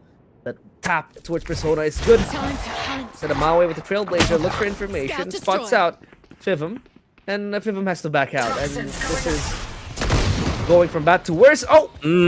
But when I said it, Ender gets a headshot. Oh, that could get a little bit dicey. The spike yet to get planted is going to be difficult. Double flank coming in, so they want to play things slow as defense. They let them have the spike planted. Edamawi now. Ooh, nice flick and adjustment onto Ender. Oh, a nice shot for the second as well. It's the Marshal that's doing all the work. Edamawi just sprinting near your fly down. Picks up a triple kill at the very end. Secure themselves that second round. Jeez, oh, that is very spicy from Edamawi. The first one was a flick. The second one was an adjustment. The third one pure with the ghost.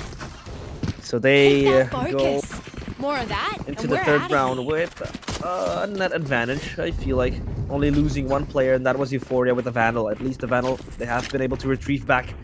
Now on the hands of Rigzy, setting up an A site. B is all left only for Star. Or rather, Rigzy will also go back to B and putting a few traps here and there in A site. A 3-2 formation that they have been playing. They don't want to take control of long though. Only going to give it towards the players of NIP. It's only going to be Rigzy peeking slowly with the barrier mesh. That's it. Broken down. Edamawe with the headshot. Apple Banana deleted again in Showers. It's all Edamawe's territory. And you are not allowed to pass. And Persona will lead the charge towards A side, or B side rather, Star. For the judge.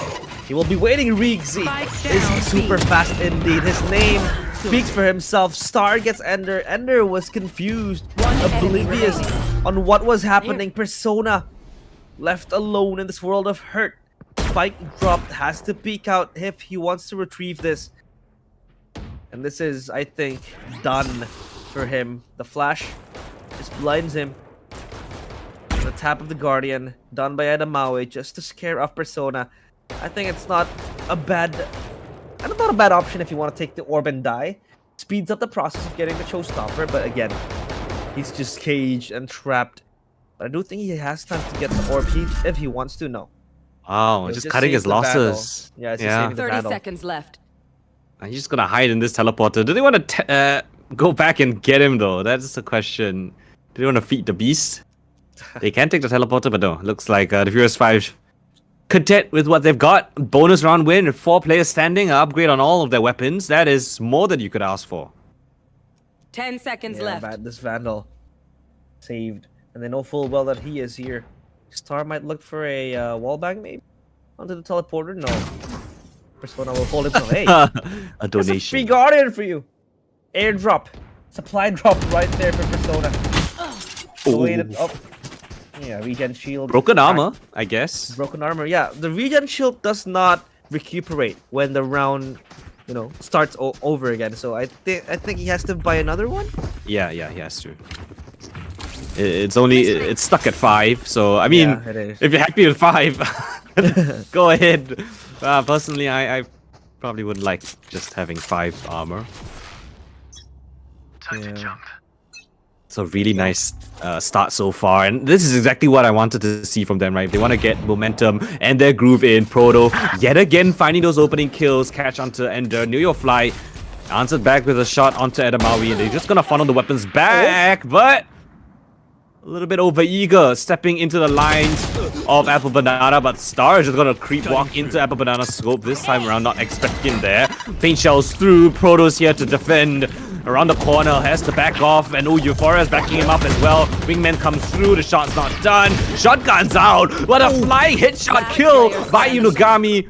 But his teammates have all died around him, and he's barely any HP to boot as well. Spike is lost in the open. Incendiary in his position. Not enough health to work around with. Euphoria, the triple kill there to pick up that fourth for the Furious 5. What is it with teams and their map picks in today's tournament? It was the OVERDOGS with the Vine, and they were flipped away from it. And then it was Team Ignite with the Pearl, and they got served a comeback onto their faces. And now, after a stomping win in Abyss, which was F5's map pick, it seems like for NIP, they're struggling to get their hands on their first score. And Proto now with the operator will not make it easier for them. Posted up in tanks. Blinded. Peeks out properly. Edamawe though has control of showers as a Sky. Proto might get something. He does. Fivum is gone, but Ender punches Edamawe in the face, gets another kill to trade it 1-for-1. Ender might look for another headshot. He does get it, and Inugami as well. Spike diffused, or delayed rather, but Proto still on the backside, has the showstopper if needs be. If he is stuck, he might be popping this one up. He won't pop it yet. Riggsy goes for the kill! The showstopper is perfect! Triple kill, and Ender has to save this from the clutches of defeat. Riggsy. TP? He grabs this, 5 fingers, both hands, but there you go. The TP comes in. The 1v1 is going to be very close. Riggsy has to run with his running shoes, and Ender sticks the plant. 1v1. Spike planted. Oh, he's not going off of it. Playing it slow. It lets Ender reposition though, so now he could be anywhere. Literally. Elbow. Run back towards long. Questions. He's got one sonic sensor to work with. He has to suss out all these positions. He's cautious of elbow, but he wants to go and check too long the timing, and he's gonna best it. Fully clears out the long position. A wrap down towards. Oh, sonic sensor not placed up. Not expecting him around the corner, and Ender will collect. Sonic sensor not good enough. A 4K for Ender. Despite the heroics coming in from Proto, with the showstopper, it still gets denied. And finally, 1 round on the board for NIP. Oh, Proto. That was nearly something that might be conjured upon nothing, because it was looking very, very hard for F5 to really win out that round. And I do like his decision making to hold onto the showstopper, not use it very, very quickly, because it was comboed with the Grafnet as well. And they were planning the spike, and 2 were just stuck, and the showstopper went and got 2 as well. So that was such a perfect round, but not perfect enough. But Apple Banana, where did he come from? Gets Riggsy with the judge, and Star has to evacuate from that position. Chaotic B-side on the hands of the players of NIP. Seekers popped up. Teleport created by Star. He fakes it out. Persona gets Edamawe. The orbital strike is too late. The spike is defended too, and Proto gets another kill, but Star as well. 3v3 now. Proto dancing with his counterpart. Persona is stronger here with a classic right click. 3v2. Euphoria Molly out. Star closes his inches as well. The flash is perfect, but there goes Fivum with the kill towards the hookah area. Star flashes out, but not enough. A triple kill for Persona. That was a messy round. I do not envy the job of the Observer. There was so many fights happening on different fronts. There was like 3 simultaneous fights going on. One elbow, one towards the side, one hookah. and all that chaos, right? There wasn't a lot of team coordination. It's all pretty individualistic. We saw Proto taking on Persona, and then you had oh my god, which Yoru is it? Star taking on Ender. Yeah, so many fights. But NIP with Persona finding that impact, Getting that round, and they're coming back alive yet again. Now Thresh invested down towards Showers, clears it out. Star now by himself. Persona, what a flick! Gets him the showstopper, and into the side they go. Lands right above Proto's head. Not gonna flush him out, and Proto still in the side. Finds the timing. Can't choose his options. Shoots the clone of all things. Persona catches onto Euphoria. Riggsy with the cocoon catches one. But that's a bit too little, too late. Adamawi now caught on the flank push. The flash is there, it doesn't connect. At the very end it does, but yeah, the rest of the team is all here. Fadeaway shot onto Inugami, but Nuyo Fly won't get it. Let him have anything more than that. Triple kill from the Omen. As NIP slowly but surely closing the gap between these two teams. Oh, pick your poison. And he chose the most poisonous one, the clone of all things. Like Parado. That's me, basically 2 AM, thinking of what to order. and he ordered nothing. And I ordered nothing. I chose to eat salad instead of a French fry. But yeah, I think it's very hard for Proto to really choose his target right there. 3 players, including the clone as well. Oh, pinch. 2 different angles. Apple Banana is more than ready to get that. Get the Colette as well for him. What? And B side now is only attended by Riggsy. A side in Havoc, in Ruins. Riggsy has to hold his ground all alone in the to do something. He does get one, but more than that, he is sent to the grave. 4v2. And a Maui from behind alongside one player as well. His friend there, Apple Banana, does get taken down, and it's Euphoria. Also collecting something, only with the Sheriff, and Fivum gets Edamawe in that regard. The flash, 2 flashes, and Euphoria taken down. Finally, NIP, they break the deadlock, they get the 4 equalizer. I could have sworn there was a flash before every single fight in that round. It felt like everyone we were watching was either flashing or being flashed. And now that I actually look at it, there's a lot of agents that can flash in this map right here. You've got the Yorus on both sides. You got the Sky. You've got the Gecko. You even got the clone, right? So a lot of flashes in that round right there. But NIP still answer 4 with 4 of their own. And they're looking to put a 5th on the board now. Gun round available for both of these squads. Teleport straight in towards U-Haul. Edamawi playing within the side smoke. As the spike goes down thanks to the likes of Wingman, the flash above, but he's just for his retreat. He's gonna let it go past. And I want to retake this. Oh, but the Viper's Pit is there. The flash onto New York Fly, cleared by Edamawi. How do they want to best this Viper's Pit? It's not gonna be easy. The Viper living and thriving within it. Enders here. Here comes the Yoru ultimate just to find out where they could be coming from. Picking where Persona is, but no kills just yet. Guys, shoot up to Persona. He's screaming out to his team. And Persona! Apple Banana! Every single player on NIP just finding frags despite the attempts by Star to ping out his opponent. What was that? The hunted becomes the hunter. The hunter becomes the hunted. Oh my goodness. Persona I was waiting for Persona to get shot, but he was just alive the whole time. There's no chance. My goodness, he was saying his prayers. He was ready to be taken down. But I do believe Star was operating as a recon. Yeah, it's probably Persona.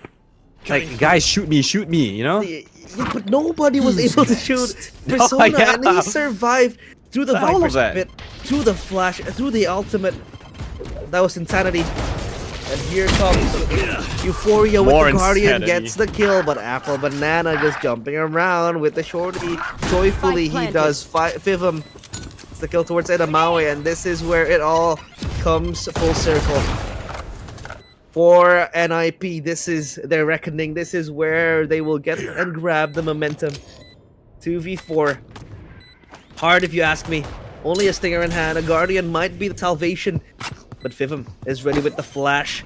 They pop and tap the spike. Oh, the flash! 3 flashes! What do you want to do? I was saying that this team has so many flashes they can actually work with. And it's so suffocating. Off the tap of that, everyone, all of the players, or the last 2 players, I guess, on Furious Vibe, can see a thing. no chance in hell. 6 rounds in a row now for NIP.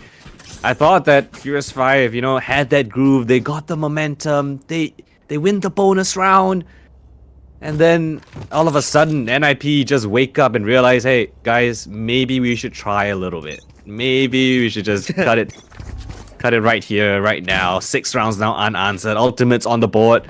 Quite a few for the Furious 5. If they want to strike back in this half. Bunny's not looking great. And neither is this round. Edamawi spotted out, drops a flash for his retreat. Here. Now Banana just spraying up in A side. Oh, Persona gets Rixie, and that's the Sentinel. No longer a Sentinel. There goes the Seekers. The Paint Shell's just trying to chew away. But the rotation hasn't been made. They're gonna TP on this. It's going to be all on Ender. If Ender can get the information needed, if he can get Star, maybe they will TP, but they TP before the signal has been shown, before they wave the flag saying, come and get us. And Star, the double box, he stands, pocket is his domain, but can he get one kill? He doesn't get the kill. It's Inugami quickly on the reply. Oh my goodness, Apple Banana through the smoke. A flurry of shots. It's unstoppable. It's just Adamawi yet again. Face full of flash and a bullet to his dome. Flawless. Round 7 in a row. NIP, what just happened to them after that 4th round? They just look completely different. They just literally all kind of woke up. Apple Banana top of the scoreboard. 11 and 7 as the Yoru. Even besting the likes of Persona. And, you know, we had a little bit of trivia about Persona in the break. Apparently he went 60, he got 60 kills in 2 maps. Yeah. Which was absolutely ridiculous in the previous series he played. But right now, it's not even just him. Apple Banana finding impact, Ender with those lurks. Everyone stepping up. It's insanity. The fact that NIP, they're just having fun right now. And of course, it's very hard for F5. It's almost the same case of Abyss.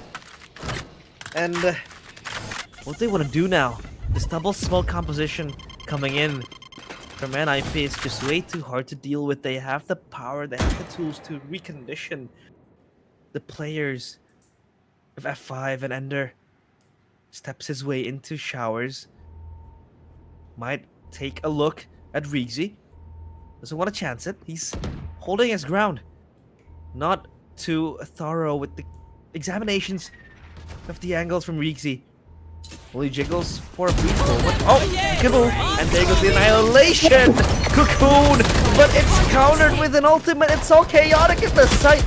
Star might pop the flash. Inugami gets the kill towards Rixie. And Persona is still alive and running before he gets shut down by the rocket. And Proto is gone. It's just Euphoria. It's not even euphoric anymore.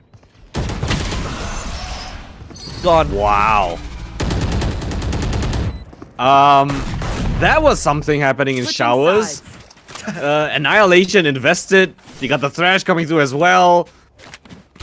And the break of the Cocoon, that was everything. And once they lost that, that was the chance into the round eliminated. And 8-4, I cannot believe it. It was a 0-4 scoreline for NIP. They answer back flawlessly. 8 rounds. And Furious 5 just have 0 answer. Yeah, it's insane. And the fact that Vivim is just vibing, you know, he's down there listening to music, by the way. You know, I've been able to get a peek a little bit, and he's just vibing to Keshi so far. So listening to music in tournaments is something that I did not expect of him, but he's doing very well. And Apple Banana gets away from the crime scene. The right click is good from Proto, but Ender puts him down. 4v3, Star repositions himself back, rotating into B site. But look at the space that Persona is able to get. He confirms that rotations hasn't been made, and even if they do, they will pounce first.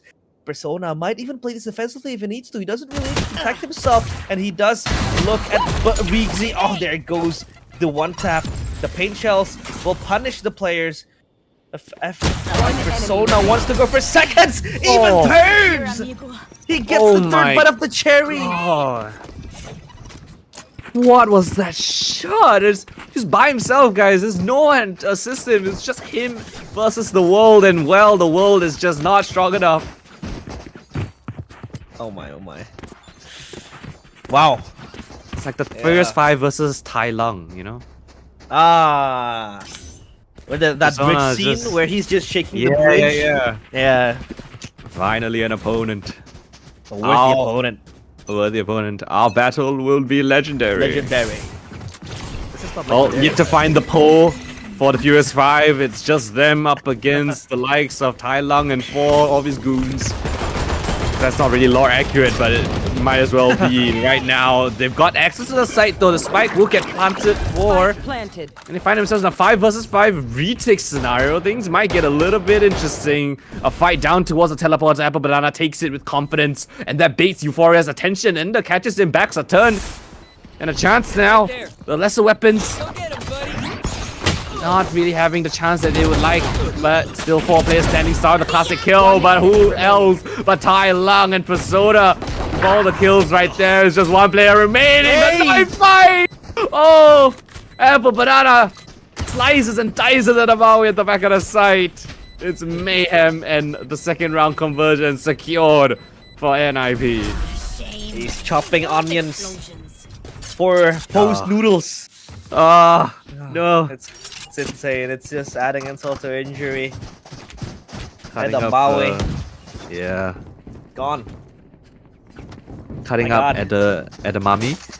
Edamame. Chopped edamame, by the way. Yeah. I don't know. I don't really eat a chop. Yeah.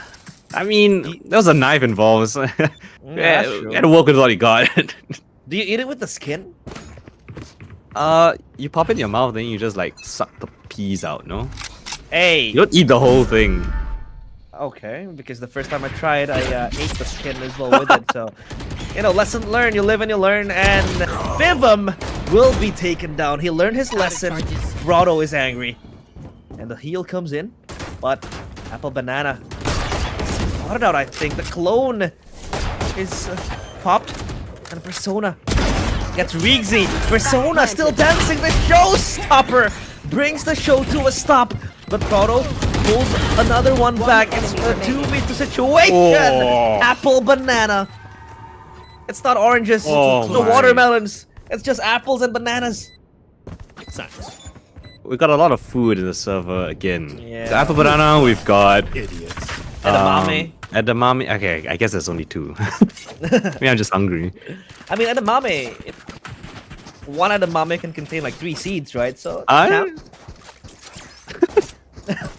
too far, by the way. I'm sorry, guys. No. As long as it's not TOS, right? As long as Berryfam keeps their sponsors. Yeah. Thank you so much, Berryfam. I love Berryfam. Yeah. We all love Berryfam. W Berryfam in the chat. W Berryfam. 11 rounds unanswered too, by the way. Looking for a 12. Apple Banana, well, he's hungry for more and, well, doesn't even see stars. Sees a glimmer of it.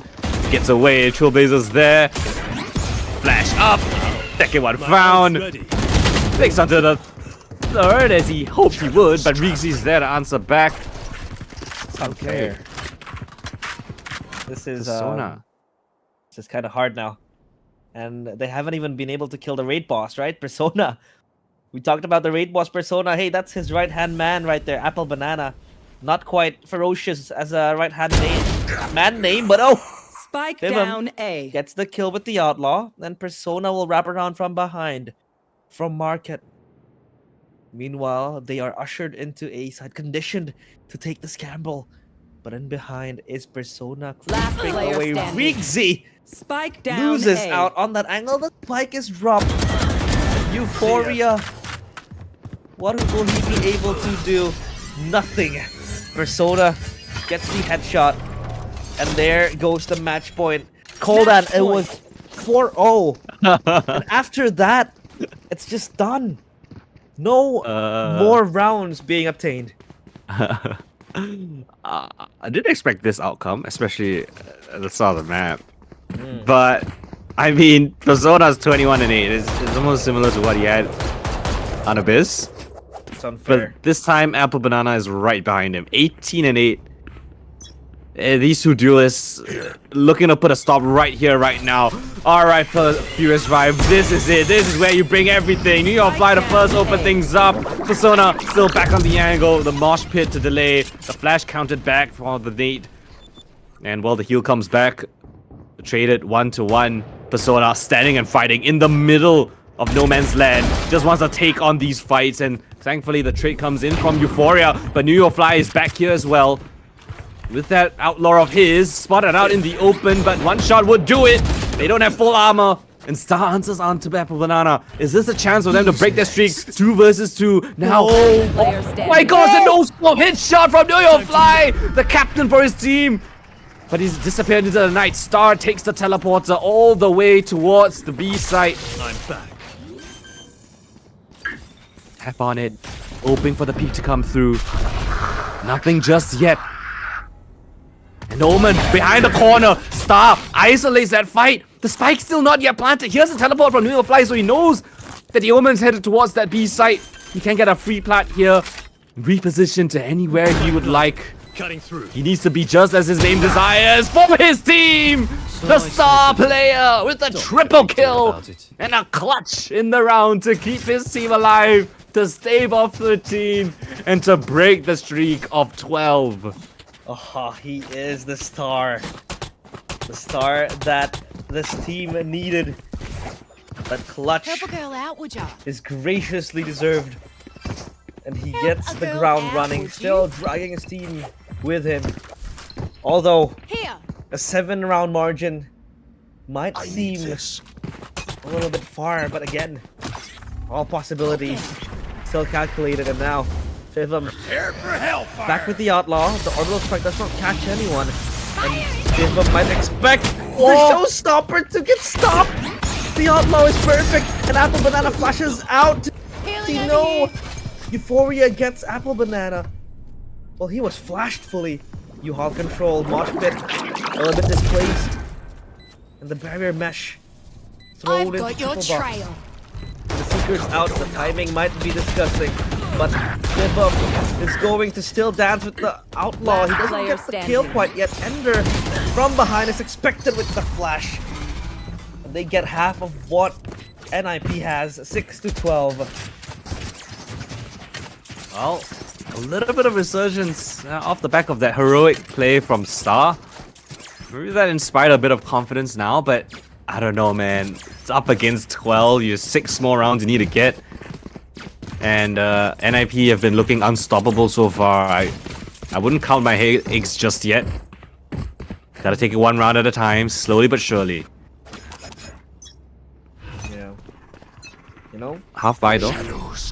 Yeah, half by, and maybe, just maybe, they might be able to present themselves with a comeback situation, but the flash is perfect, and they will swing 1, 2, 3, all gone. Shower, no showers. It's Rigzy's for the taking. He's mopping up those bodies left and right, and the teleport comes in. They rendezvous up 3v2. They want to re-hit into A site. Got the cocoon on Rigzy as well. They're gonna let the clone go in first. The flash to secure things, clear the corners. And Murana spotted back on the side. Oh, Ender might end it all. Rigzy needs the ace.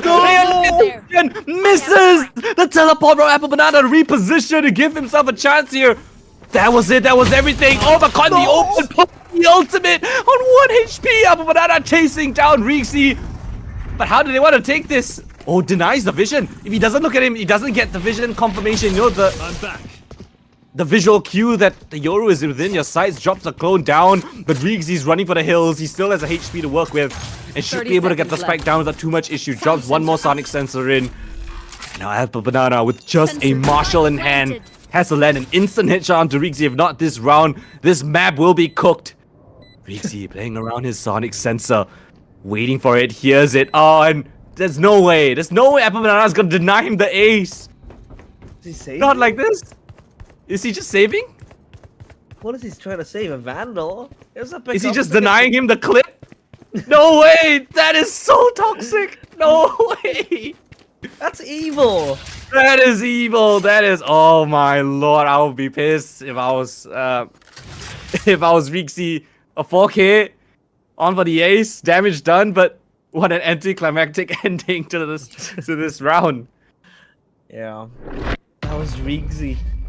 All Rixie. In showers. A bloody shower. Mopped up by him and himself only. But the reel is incomplete without that ace, but still. At least they keep themselves alive. 12. Will this be that comeback angle we are looking for? We all are looking for. But so far, it's still quite hard to grasp onto the players of NIP. I mean, taking into account that previous round was a light buy from them, right? And they were able to get 4 kills, means that something is dangerous out in the wilds here in Inugami. He'll play to the sound cues and gets the tag, but the heal is there to recuperate the brimstone and the thrash trapped up. Not committed though. And Fibum only up in the containers. He stands. 5 players all routing themselves towards a long take. Apple Banana takes his chances. He wants to tempt fate, but it does not work his way. The clone is out and he TPs away towards Ace. Euphoria did buy armor. Euphoria has no armor. Unless he... Wait. What? No, he was stacked down. He didn't take any damage? Was he healed back up? Oh, okay. Yeah, he was. Alright, never mind. Execute. Straight into the side they go. Proto. Oh, it's assisted by Star to get that kill first. Oh, but they double kill. The double tag from the Thresh. Inugami cannot capitalize off the back of it though. And a miss Mosh as well. That is not ideal. But the spam kill through the wall. Inugami laying bullets through the metal will catch onto one of the players and the spike goes down. Still the midst of things, but Showstopper available. Coming in now from Persona. It lands on the Proto. Edamawi answers back. Inugami into the side they go. Tap of the spike is not planted for them. They need to go now. There's no more time. Star caught in the open. Ender will close it out.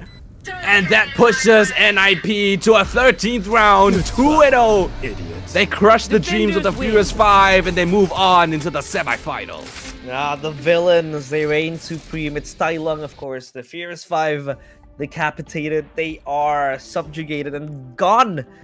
Basically, eliminated. Congratulations for NIP. Nobody in Paris. And that was such a interesting game. That was fun. It kind of looked like one-sided, but at the same time, it was back and forth. It was trades going on through, and the fact they were able still to pull themselves away from that 4-12 or even 4-13 defeat, they brought it to like 7-13. So still, they had that fight in them. Yeah, and they didn't give up all the way until the very end. But well, Persona, he is one of the I think he is the highest rated player in this entire tournament. Yeah, he is. Out of everyone, and you know, evidently you can see why. 24 kills and 12 deaths. 3 first bloods, and Apple Banana, no slouch either. You know, it's not easy to go toe-to-toe with someone like Persona, but he's backed it up as well. 19 kills, 10 deaths, 4 first bloods. Very, very aggressive. And the rest of the team, Ender, New York Fly, Inugami, all assisting as well. What a beautiful, series that this team has played. It's near flawless. They gave up a couple of rounds, but not before they corrected ship and closed things out before it got dicey. I mean, it was insane. I mean, it's unfair for other teams. They have the raid boss with them, right? Persona is there, and it's just insane. So of course, Furious 5, they have to bid their farewells, but NIP, this is going to be very interesting. This team looks like a contender to win the whole team. I mean, still we have other teams waiting. Yeah. In the semifinals tomorrow, but yeah, this team might go that distance if needs be. Yeah, and they're gonna face Ignite tomorrow, so that's a very, very interesting matchup, right? You got Splash, which is arguably the best player in Malaysia, Singapore for the past year. You've got Persona, which is the next up-and-coming talent in Malaysia, Singapore, going head-to-head now. That's a matchup that's pretty juicy, and I can't wait to see that one pan out tomorrow.